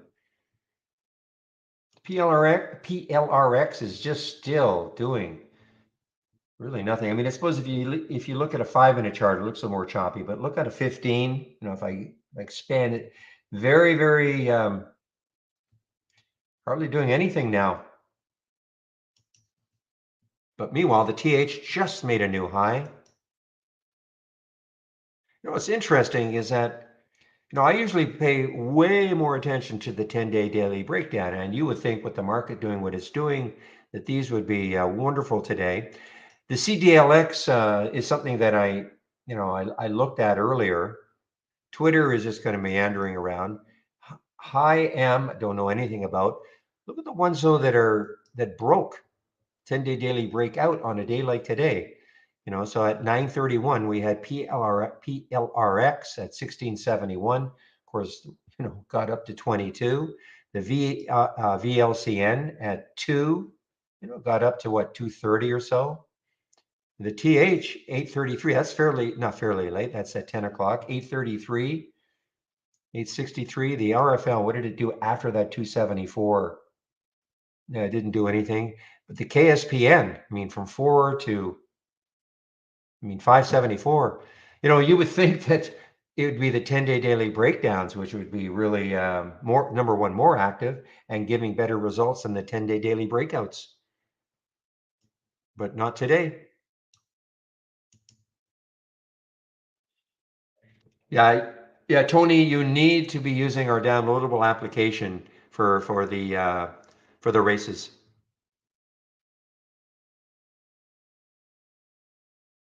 No, relative volume. Again, I'm going to answer somebody in our YouTube room, TJ. Relative volume and volume today percent are not the same at all.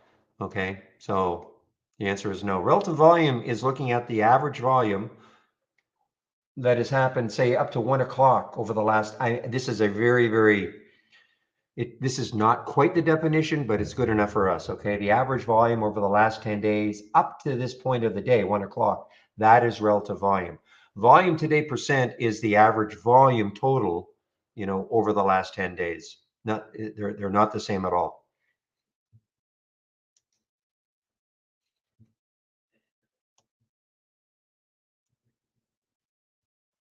I never use the volume today percent during the market. I always use relative volume during the market.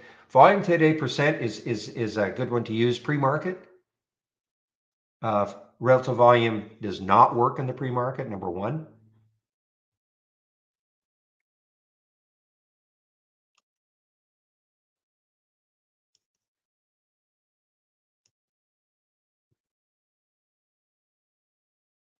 So again, relative volume is based on the current time, whereas volume today percent is based on the whole day. So if something is traded normally 1 million shares over the course of the day, over the last 10 days, and you have 200% as your as a value, that means that one would have had to trade 2 million shares. Okay. But relative volume wise, it could be very different. Remember, because it's time dependent up to the point of the day.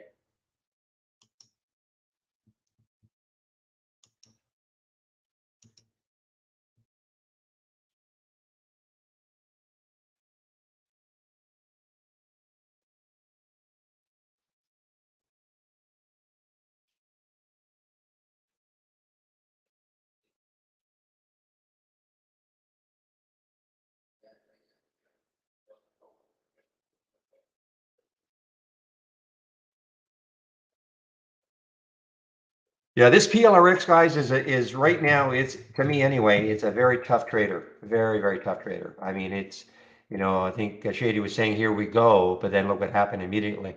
I mean, look at that. Like, here we go. And I understand what he was looking at. And then it immediately dropped the huge flush. So I'm just going to back away from that one. Now it's almost like they're going to announce a financing. I mean, that's a big flush. It's almost like a financing is coming. I'm not saying that for sure, but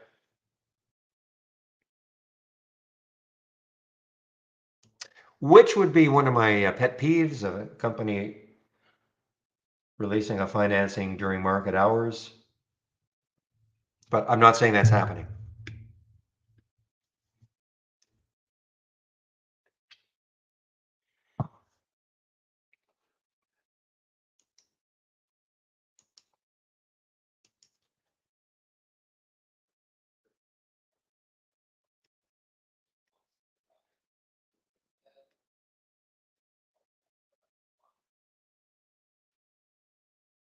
That is another good way of yeah, regarding relative volume. Yeah, volume today percent will always go up as during the course of the day, but relative volume can fluctuate great, especially at the beginning of the day. You'll see some wild relative volume numbers. Some stock that doesn't trade very much, all of a sudden is trading 1 million shares right off the bat. It'll have some crazy, crazy high relative volume, which will probably dwindle as the day progresses.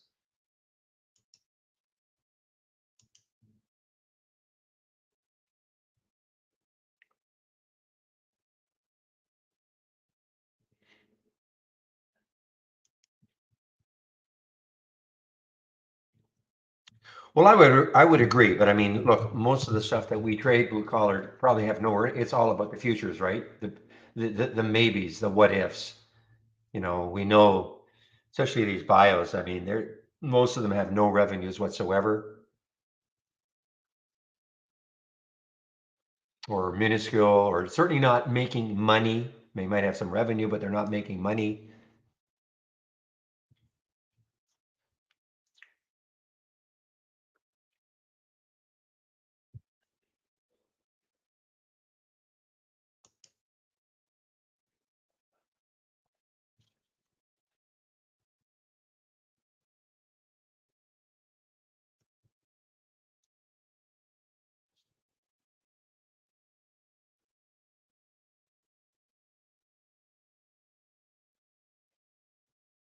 But you're right. Yeah, I mean, phase two is not. You know what I found though with these little more expensive ones, the phase twos. I mean, can give us a bit of a move during the day. The little more expensive ones. It's the cheap ones, the $1, $2, $3, $4 stocks that tend to really, they might have that little pop in the pre-market. Look at, by the way, guys. By the way, look at this market. Look at this market putting in a nice little green bar here on the 15-minute chart, breaking out. The market is breaking out actually. The Dow is, still negative, but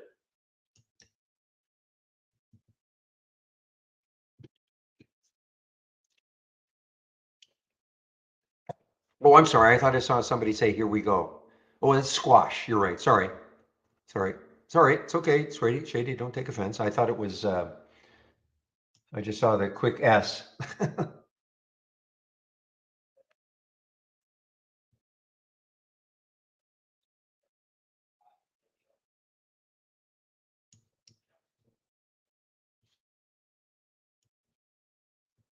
There's the KSPN guys.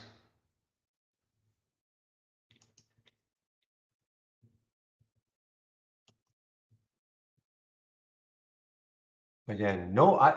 Does anybody have any news on this? I still can't see any news for KSPN.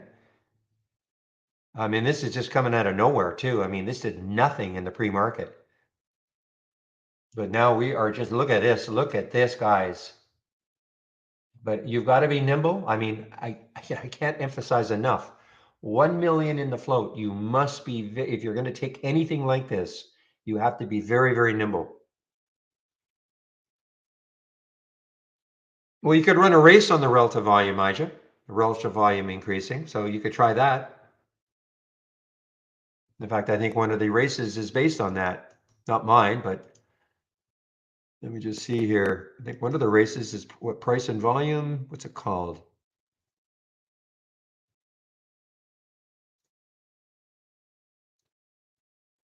Is it unusual volume? Oh, let me get rid of my message.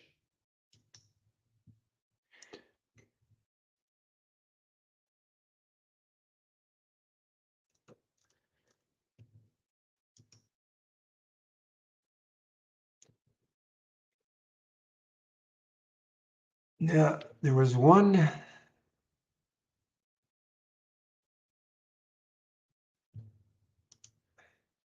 Oh, here we go. It's called price and volume. So this one, I think, is actually based on increasing relative volume.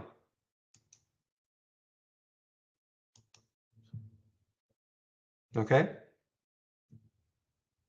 So here's a race you can, run increasing relative volume.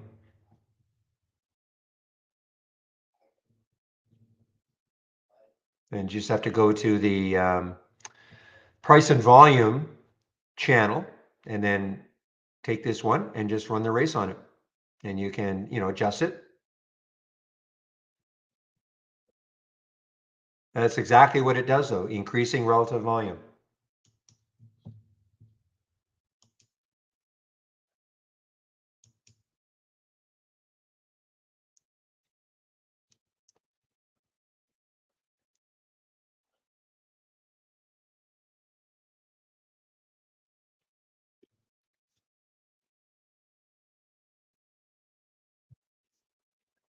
Okay, now this PLRX is starting to approach we have for the VWAP. In fact, it's below it now. The VWAP increased a bit. Last time I looked, it was around 1770 or so. So now it's below the VWAP, guys, and as we have it anyway.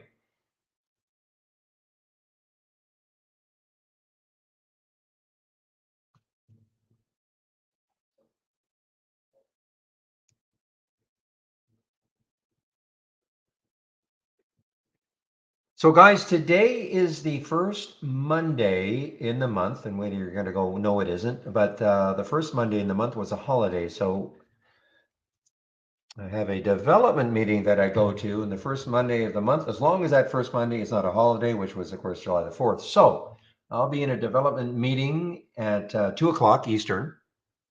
That's when I just sit in and listen to what some of the new developments are. It's not a marketing meeting at all. It's a, what is on the horizon, what's being discussed.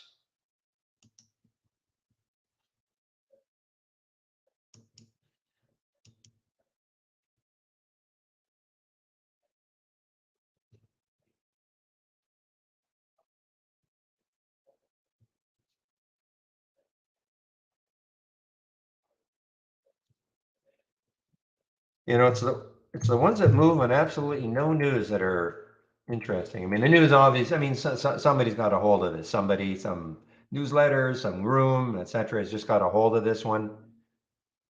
Decided, okay, today's the day for this little low floater.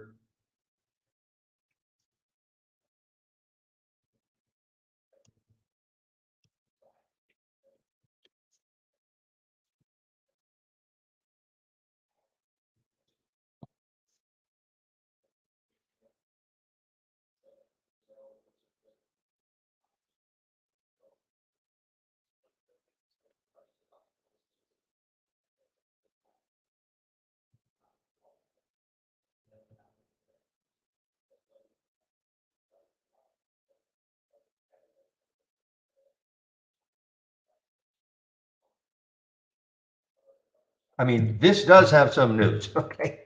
I mean, again, whether this news is, and this, I'm talking about the VLCN.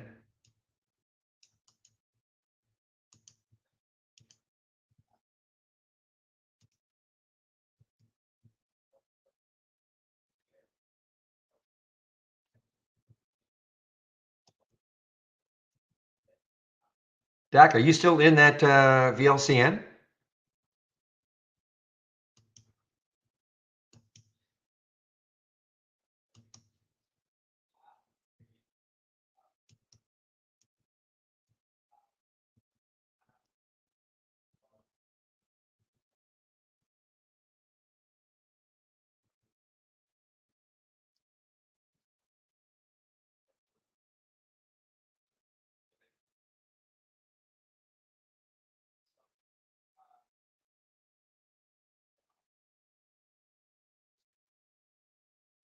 I hope you are.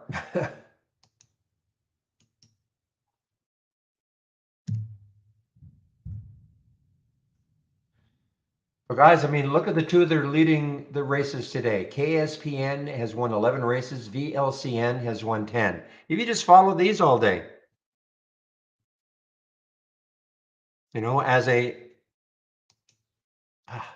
yes, as a, you know, a mini watch list, and follow these two tomorrow.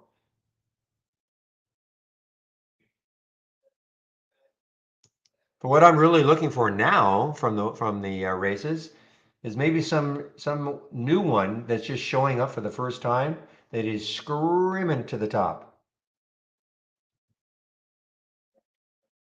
Nothing, you know, something that didn't really appear in the pre-market. I mean, it doesn't have to be like that, but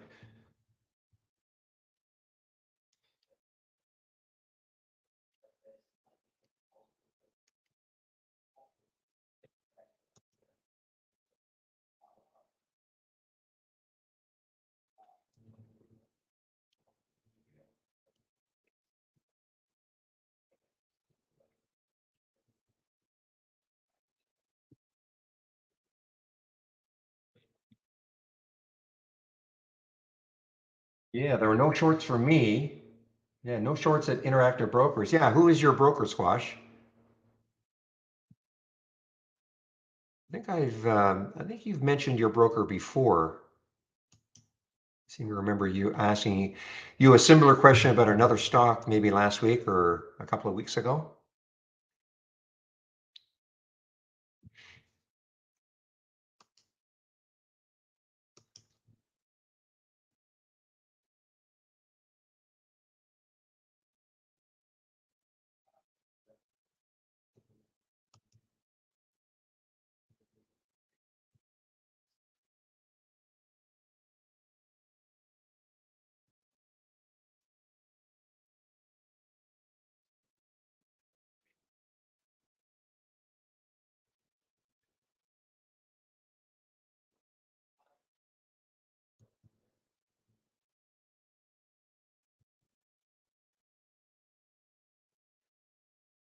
Yeah, remember this one, EVFM?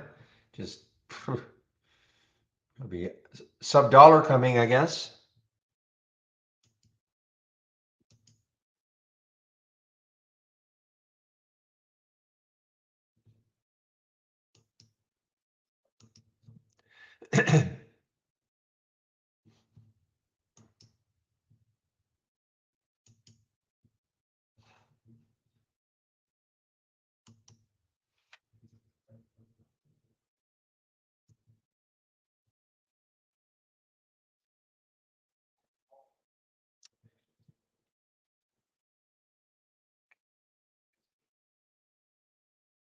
You know, this one's been on a run too, this ADVM, and it's just over the 200-day, I believe, and the VWAP, 153, 154, just over it. It's been on a bit of a run the last few days, from a dollar to $1.60.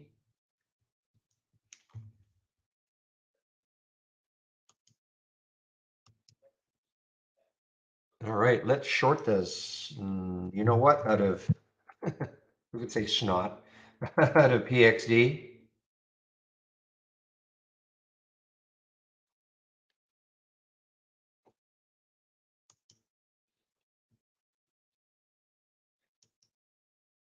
All right, now, guys, the next one in this 10-day daily, excuse me, daily breakout, I know you guys have been talking about it, excuse me, sorry, is SKYX.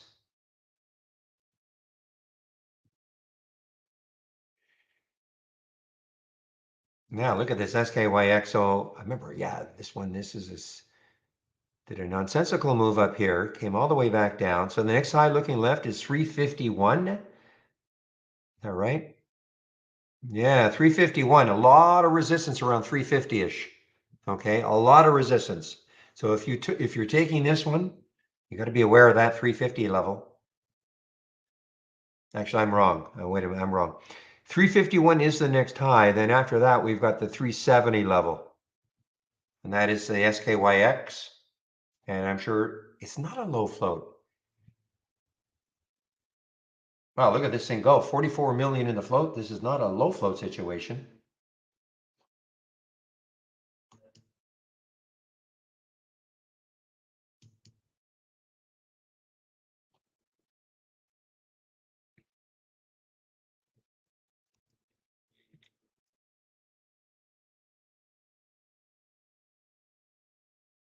Yeah, I mean, I think the PHUN is just too much for me anyway. I know it's had a bit of a run in it, but it's completely tied to the DWAC. And what's DWAC doing? Not much. So I don't have that much faith that PHUN is going to really like rip or anything. It might, but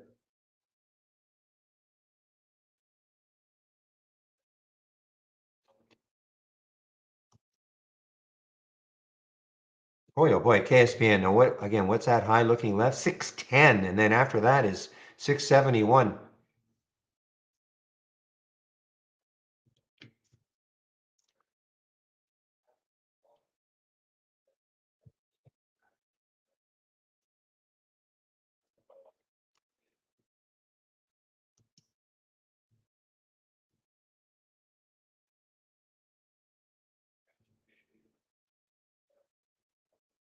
$6 now. Man. I admit I'm not in it. I'm not in this anymore. I was kind of trading in and out, doing the best I could, not trusting anything. But boy, oh boy, is this ever looking I mean tomorrow I wonder what's going to happen. It's not shortable for me, so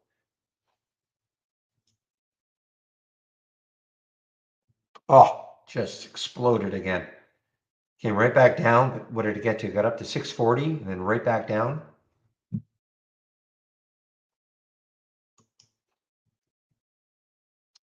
And here's the classic Benzinga headline. Trading microcap low float stock Caspian Holdings are trading higher on heavy volume amid mention of the stock on social media.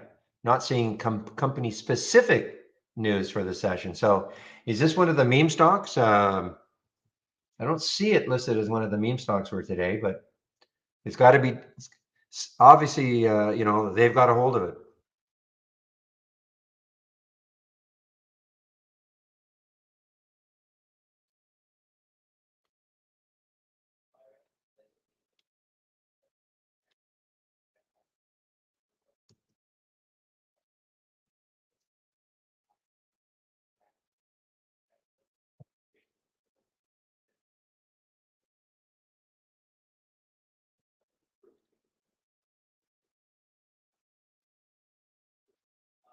Wow, going without me, completely going without me here.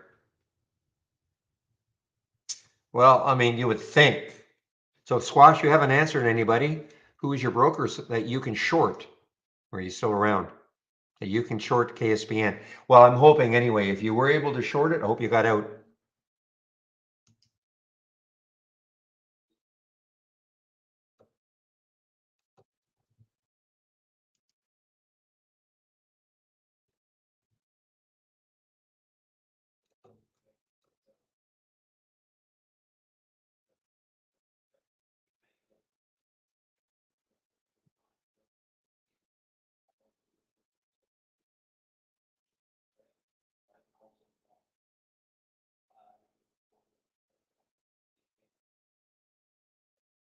Wow.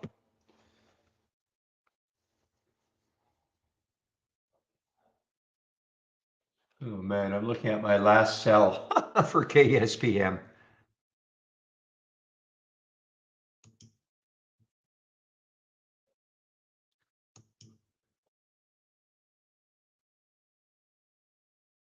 Yep. What do they do? Let's see. Retail energy operates through retail stores, e-commerce sites, et cetera. Seattle or Spokane company. I could go visit them tomorrow. 8-hour drive.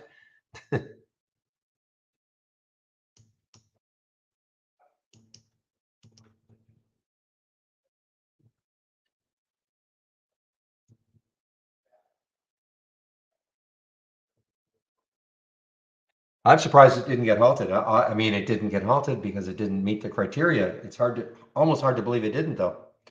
And that move there.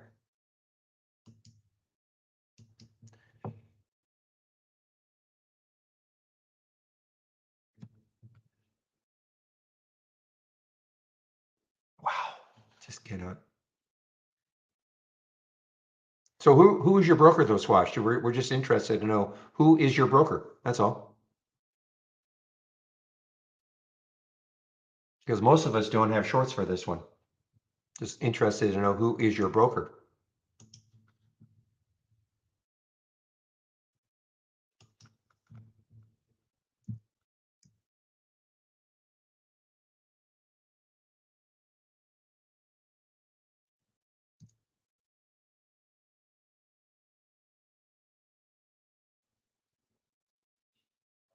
Yeah, you're right about the LWLG. LWLG. I mean, another. I mean, look at the moves. Completely not caring what the market's doing over the last 4 days, including today.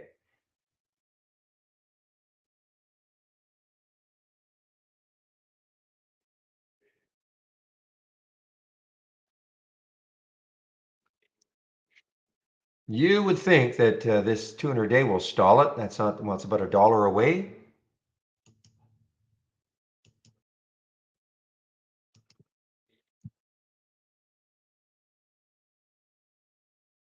Okay, so Ryro, when you say it's shortable, yeah, I mean, they can try to do a locate, okay, but we're talking about it's not shortable. You can't get a short right now. They would have to try to do a locate for you. And it's a pretty high rate. So that when we say it's not shortable, I'm talking immediately.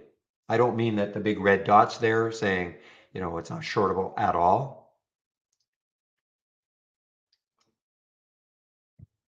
But as far as I know, there have not been readily available shorts all day long for KSPN in Interactive Brokers. And this is what I mean, if the shares can be located, that to me, that means it's not shortable, because what am I going to do?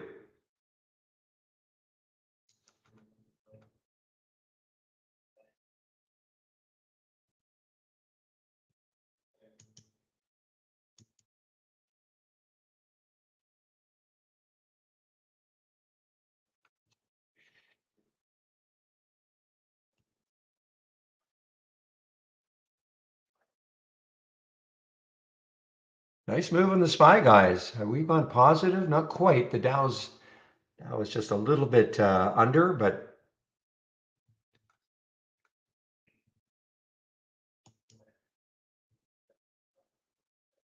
here's another one. This HGGM. I mean, we just watched it. Every time it makes a new, a daily high, you think, how can it keep going? 88 cents. So there's almost a double in what, about a week and a half, perhaps. HTGM.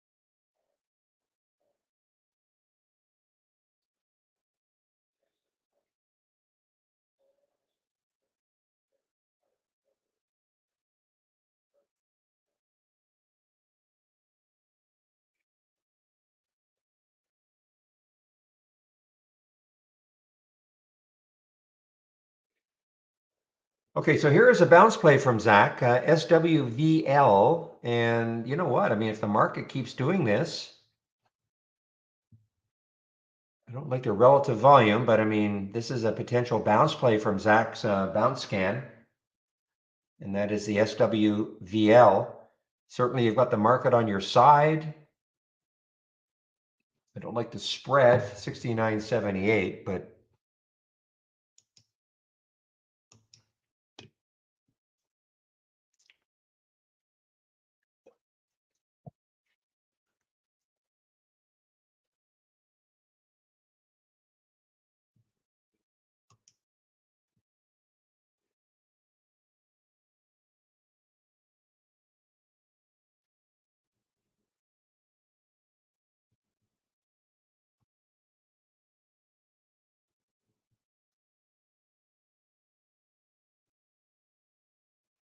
Well, the LCN is just itching to get through that 250 level.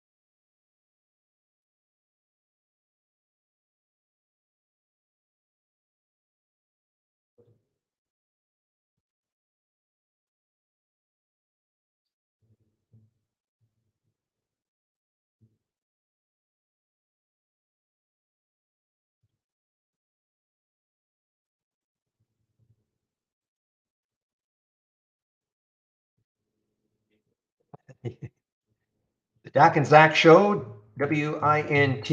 I know it's going to be some.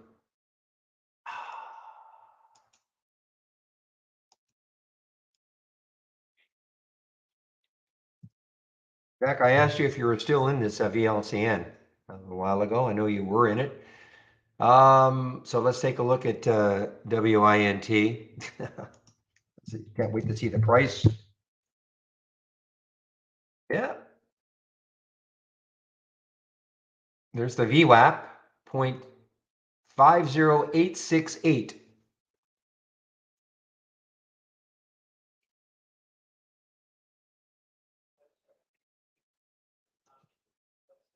I mean, I recognize this one. I do remember seeing the name.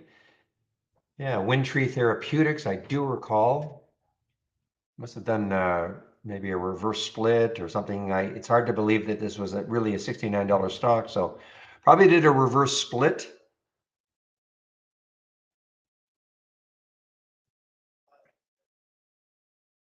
All right, guys, for those of you watching DWAC, this is sort of a break here. Look at this little break here on the 15s. The next high is 28.74, so it's got a little bit of room.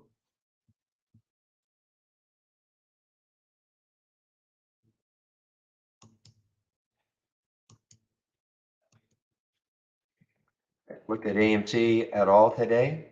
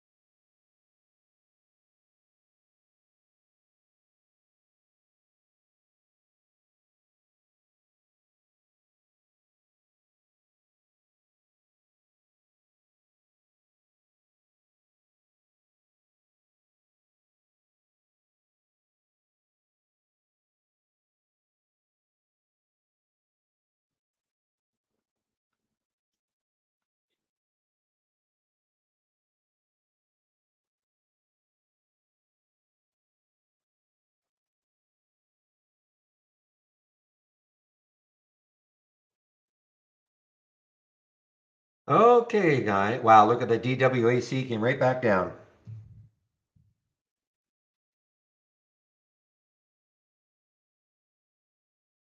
28.40 and then back down to 28. So you take these, you're gonna have to have wide stops. I mean, it's that simple, you know, otherwise you're gonna get stopped out left and right.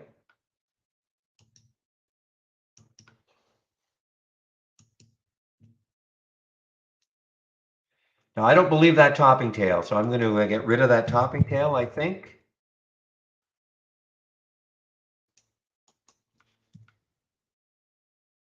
Yeah, so I got rid of that topping tail. I don't know why it happens on our charts sometimes. Best way to get rid of it, just type in another, if you're looking at the SPY, if you've got the SPY chart up like I do, just type in another symbol and then go back to SPY, and that usually gets rid of it. Yeah, Veru, V-E-R-U,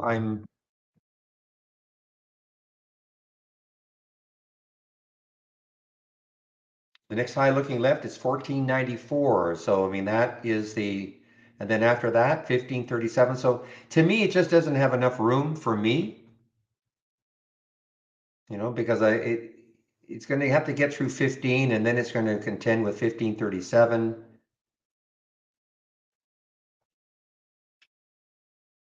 Plus, right now, you're just chasing it from 14 to 15, in my opinion.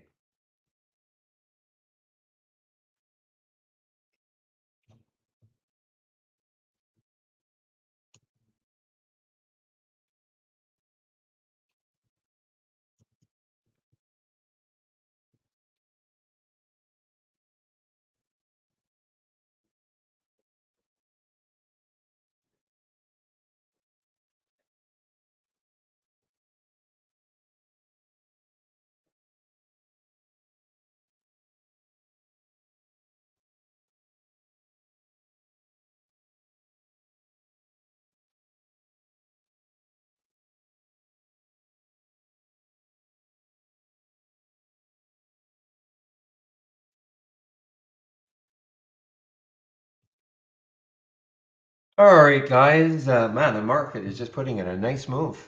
Really, really nice move. We've gone positive now. The Dow's gone slightly positive.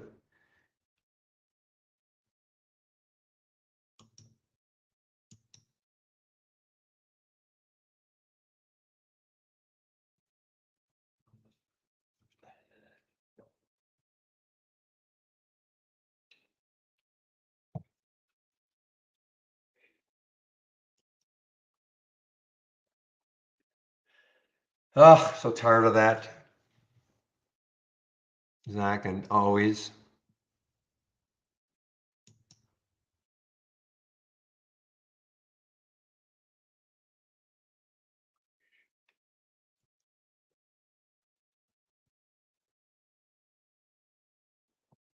And we have a halt here, guys. KSCP, did it halted on the way? Yes, it did. Now, we've seen this one before. So there's KSCP, just got halted on the way up. And where may it emerge? So there's the halt, 336 and 343 for 343. Again, this is this can change. It's not set in stone. And if it's a 5-minute halt, this will open at 144 plus 40 seconds. And this, what you're seeing here, this is Interactive Brokers, nothing to do with trade ideas. Time and sales, Interactive Brokers.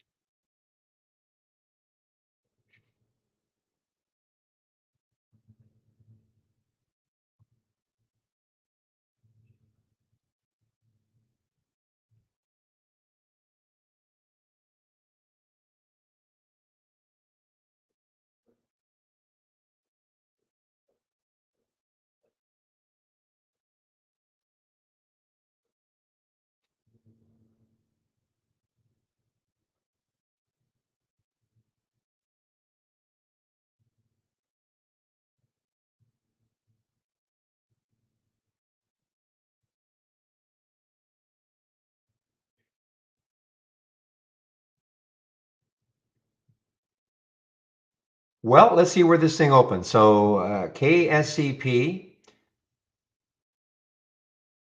Looks like there's a pretty good resistance around the 350 mark, 350 to 360 mark.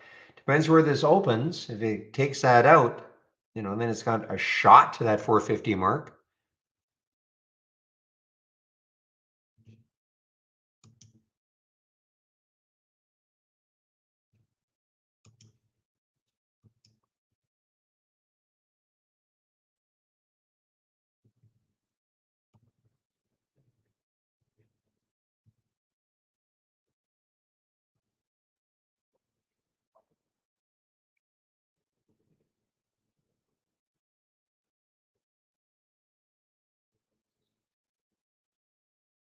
All right, guys, don't look now, but the PLRX is starting to get closer again to the 19 level.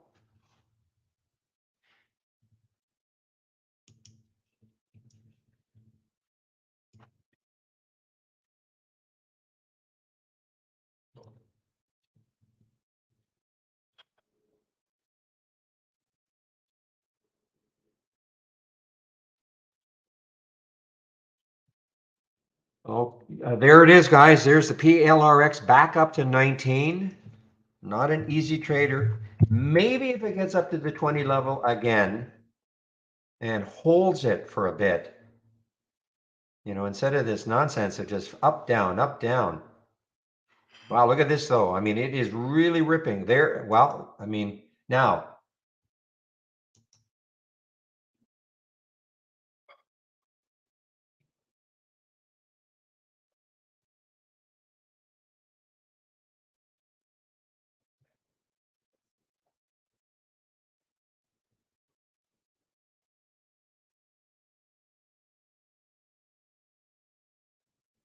boy, this is a maddening one.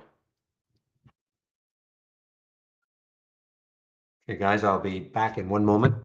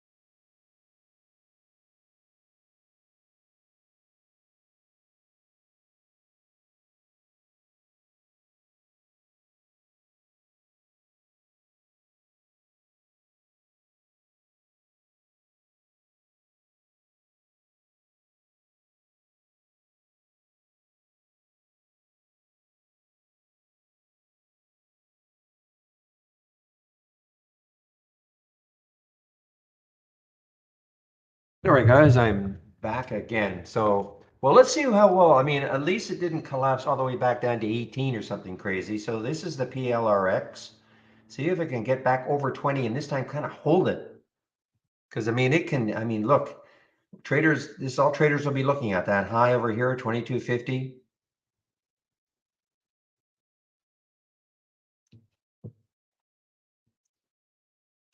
And yeah, KS. What did it do? Not, well, not much. I mean, 336, it was halted. Actually, yeah, that's a pretty good pop. That's a pretty good pop. It was halted at 336. So at 369 or 68 right now.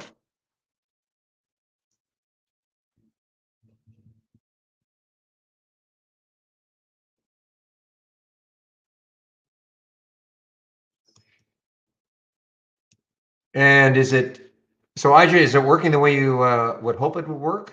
I mean, you know, as you know, you have to start with a top list and all. You can adjust the one that is there. Are you seeing, you know what? I'll load it myself.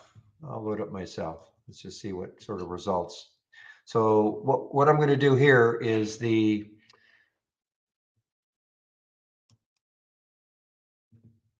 price and volume, okay? The price and volume channel. And I'm going to use, this is based on now on increasing relative volume. Okay, so I'm going to duplicate into a free floating window so I can, and now the other thing I want to do is, what is it looking at? Configure, summary. Okay, so for me, I'll go 1 and 50 or 40. I'm going to get rid of the EPS just because sometimes it's blocking some stocks. Volume today, 50,000. I'm going to make it 200K. And relative volume at least 0.75. Okay, well, we'll see.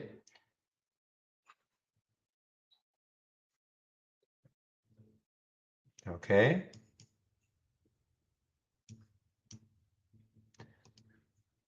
And then open the top list. So there it is. So it's a very,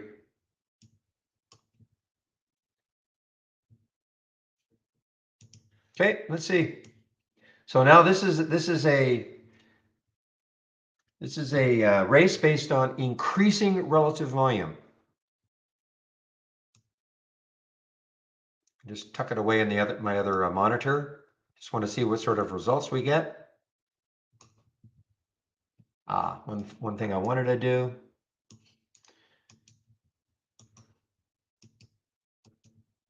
Open, show the top 10 winners. So yeah, so let's see what happens.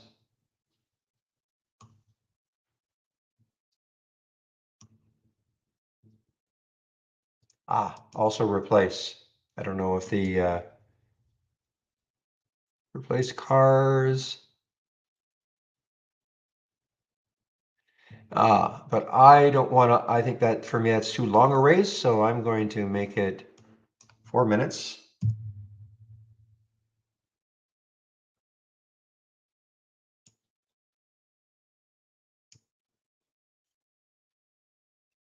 Okay.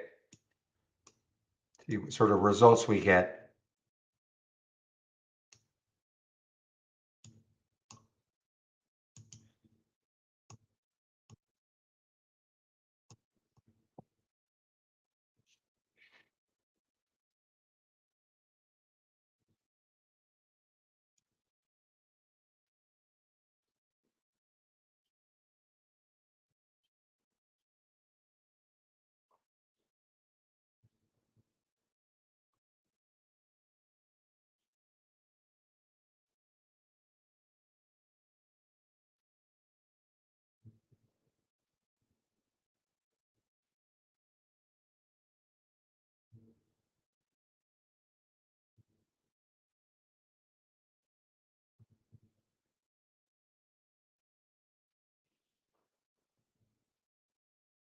So I guess this is what this is showing is the increase in the relative volume, 0.76, now 0.98.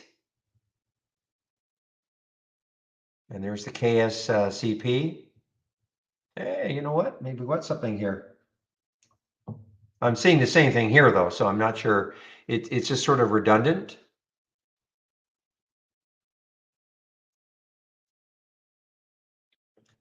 But maybe just a confirmation.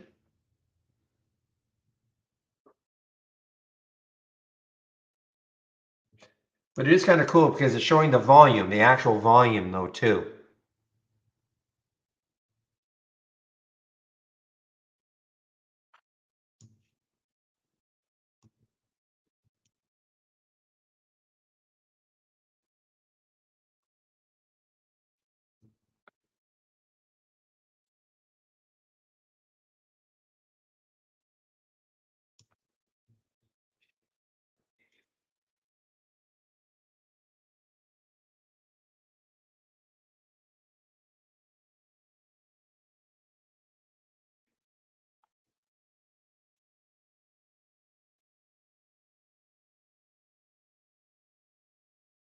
Well, certainly I change from the close I would never be using.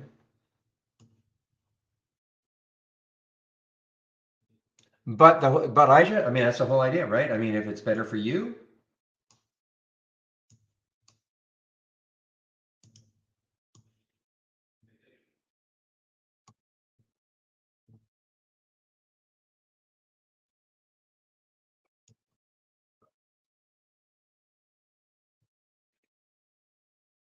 it might be just an interesting confirmation because I mean I'm looking here, of course there's KSPN, here's KSPN.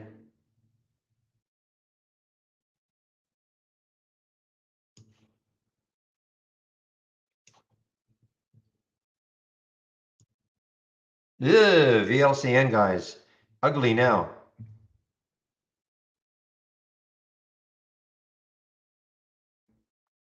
Almost like these low floaters as the market started moving higher.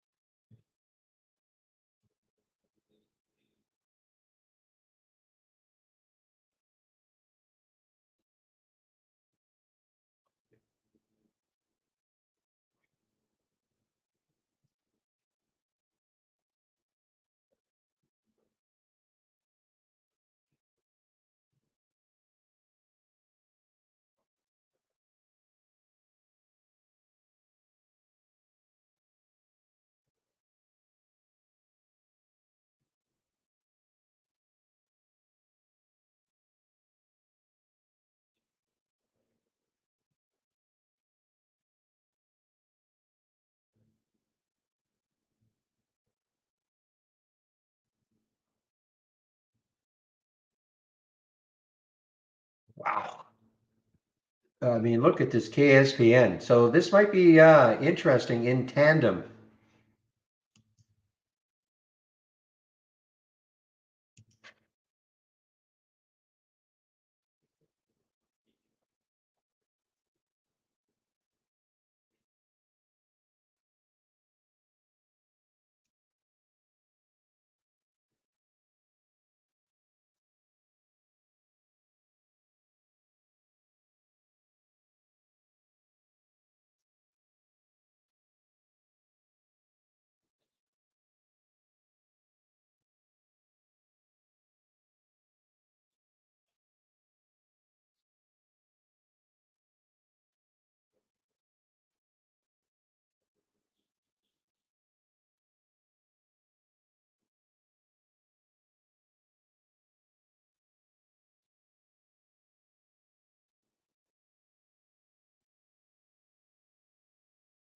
All right, guys, this meeting is going to start pretty soon, so I'm going to put myself on mute, get the announcement in.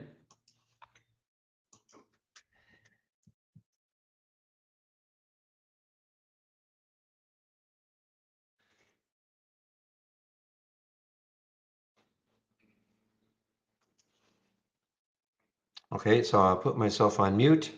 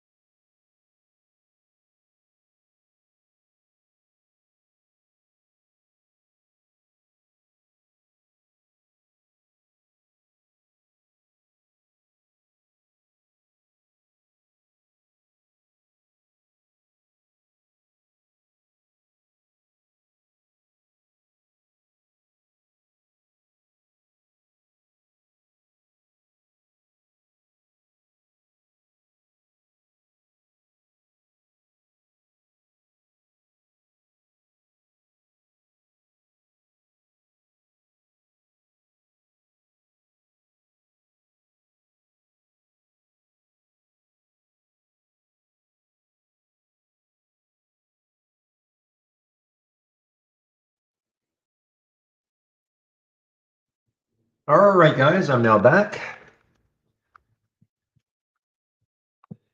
Boy, this PLRX, it is a challenge, to say the least. It's been up at that 20, down back to 19, up at that 20, down to 19. I keep thinking if it really, really breaks out. But, I keep upping my price alert. It's probably going to have to get up to about the 2060 level.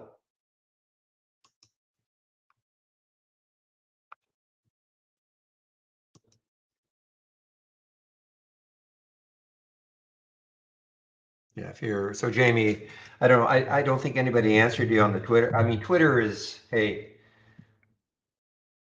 way too emotional for me to even though I'm not a swing trader, but if I were so inclined, I could in, right? I mean, it's so emotional. I mean, what happens if Elon comes up with some tweet or the company comes out using their platform? I mean, it to me, it's very up in the air.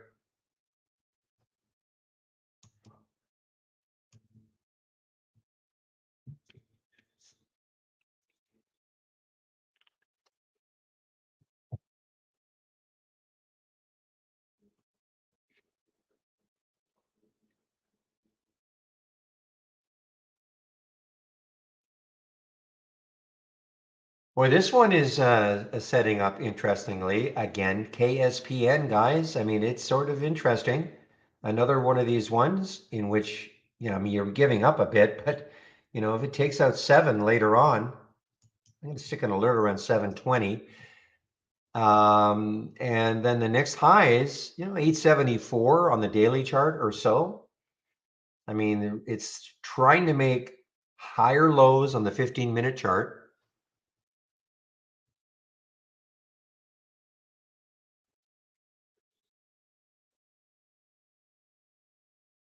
Yeah, I try to stay away. If listen, I mean, I'm not a big swing trader, but I really try to stay away from stocks that have, could have a press release or some news coming out that can just either destroy it one way or the other. I mean, any company that can happen with any company, I get it, but obviously for Twitter, the chances are, the possibilities are a lot greater. So that's the sort of thing that I probably would just stay away from.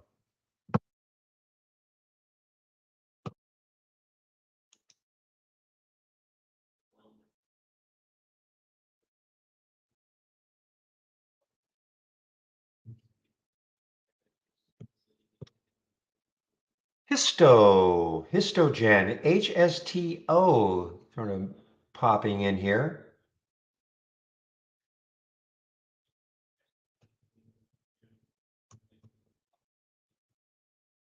Yeah, yeah, exactly. Yeah, it's not going to happen, but yeah, exactly.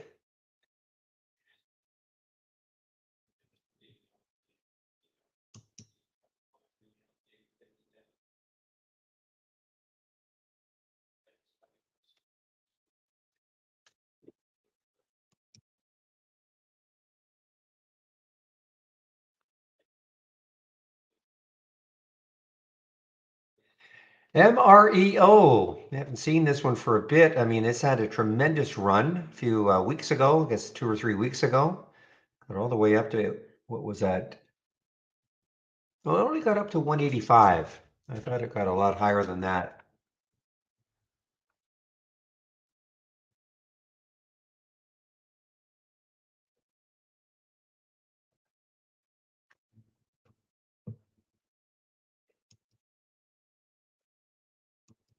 Yeah, I saw that EVFM earlier today. It was very close to a dollar, I thought. Yeah, it's getting closer and closer.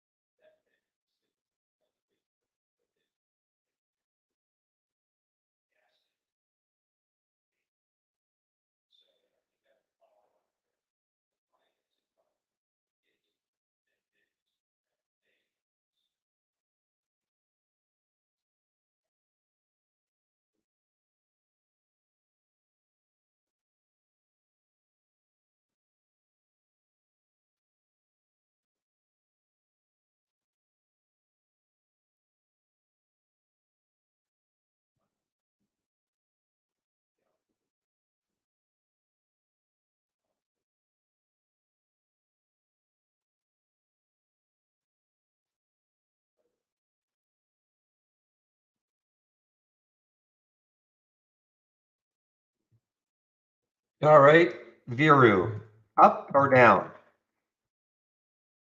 Up. All right. Wow. No kidding. Up. So the next high is 1537, 1610. So it's above that high. So 1610 and 1641. So it still has some room to go.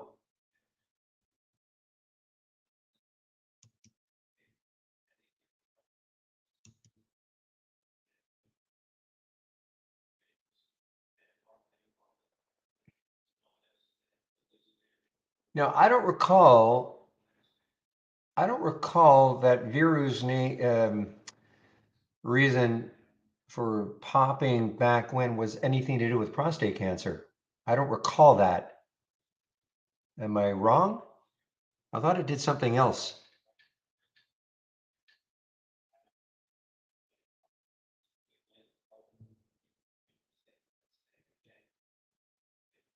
Yeah. This was COVID.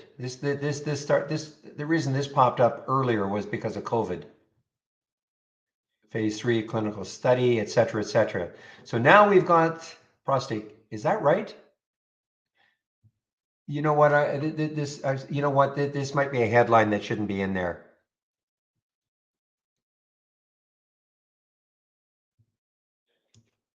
Just give me a moment. I mean, that's the problem. Some with our news, it's picking up something that has got nothing to do with Viru.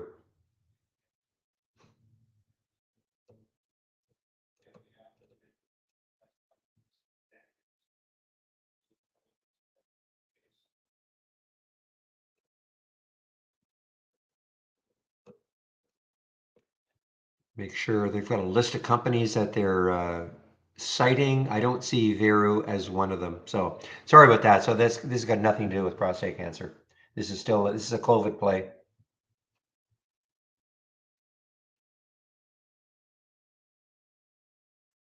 Okay, thank you, Zach.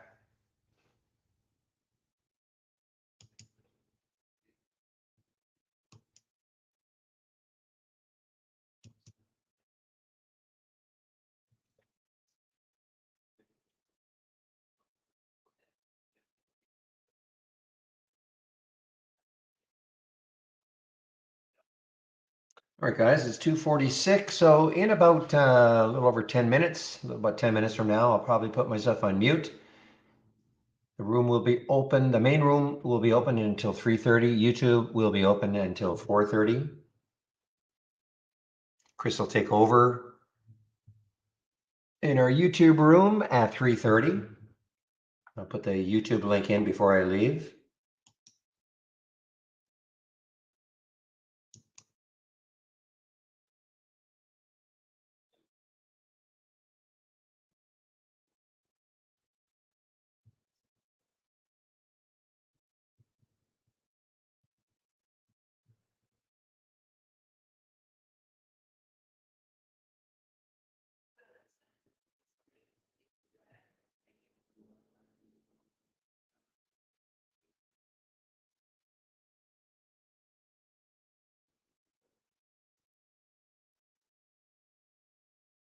So this histo showed up. The only reason I knew about it was on this the relative volume increasing race. So I'm going to kind of use them a little bit in tandem. If I see something here, I'll glance to see if it's also increasing relative volume.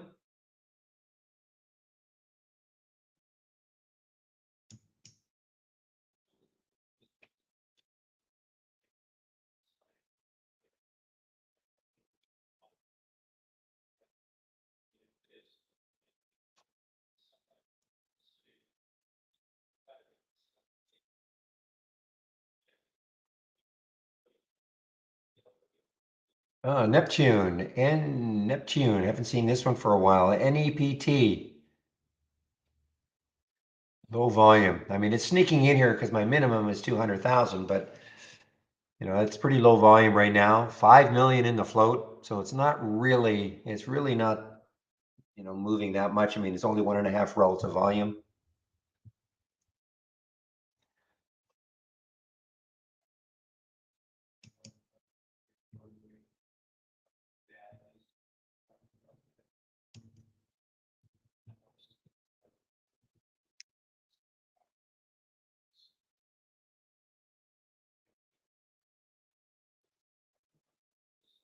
Yeah, exactly. It needs a lot of work. I mean, I use it every now and then. I use it to see news from previous days sometimes because my IB headline, it doesn't want to it seems to truncate it a lot more than it ever used to.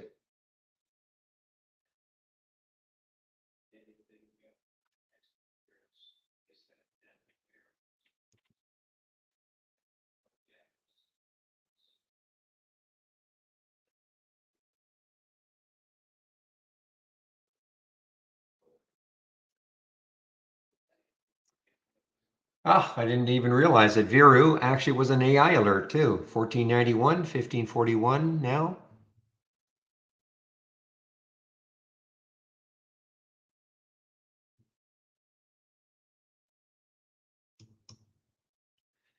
Actually, not too bad. I mean, Viru and EDU on the short and Viru on the long. Completely missed that.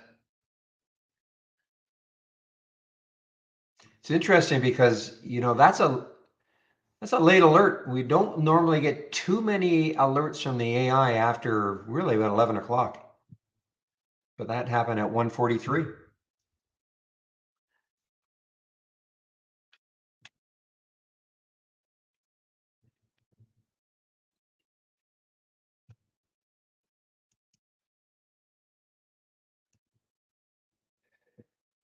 All right, guys. Well, before I do basically put myself on mute, just one last look at my homepage.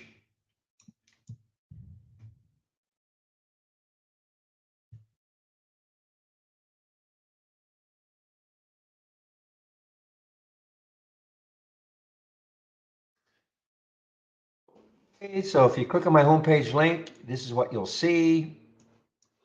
So here's a way in which you can take out a subscription. Barry 4 Alpha is the promo code you can use for 15% off. First month only or the entire year. If you do take out a subscription, please do the Let's Get Started. It's 30 minutes long, 10 videos, gets you, right from the beginning, the download and installation, etc. Okay, so take the 30 minutes. I do a daily stock of the day video.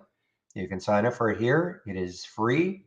Trade of the week, which was probably not going to be active this week. Let me just take a look at TAN. It would have to make a pretty big comeback. Yeah, so the trigger is 7701 and it never hit that trigger. Okay, so this could turn into a non-event. So understand, before people start saying, well, why was TAN picked? Well, first of all, it was picked, you have to read the email. It looked interesting, the last 2 days, but it didn't trigger. So don't start to say, well, it didn't work. It didn't trigger. So it's basically a non-event this week. More than likely. I mean, hey, if tomorrow all of a sudden all the solar stocks start flying and it hits 77, hey, it's up to you if you want to take the trade. But right now it doesn't look that great. But again, when I say it doesn't look that great, it doesn't look as if it will be triggered for this week.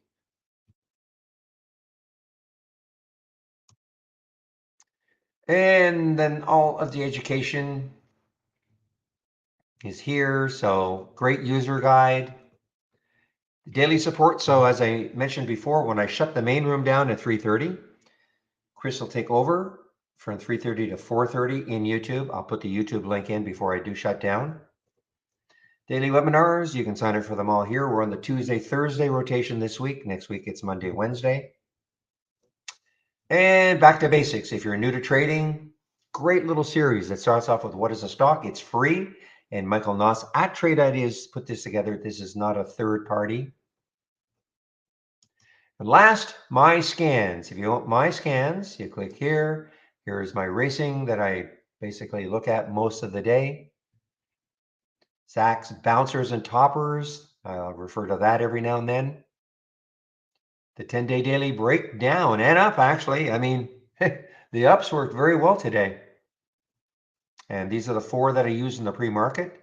The pre-market actives up or down, gap up or down. Okay. I see emails that come in and saying, hey, how come how come I didn't see this in the pre-market? Well, I'll almost guarantee that you'll see, if you use mine, you'll probably see just about everything you want to see. In the pre-market actives up and down. I cannot tell you why you're not seeing things in your scan. Okay, but I can almost, because every time somebody says something, because I see all these emails that come in and it says something like ABC stock didn't trigger for me. How come? And I look and I say, well, there it is, and my active's up. It could even be leading the list. So if you use mine, I almost guarantee you'll see them. So save my link. Then you can look at all of this anytime you want, including my scans and, of course, the education.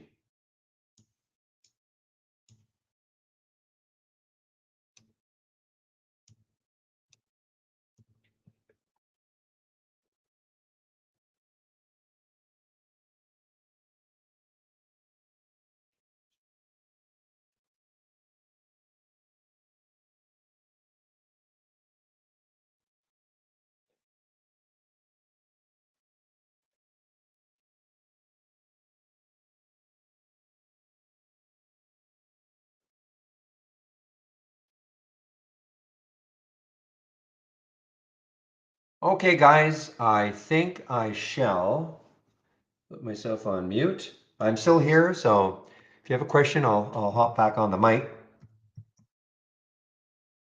Don't see any questions right now.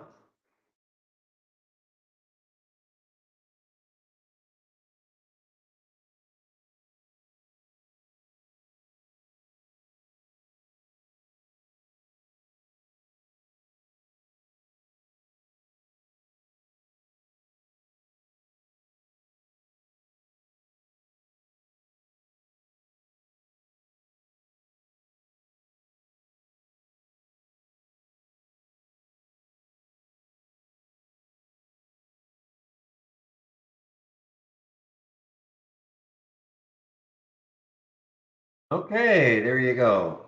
There are my little announcements. So I'm going to put myself on mute now. Okay, David, yeah, you have a great day too. Talking to somebody in our YouTube room.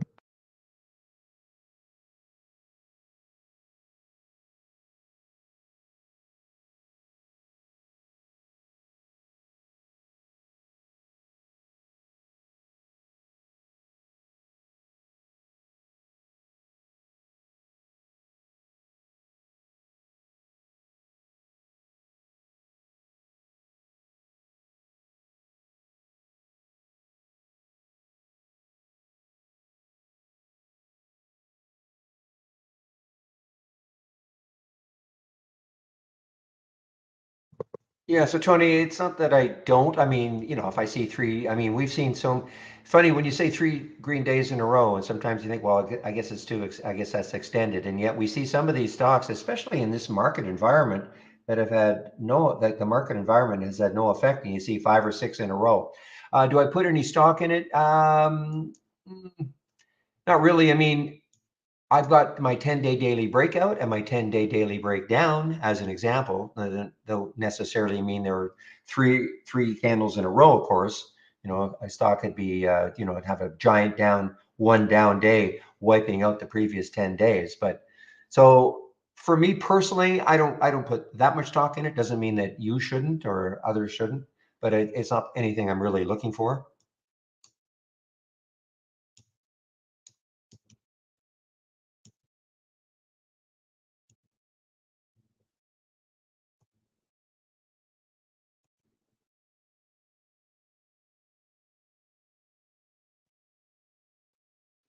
Boy, I've missed the boat on this target. TH. Really missed the boat on this one today.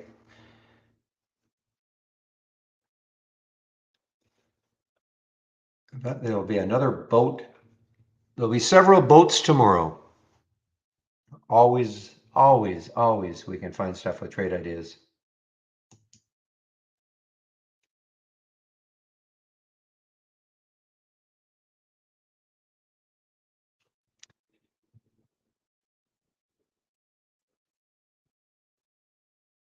Yeah, look at that relative volume. Now, I mean, this does not trade very much, but normally, but look at this relative volume. 38 million have traded, 1 million in the float.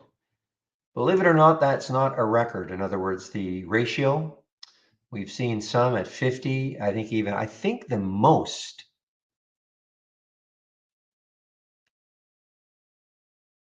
I probably missed the post. Yeah, Zach. What time was that? 1:34. Well, actually, it appeared here. What time was that? I mean, it appeared here at 10:03 at 8:33. And it didn't do very much for a long time.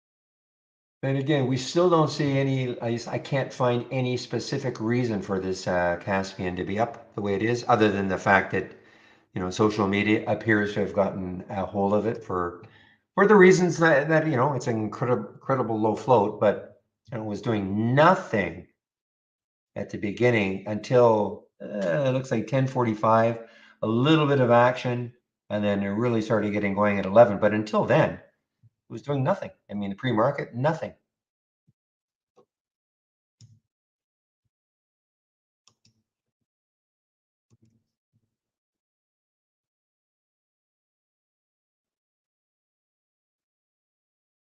It is, yes, a trade, yes, it is.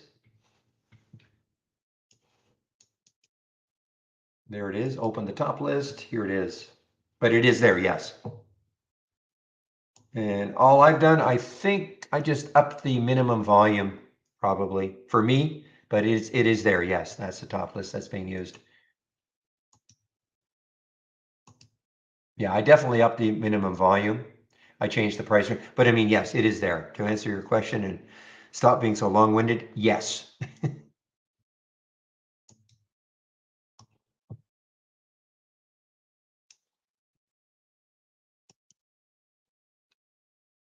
Yeah, so I think, in tandem, this could be, though I don't understand why KSPN continues here. It must be maybe the volume is just continuing to increase, increase, increase.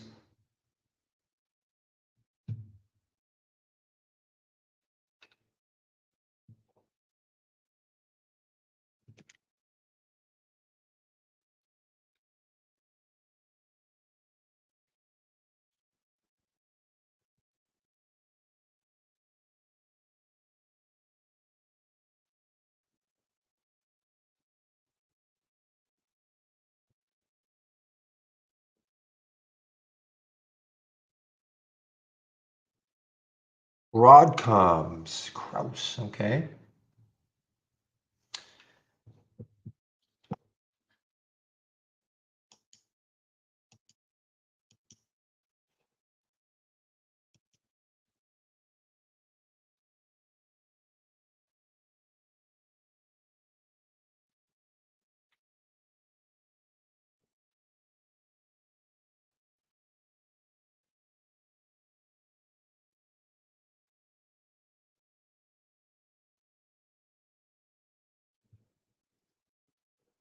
Okay, back on mute.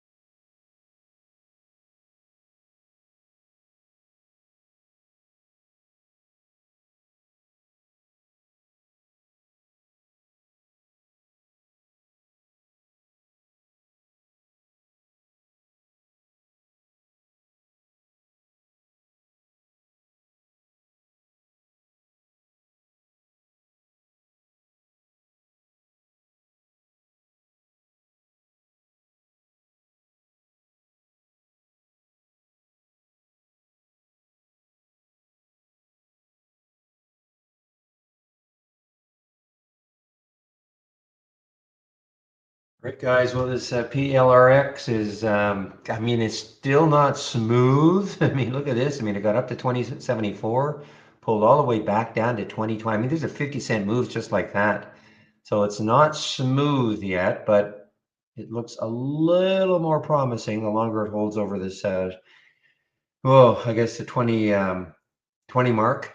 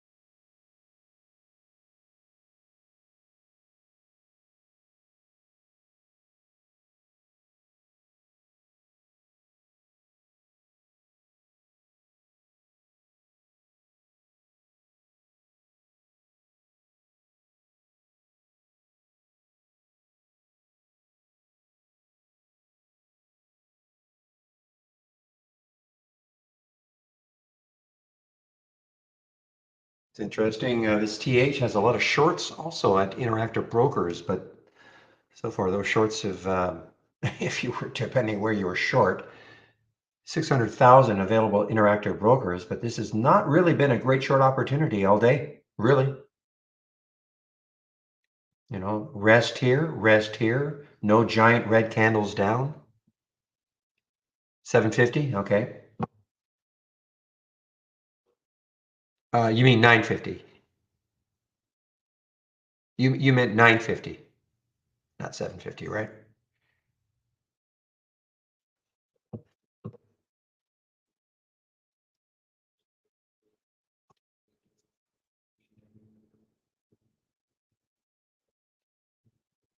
Just give me a moment, please.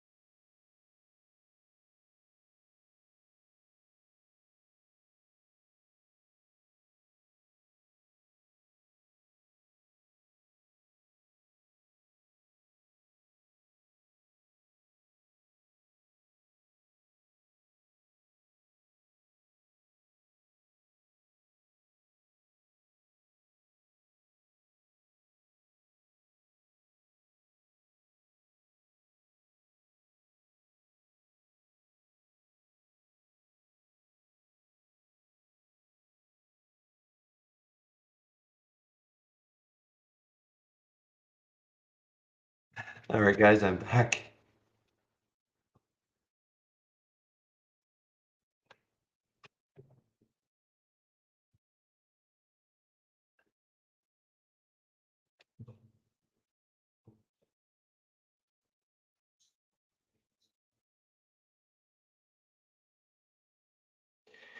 Well, I mean, the next high again is 993 on the monthly for TH. I can't see anything on the weekly, so I've got to go back way back here. This is back in 2019. Yeah, so 2019. So 3 years ago, this TH is approaching the 3 year ago high.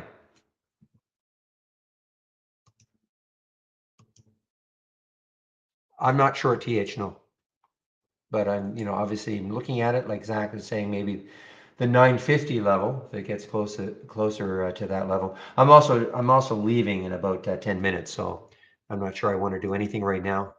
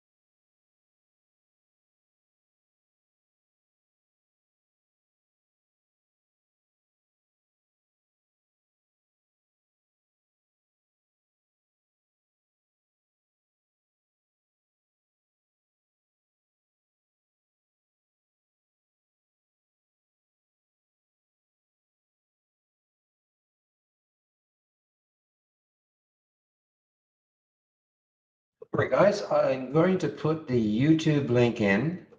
Chris is not there quite yet, but I'll put the YouTube link in now so you can head over there. Chris will probably be there in about 5 to 10 minutes. Oop, I had myself on mute there. So I'm going to put the YouTube link in.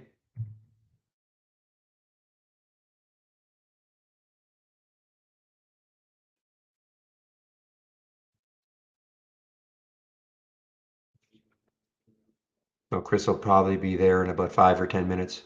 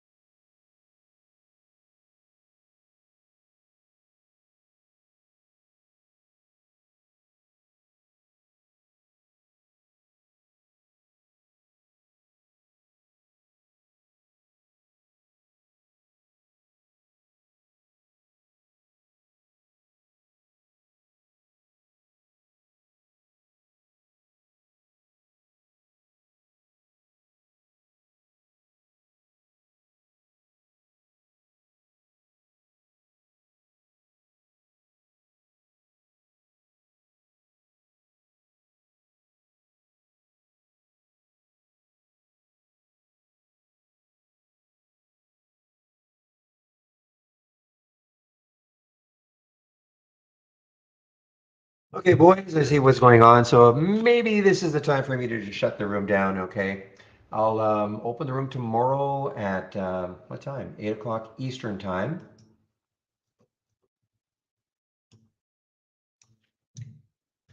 And I'm just talking in the main room. The YouTube room will be open, of course. So have a great evening, everyone. Let me get my script together. Yeah, have a great evening, everybody. And we will see you tomorrow at 8 o'clock Eastern time. Bye-bye. And of course, YouTube is still open, just waiting for Chris to show up.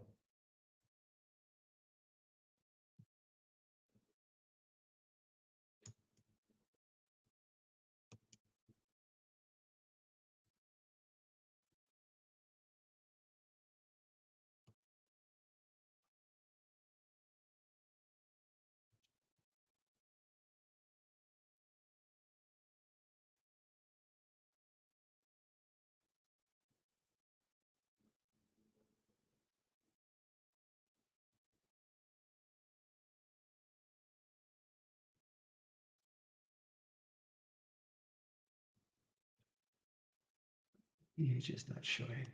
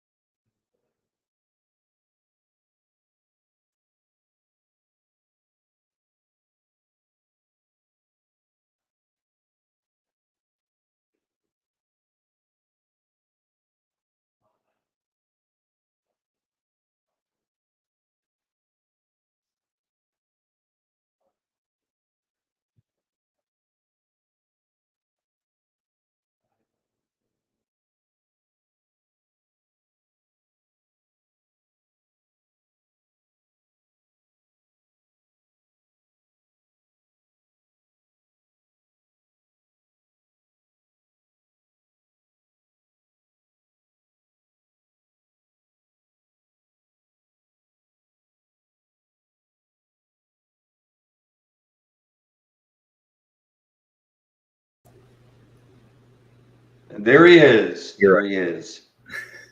So, are you crying in your soup? You have no idea right now. You know what I'm going to say, right? TH, I'm guessing. That's the one, yes. Yeah. I heard you talking about it at noon, and you weren't in it anymore. You got a little bit of profit out of it, and now, of course, it has just absolutely run away. Yep. Well, that's the way the cookie crumbles sometimes. Tomorrow the cookie will crumble in your favor. How's that? Look, I took an okay win on it all the same. It wasn't I took a good size position in it. So when I was up and it started to kind of fail at 8:30, I was like, I'm not messing around. So, Yeah. You take a good size position and you get 20 something cents, you can't really argue that. Although getting a dollar is much nicer. Yeah. Yeah, no kidding. I'm looking at it too because it's actually had a fair, I mean, it based for a long time. 1, 2, 3, 4, 5, 6, 7, 8, 9, 10, almost about 2.5 hours. And then at 12:15, it started to run. Had a little pause, but really no giant. I'm looking at a 15-minute chart, of course. Yep. Really no giant red candles down to whip you out of the trade. No, it was just like I said, when it couldn't, it just, it touched around 840 once and then twice. And on that second time up there, I stuck a limit order. I said, if it's going to fill me up there, then it's meant to be. And that's what happened. And I was like, all right. Right. And then it went 45 minutes before it, or an hour or a little more before it got to that level again. Yeah. So I was like, all right, well, win some, lose some. Some you just win more than others. That's all. But no, I just I came back from picking up the kiddo from camp, and I hadn't been paying attention to it. And I just happened to look up at the price alert on, and I was like, oh man, I should have looked at that price alert. Exactly. So let me swap that screen. Yeah. Which one are we looking at? Well, I mean, look at the three. Well, this being the third day, though. I mean, what a run it's been on. Well, that's exactly it. And you know what I talked about in the noon session was it had that run back in early mid-March, and then it ran sideways for a while, and then right at the end of June, it kind of felt like it was going to break out of that range, only to do what it's done in the last 3 days. Exactly.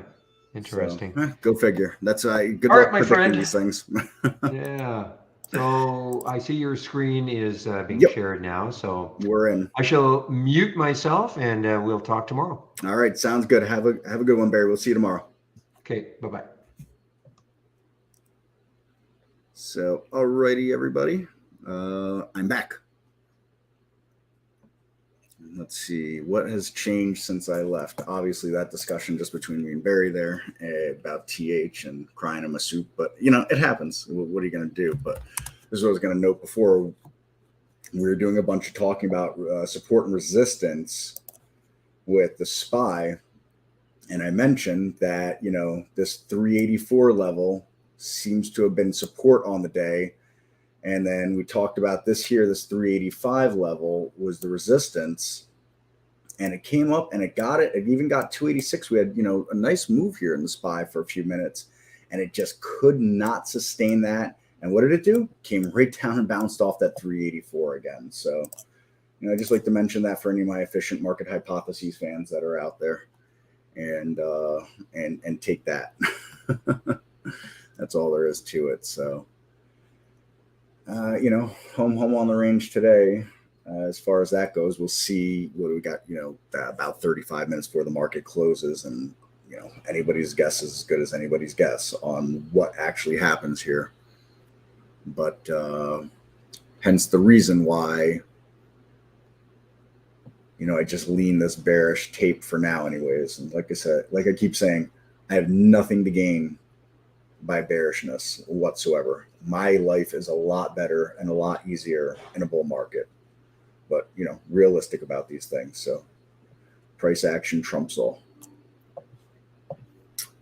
Good, Willow. How are you? We're hanging in there and all that stuff. I got a warm summer day over here. So aside from that, it was an okay day trading, and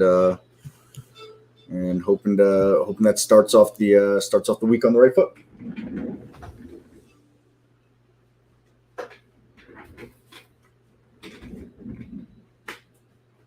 Excuse me one moment. Just grab a glass of water here. So I'm a little parched.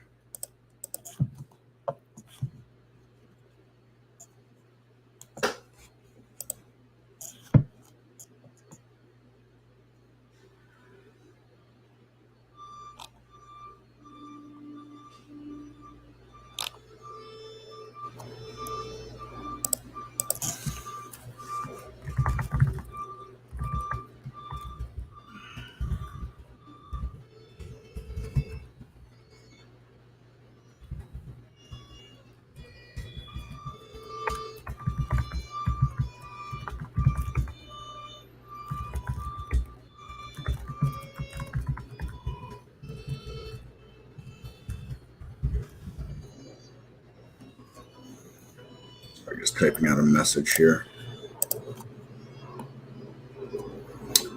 All right. Other than that, VERU went on to explode. I think this one was a lot harder to have held on through some of it than TH. But even this, look look at the size of these candles here on the daily chart. And so it's not something you're going in and grabbing a monster share size anyways, or at least I'm not. And I would say, coming down here and tagging just below that 14 level off of, I'm guessing that's about 1460 there. So 1450 and change maybe. I mean, not the worst there when you consider the range that this thing can trade, but really went on after that move, after that pullback there, really went on to explode. So, but things that make a trade like this tough for me anyways, to have held on through something like that, it catches this 8 EMA here and it closes below it once and twice, as a matter of fact, before recapturing on those 15-minute candles. And, the way I trade intraday, that would have not fly. That was not going to fly for me anyways. So, there's probably people that held on through that and did well with this today, or better than I did. But that's just not the reality of how I trade or my situation there. That's for sure.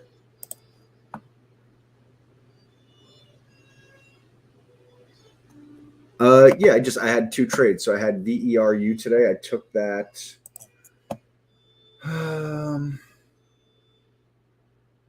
Where did I take it? I took it. Nope, not that candle. I took it on this candle here at about 1415, and then it pinged up there, and then pinged up here again. I closed it near the top of that candle there because I just didn't like that it couldn't bust through that level. So I don't know. It was only like a 17, 18, 19 cents winner. What was it? Hold on, give me a second. Look at my orders.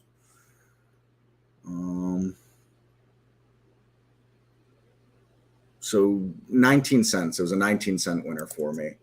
Of course, it goes on to make this piercing move there after I closed it. It is what it is, but then makes this big pullback there. And there's no way for me to anticipate all those things are going to happen. And like I continuously say, in this bear tape, when I'm up and I feel, nervous about giving back profit, I'm just not going to have it, especially after it had this candle came down here and it touched back towards my entry.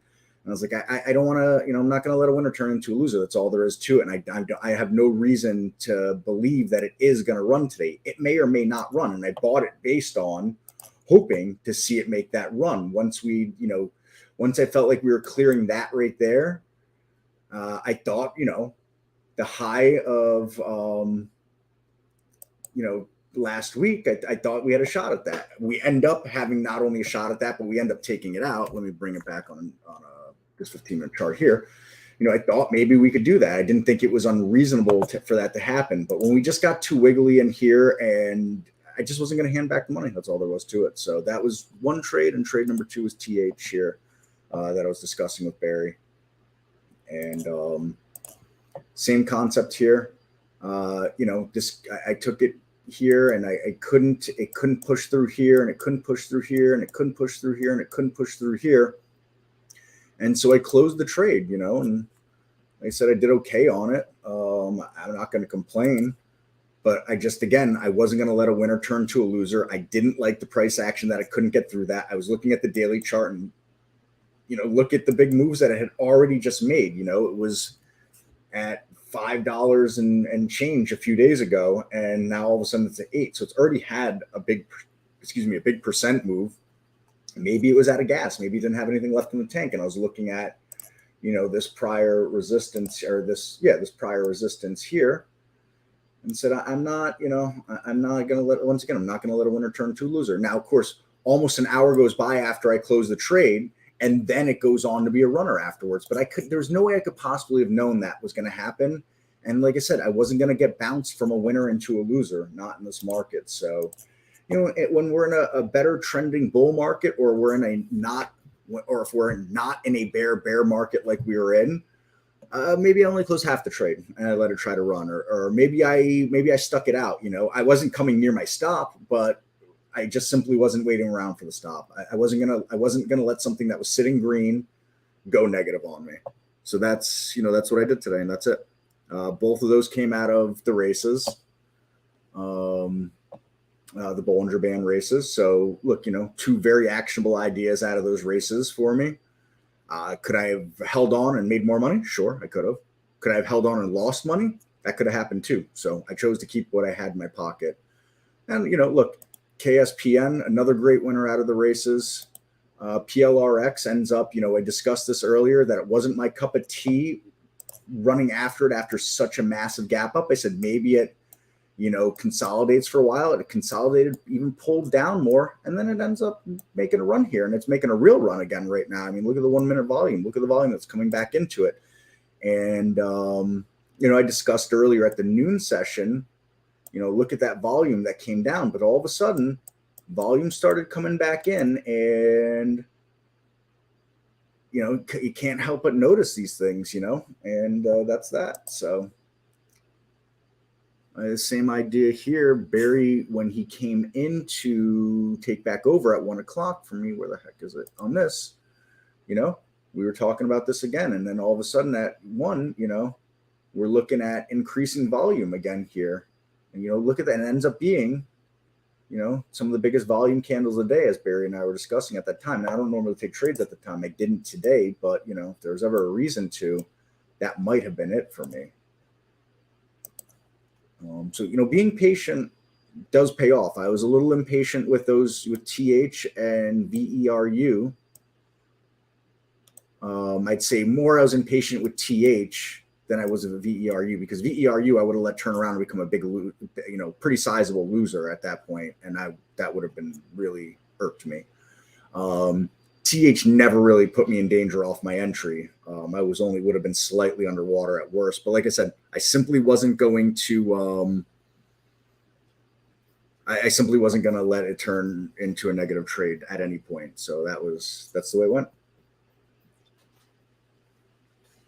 Plus, maybe it's just me, I don't know, but I find a lot of times Mondays are harder trading days for me. I do better Tuesday, Wednesday, Thursdays, and Fridays than I do Mondays always.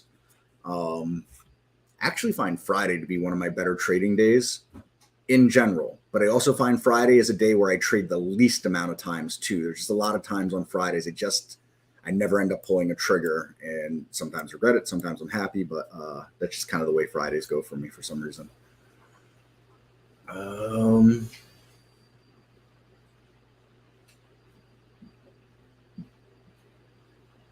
No, you're welcome, Roger. I think, 4 outcomes to every trade. Well, I guess 5, because we could call break even an outcome, although break even is mostly an unlikely outcome, generally speaking.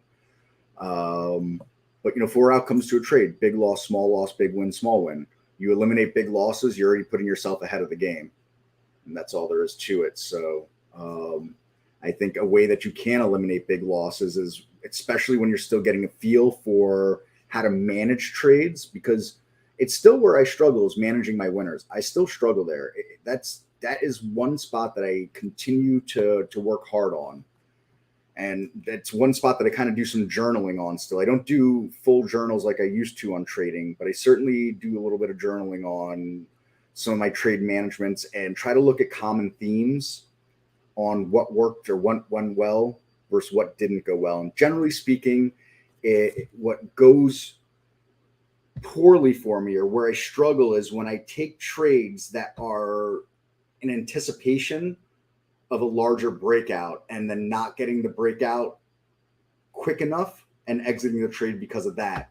And it cuts both ways.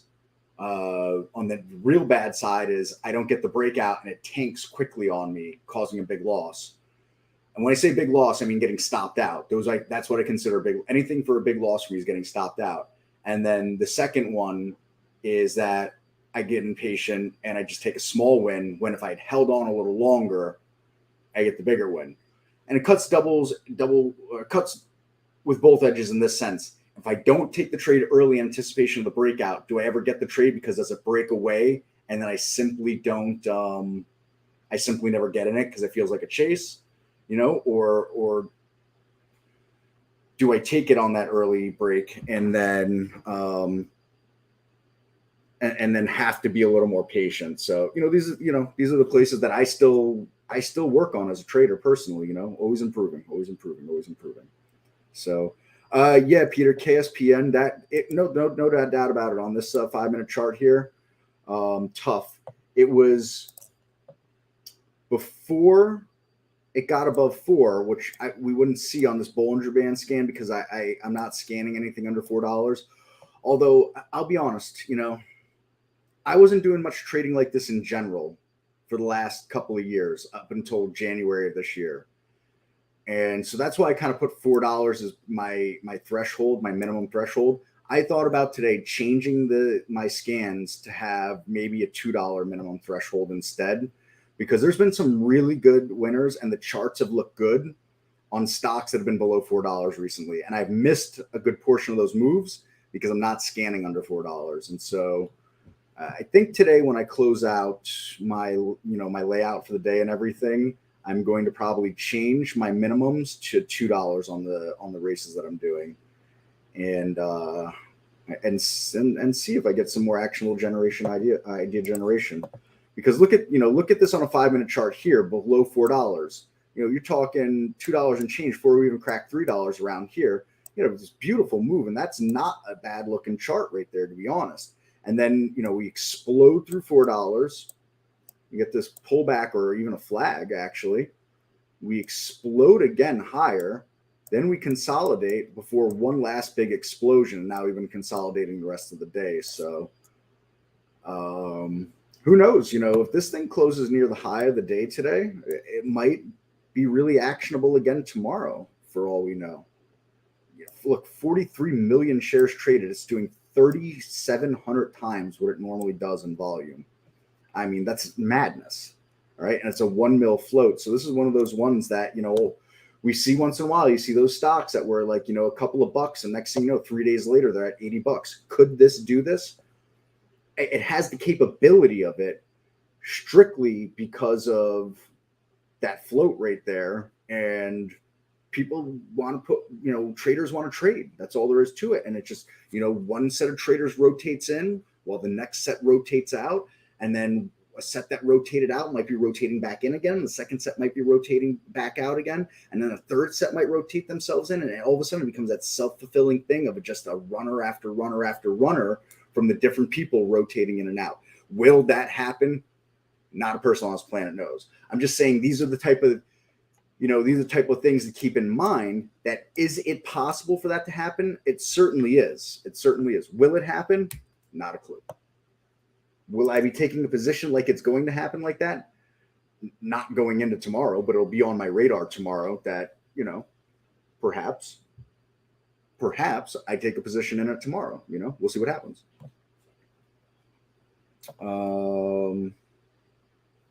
CPG book value. I don't know what book value means. Thursday and Friday it upgraded to 15.17. PE isn't. Yeah, I mean, I don't know what any of that stuff means. I understand what, PE means, but I don't know what book value means and all that stuff. So,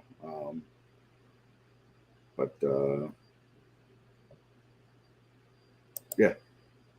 Can you please take a look at LWLG?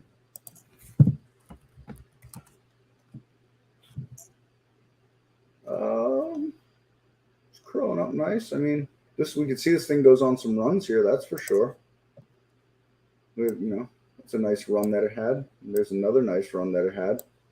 We also see that it can collapse, but although from where it is right now, it's not like it could make an epic collapse like that, or sizable collapse like that. So a lot of days up in a row here, but that doesn't mean anything, of course. So, but definitely something to watch and to note.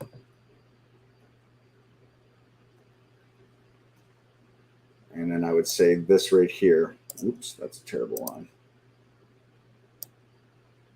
Look at that right there. So, you're getting rejected. Two things you have going on. One, it's below $10. So every dollar is going to be a big deal.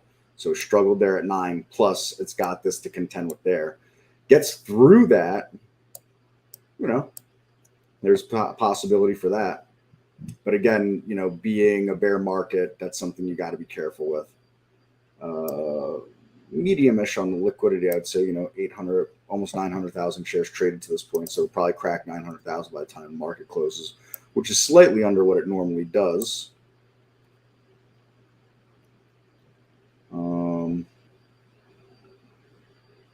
Okay, so that relative volume thing is an error there, and I'm dumb. I forgot. I have a bug in my single stock window. So hold on. What was that?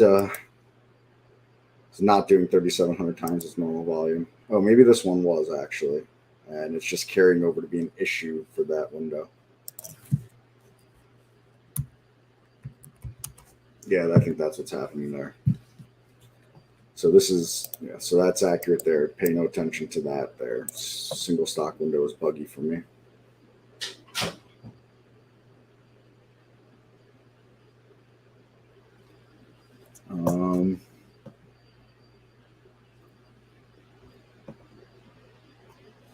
So yeah, I mean, and it gave up some right here after that move down. I mean, ideally, if you're looking, I don't know if you're looking day traded or swing traded or whatever, but on a swing trade entry, I'd love to see it get a little sideways action here for a day or two before trying to push back up. Because right now, for me, it's a chase as a swing trade. Going into tomorrow, if it closes strong and it has good price action, maybe we get some market action on our side, then possibly, you get a nice day trade out of it tomorrow is what I would say.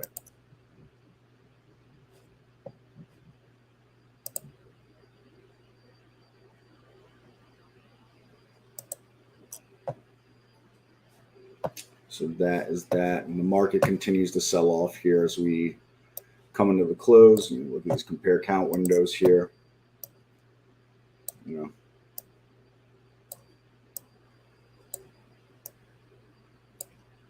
We're pretty flat on the new highs there, so we get a clear picture of what's going on here, and obviously going to be illustrated by the averages and the indexes here. So SPY just continues to drift down.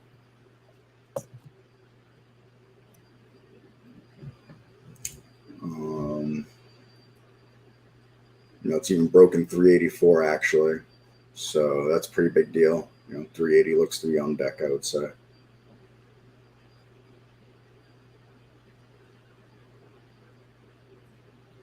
You got it, Raj. Happy to go over things like that. And then look at the Qs. So same thing here. Although the Qs have held their opening range on the day, we'll see if they can continue to do that. Because if they break it, you're looking down here at that 280 level again on the Qs.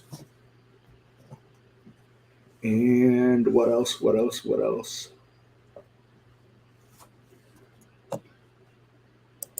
That's that. And so bringing over the sector analysis list here.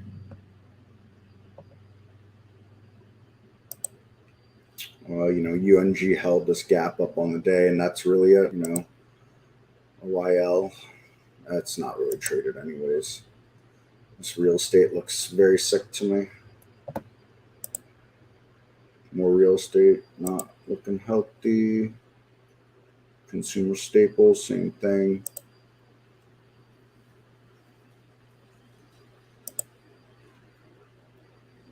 Well, oil's held on the day, anyways. Although I don't think energy stocks have held on the day. Curious, what is it? What do some of the bigger oil plays look like?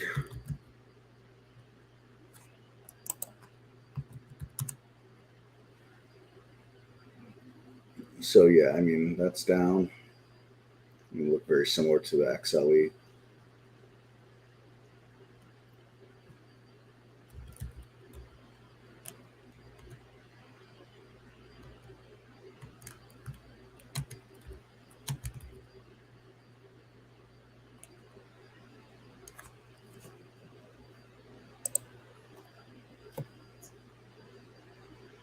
Some of these other energy plays all look pretty similar.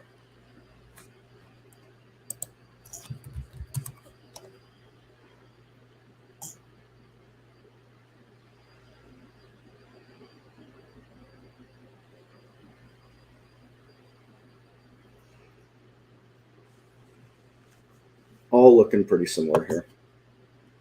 So we didn't look at the diamonds earlier today, so let's look at that. Same stuff. Doesn't look quite as bad or dramatic on the decline as the cues of the SPY, but all the same, pressure's being felt.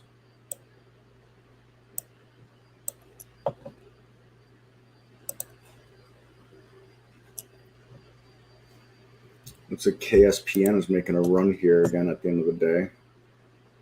Last couple of minutes, trying to anyways, curling off that little piece right there. So we'll see. Like I said, I would definitely keep that on the radar for tomorrow.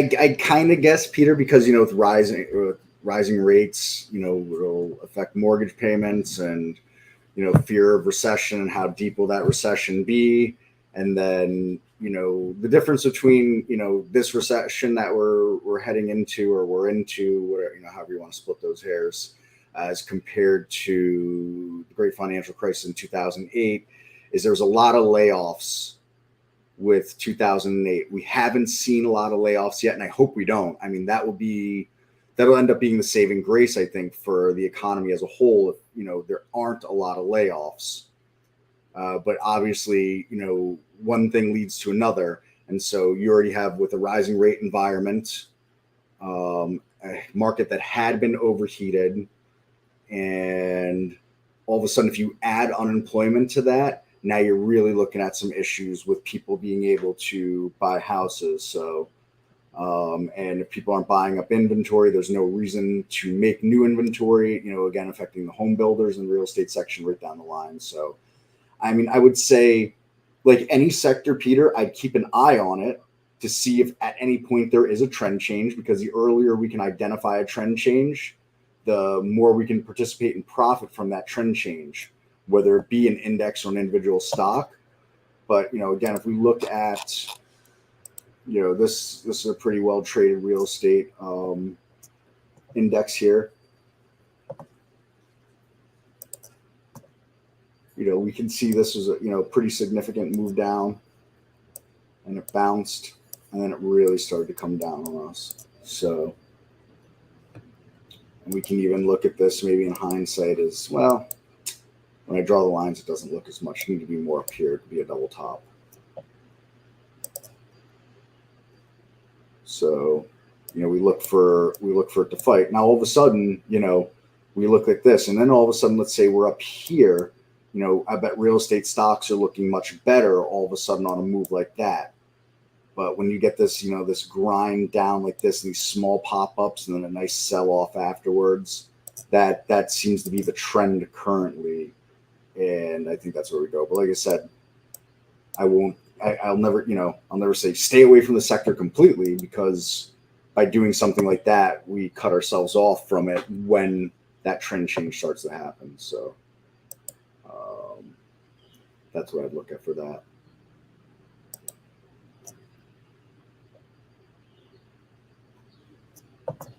So this is interesting here. Utilities, exploded at the beginning of towards the beginning of the year through spring, came off, bounced, and then really came off. But look at where they keep bouncing. Down this area here, right?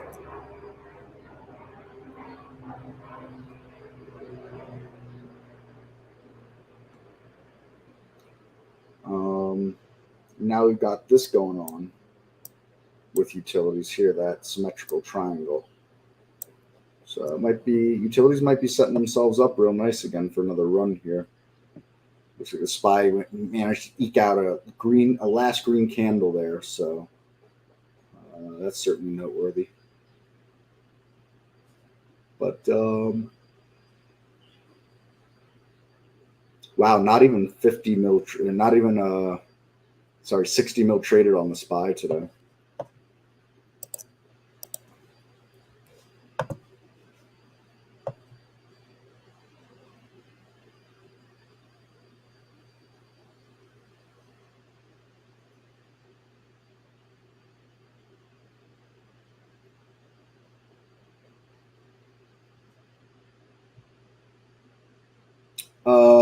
I think we've been in a recession. I think we've been in a recession since the beginning of February. That's my personal opinion. I think the recession started when I started seeing huge spikes in cost of living. I compare my I compare my energy bill from last year to this year. I compare what I spent on gas from year to year. I compare what I spent on food from year to year. I mean, every one of those was up quite a bit. And, I think people have this big misconception on how many people really live paycheck to paycheck, and that it's probably far more than 50% of this country lives paycheck to paycheck. And you start sticking things like that down the throats of people living paycheck to paycheck, how can we not be in a recession? And I mean, that stuff happens quick, for those people. So, and I was one of those people for a very, very, very long time, in that position. So I think I have a bit of a different take and a different feel than economists who have literally never worked a day in their lives, that just write a bunch of policy that they don't even understand. And I don't think the entire country is in a recession. I maintain that there are sections of the country in recession and sectors that are in recessions. People in, more technology related things are getting hit much harder than, the hands-on labor of the world and the country.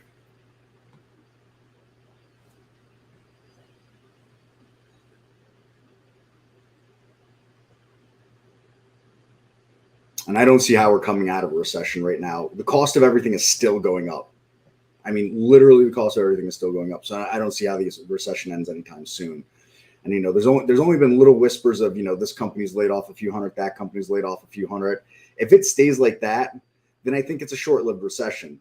We start seeing big layoffs, all of a sudden you see Verizon's laid off 1,500 people, Apple's laid off, 1,700 people, IBM's laid off 400 people. You start seeing headlines like that, you better believe that stuff will tick just like that instantly. And there won't be any hiding that with any fudge numbers like they do with the CPI numbers or anything else.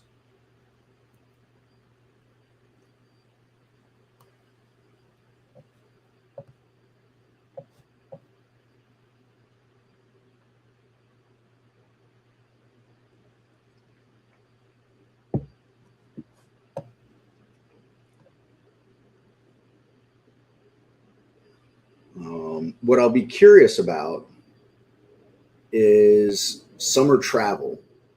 I used to live in a tourist trap area. I grew up in a tourist trap area of New York. And I'll say since about 2002 or 3, every year that area has become a little less busy. right up until the pandemic, actually, because people wanted to get away from all the cities and even the suburbs of the cities. People were fleeing it for that area and north of it. And it's become very busy over the last couple of years. However, that area is extremely reliant on kids coming over from Europe to work all the restaurants and hotels. And they simply cannot get those kids in like they were. So many of those restaurants that would never close for one day during the main season and all that, they're closing Mondays and Tuesdays because they don't have enough employees to run the places. So even though those areas are packed with more people than they've ever been, hotels can't keep up with the turnover and demand. Restaurants cannot keep up. They also they can't stock food like they were because the supply chains are not running like they're supposed to for food up there. So people that I know that run restaurants and hotels up there that I've known, for 15, 20, 25, 27, 28, 29 years, they are not, even though there's a boom of people, they're not seeing booming revenues whatsoever. And so that's, an interesting note to have, that sure, people are traveling, but they're probably renting more houses and going to supermarkets more. And they're not going out to eat. They're not going to the amusement parks. They're not going and getting the ice cream at the end of the night. They're not, going to the touristy events and things like that nearly as much as they had 25 years ago. So, these are all things that I look at and consider and when I make my own assessments of things. But now we've gotten way off topic of things.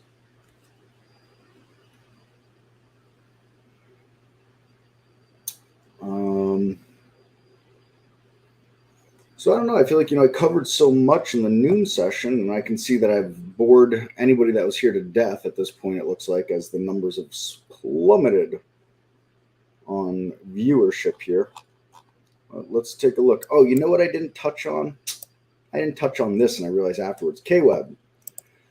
So it looks like China might be breaking down, and that was a short-lived trend change and what we would call a secondary trend off the primary trend. So, our primary trend down.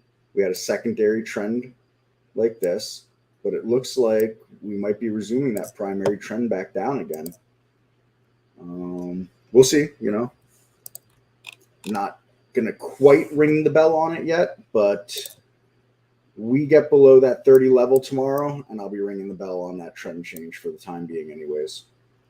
And that's kind of the area that I said. I think I said something like 28. We really had to hold 28, but I feel like if we crack 30, we're headed back to 25 again on the K-Web. Now, last week when K-Web started getting wobbly, FXI didn't look quite as bad, but today it caught right back up. And that's that. So we'll see. But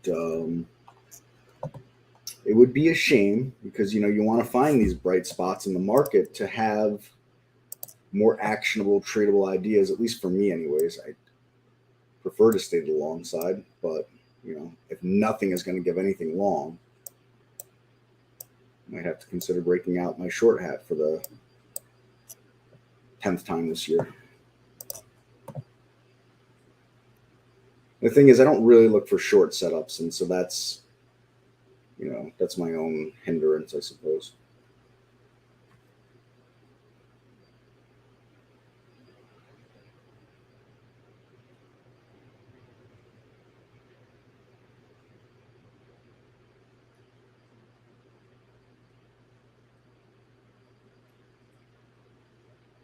A CEO said that his company pays about $15 an hour with AC and breaks, and those that hire my temp service leave for lunch and don't return from lunch. I wonder what they're going and doing.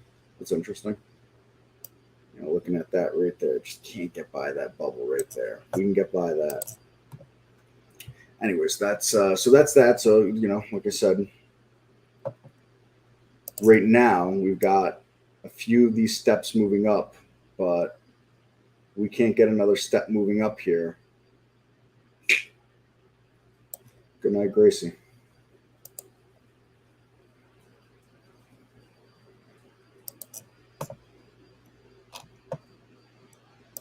let's see.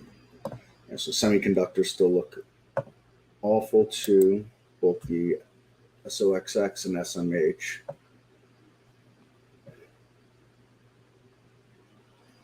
Uranium had a short-lived pop for last week.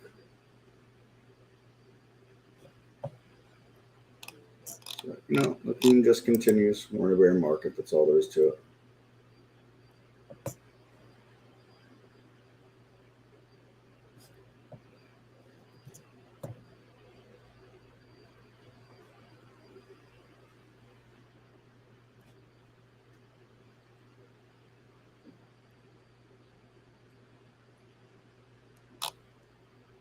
Now, interesting on the strength alerts here, we were discussing earlier how the scores on these were all, I think the highest was 82. We've got a few that look a little better now, 84, 84, 84, and an 89. So a little nicer there.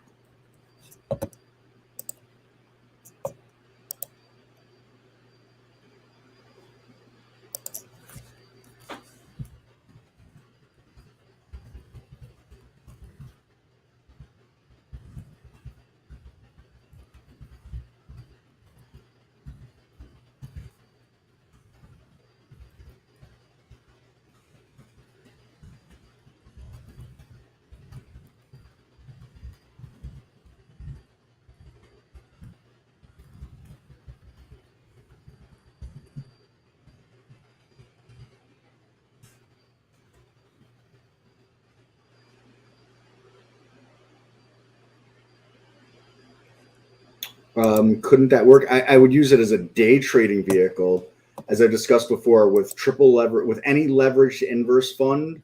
First off, with any inverse fund, and especially leverage inverse funds, you have to worry about decay, price decay. So, if we look back on these things, well, this is a bull. I'm sorry, I thought you were looking at a bear inverse for that. But, yeah, could it work? If we got into a bull market, it could work. But we're anything but a bull market right now. I mean, look at that right here.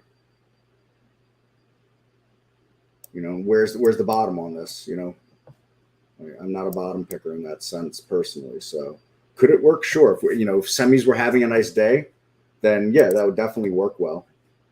But semi's got to be having a nice day. They haven't really had any nice days in quite a while. This green candle here was a gap down in reverse. It had this move here, but after that move there, and this move here was wiped out pretty quickly and then continued to be wiped out afterwards. So, but yeah, I mean, if semis have a nice day, sure, there could be a day trade there. I was going to say, when I thought this was an inverse, I just, for some reason, I surmised while I was talking about semis, in rough shape, you were looking at an inverse. And you just have to worry about price decay with inverses. For example, like the VXX is a good example of this. If we zoom back out, the VXX has never been, at these levels. It's never actually been there. It gets rebalanced because otherwise it would go to zero.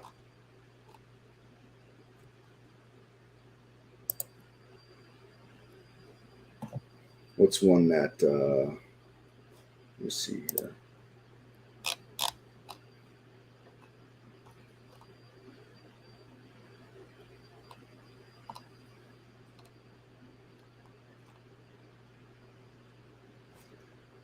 LABU. No, that's a bull. SSRF. That's the bear. So, when we look at something like this,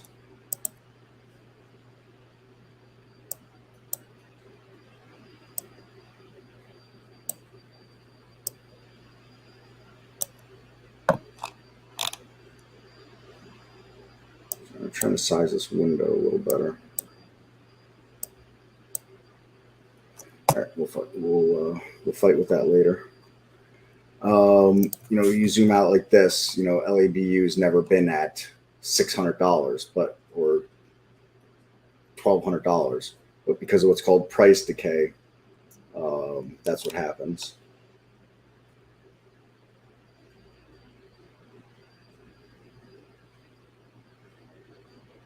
I mean, it's certainly something someone could do.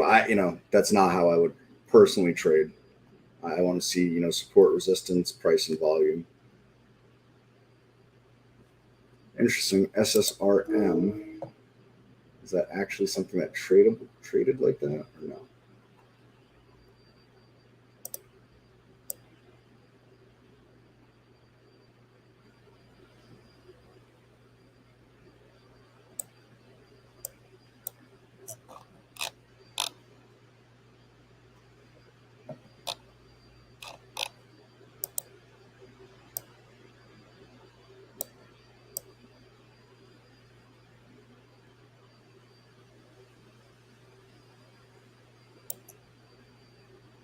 Sorry, I'm just messing with some sizing issues I have going on here. No, so all right, that was just some nonsense late print, it looks like.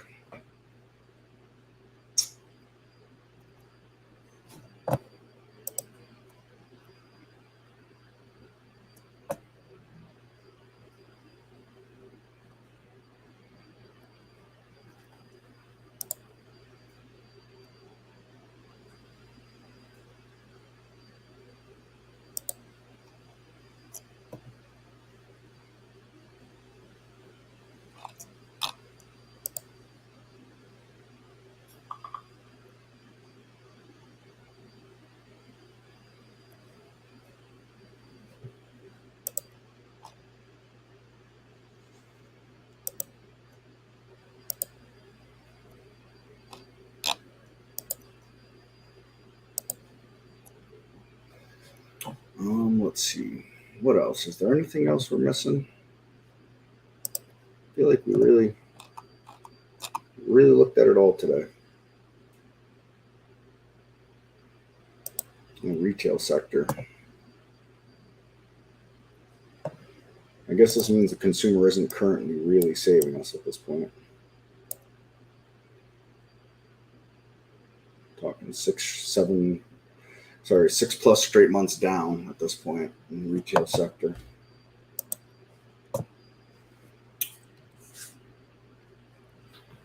I think, like I said, just going to live in the day trading world for now. I do long for the days of a bull market right now. And we're only a few months into a bear market. It gets tiresome. Let's look at some of these winners from the day. ABEO. Not really anything going on there. So there's the LWLG. That came through one of my races today.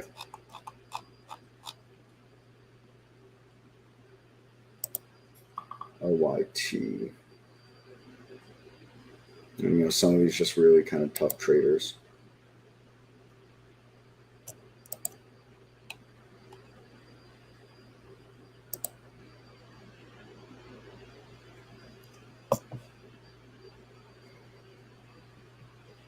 AVDL with a little end of the day move here. So continuing that little trend upwards that's got some heavy volume poured into it too. PRPH. No, nothing there.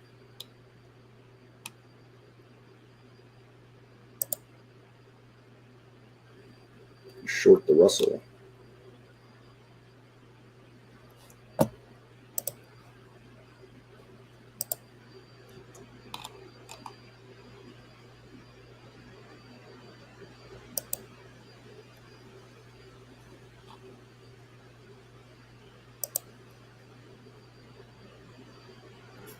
Why the big move in PL? No idea.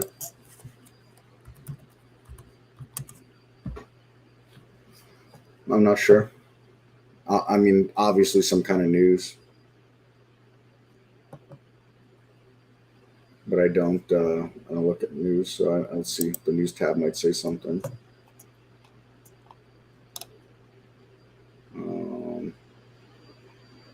treatment for idiopathic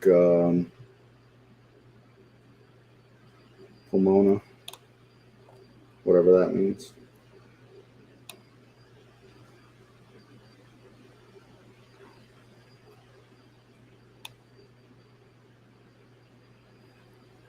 So yeah, some kind of drug news that came out.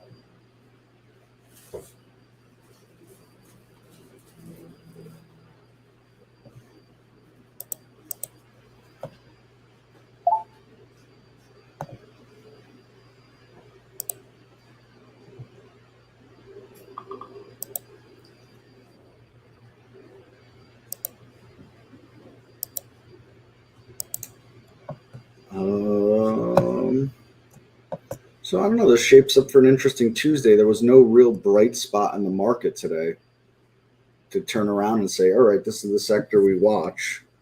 The closest would be natural gas, but even that doesn't really feel like a whole lot. So we'll have to see. We'll have to see for what we call turnaround Tuesday. AMC, is that making moves in the after hours? It's just there. It looks like it's just there.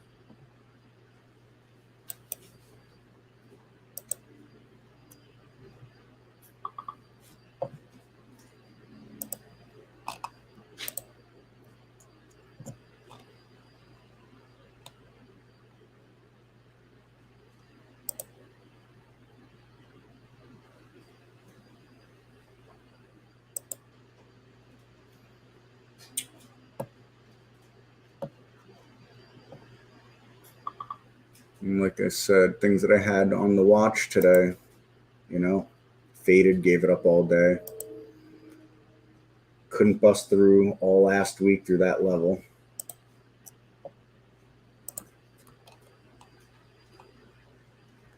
Bang, bang, bang, bang, and then just gave it up.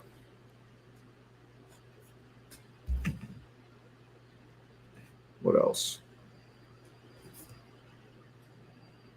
What else? What else? What else? ORMP, this made a big move last week, no? Yep. So another move here today. Gap down and reversed the whole day. Gap down, opening 5-minute candle down, opening 2 5-minute candles down, and then just fought back the rest of the day. So this could certainly be something to watch for tomorrow. 35 mil in the float, so that's definitely noteworthy.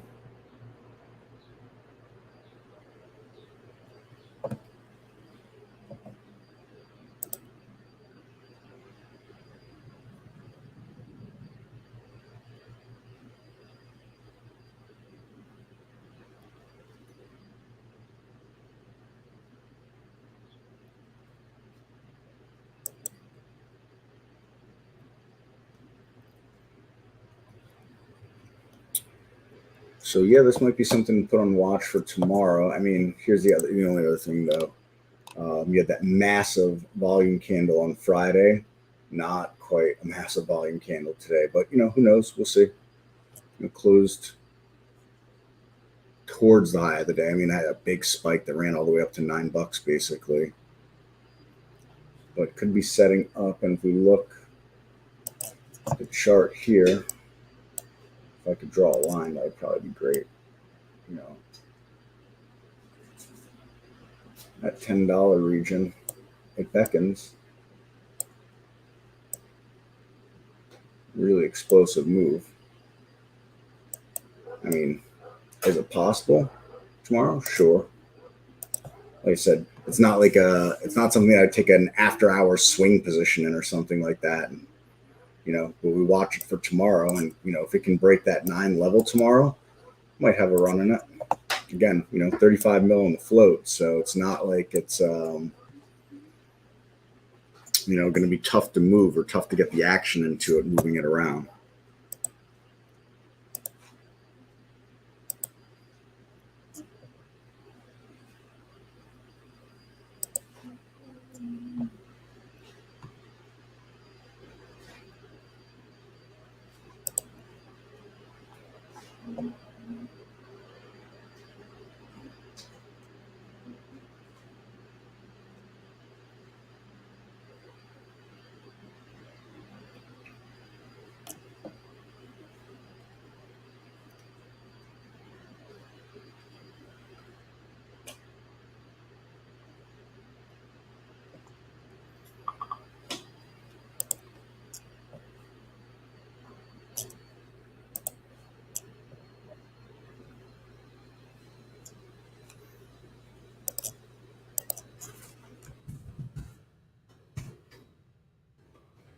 All right, I'm running out of steam here, everybody. You know what I haven't looked at in days? Just gotta know. What's the GME game doing? Gang doing? GME. They had that announcement they're going to make the split. So that's holding up all right. You know, the symmetrical triangle here held this base down in here. Gee, you know, on a technical, technically speaking, it's hard not to like it up of, up above this 130 area to make a little bit of a run again. I'm certainly not going to be trading it, but can't help but look at it.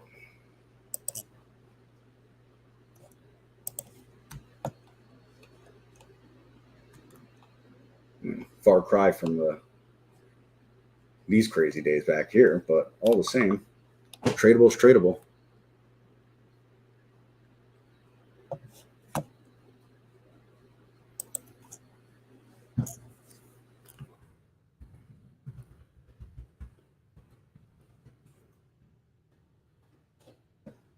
Same for AMC. Oops, not MC. MC Hammer. Okay. MC. Let's try this for a third time. There we go. You know, hard to not note. It's kind of a little base. It's lipping up that it's put in. Now, this is something I'd be more likely to trade. Certainly no diamond hands on none of that nonsense. But, look, we see what this thing can do. That's for sure. If the crowd gets a hold of it, and everybody's going to keep watching these things for now, as long as they're as liquid as they are and the action's based around them. People got to trade.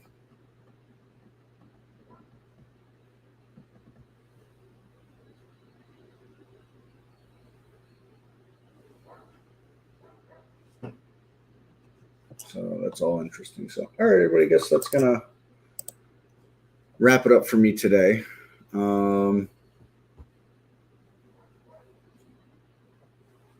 It's a bear market. That's all, that's the theme I'm leaving with us with every day right now. Cookies on the table, take them when they're there. Don't hold on for more money if you don't have a reason to, especially if you're trading versus investing, big difference between the two of them. I'm speaking more of trading, and if you're up in a trade and you're unsure, nobody ever went broke from taking profits. That's for sure. The only people that go broke from taking profits are those that also trade without stops. That equals small wins and big losses. That'll kill you for sure. But aside from that, nobody ever went broke from taking profits. So just be careful. That's all there is to it. Each day, going to be something new. Like I said, we've got Fed is next week, I think. We got CPI this week. Maybe there's some job numbers that are to come out soon too as well. So, just be careful trading. It's a summer market. There's plenty of alpha day trading wise, and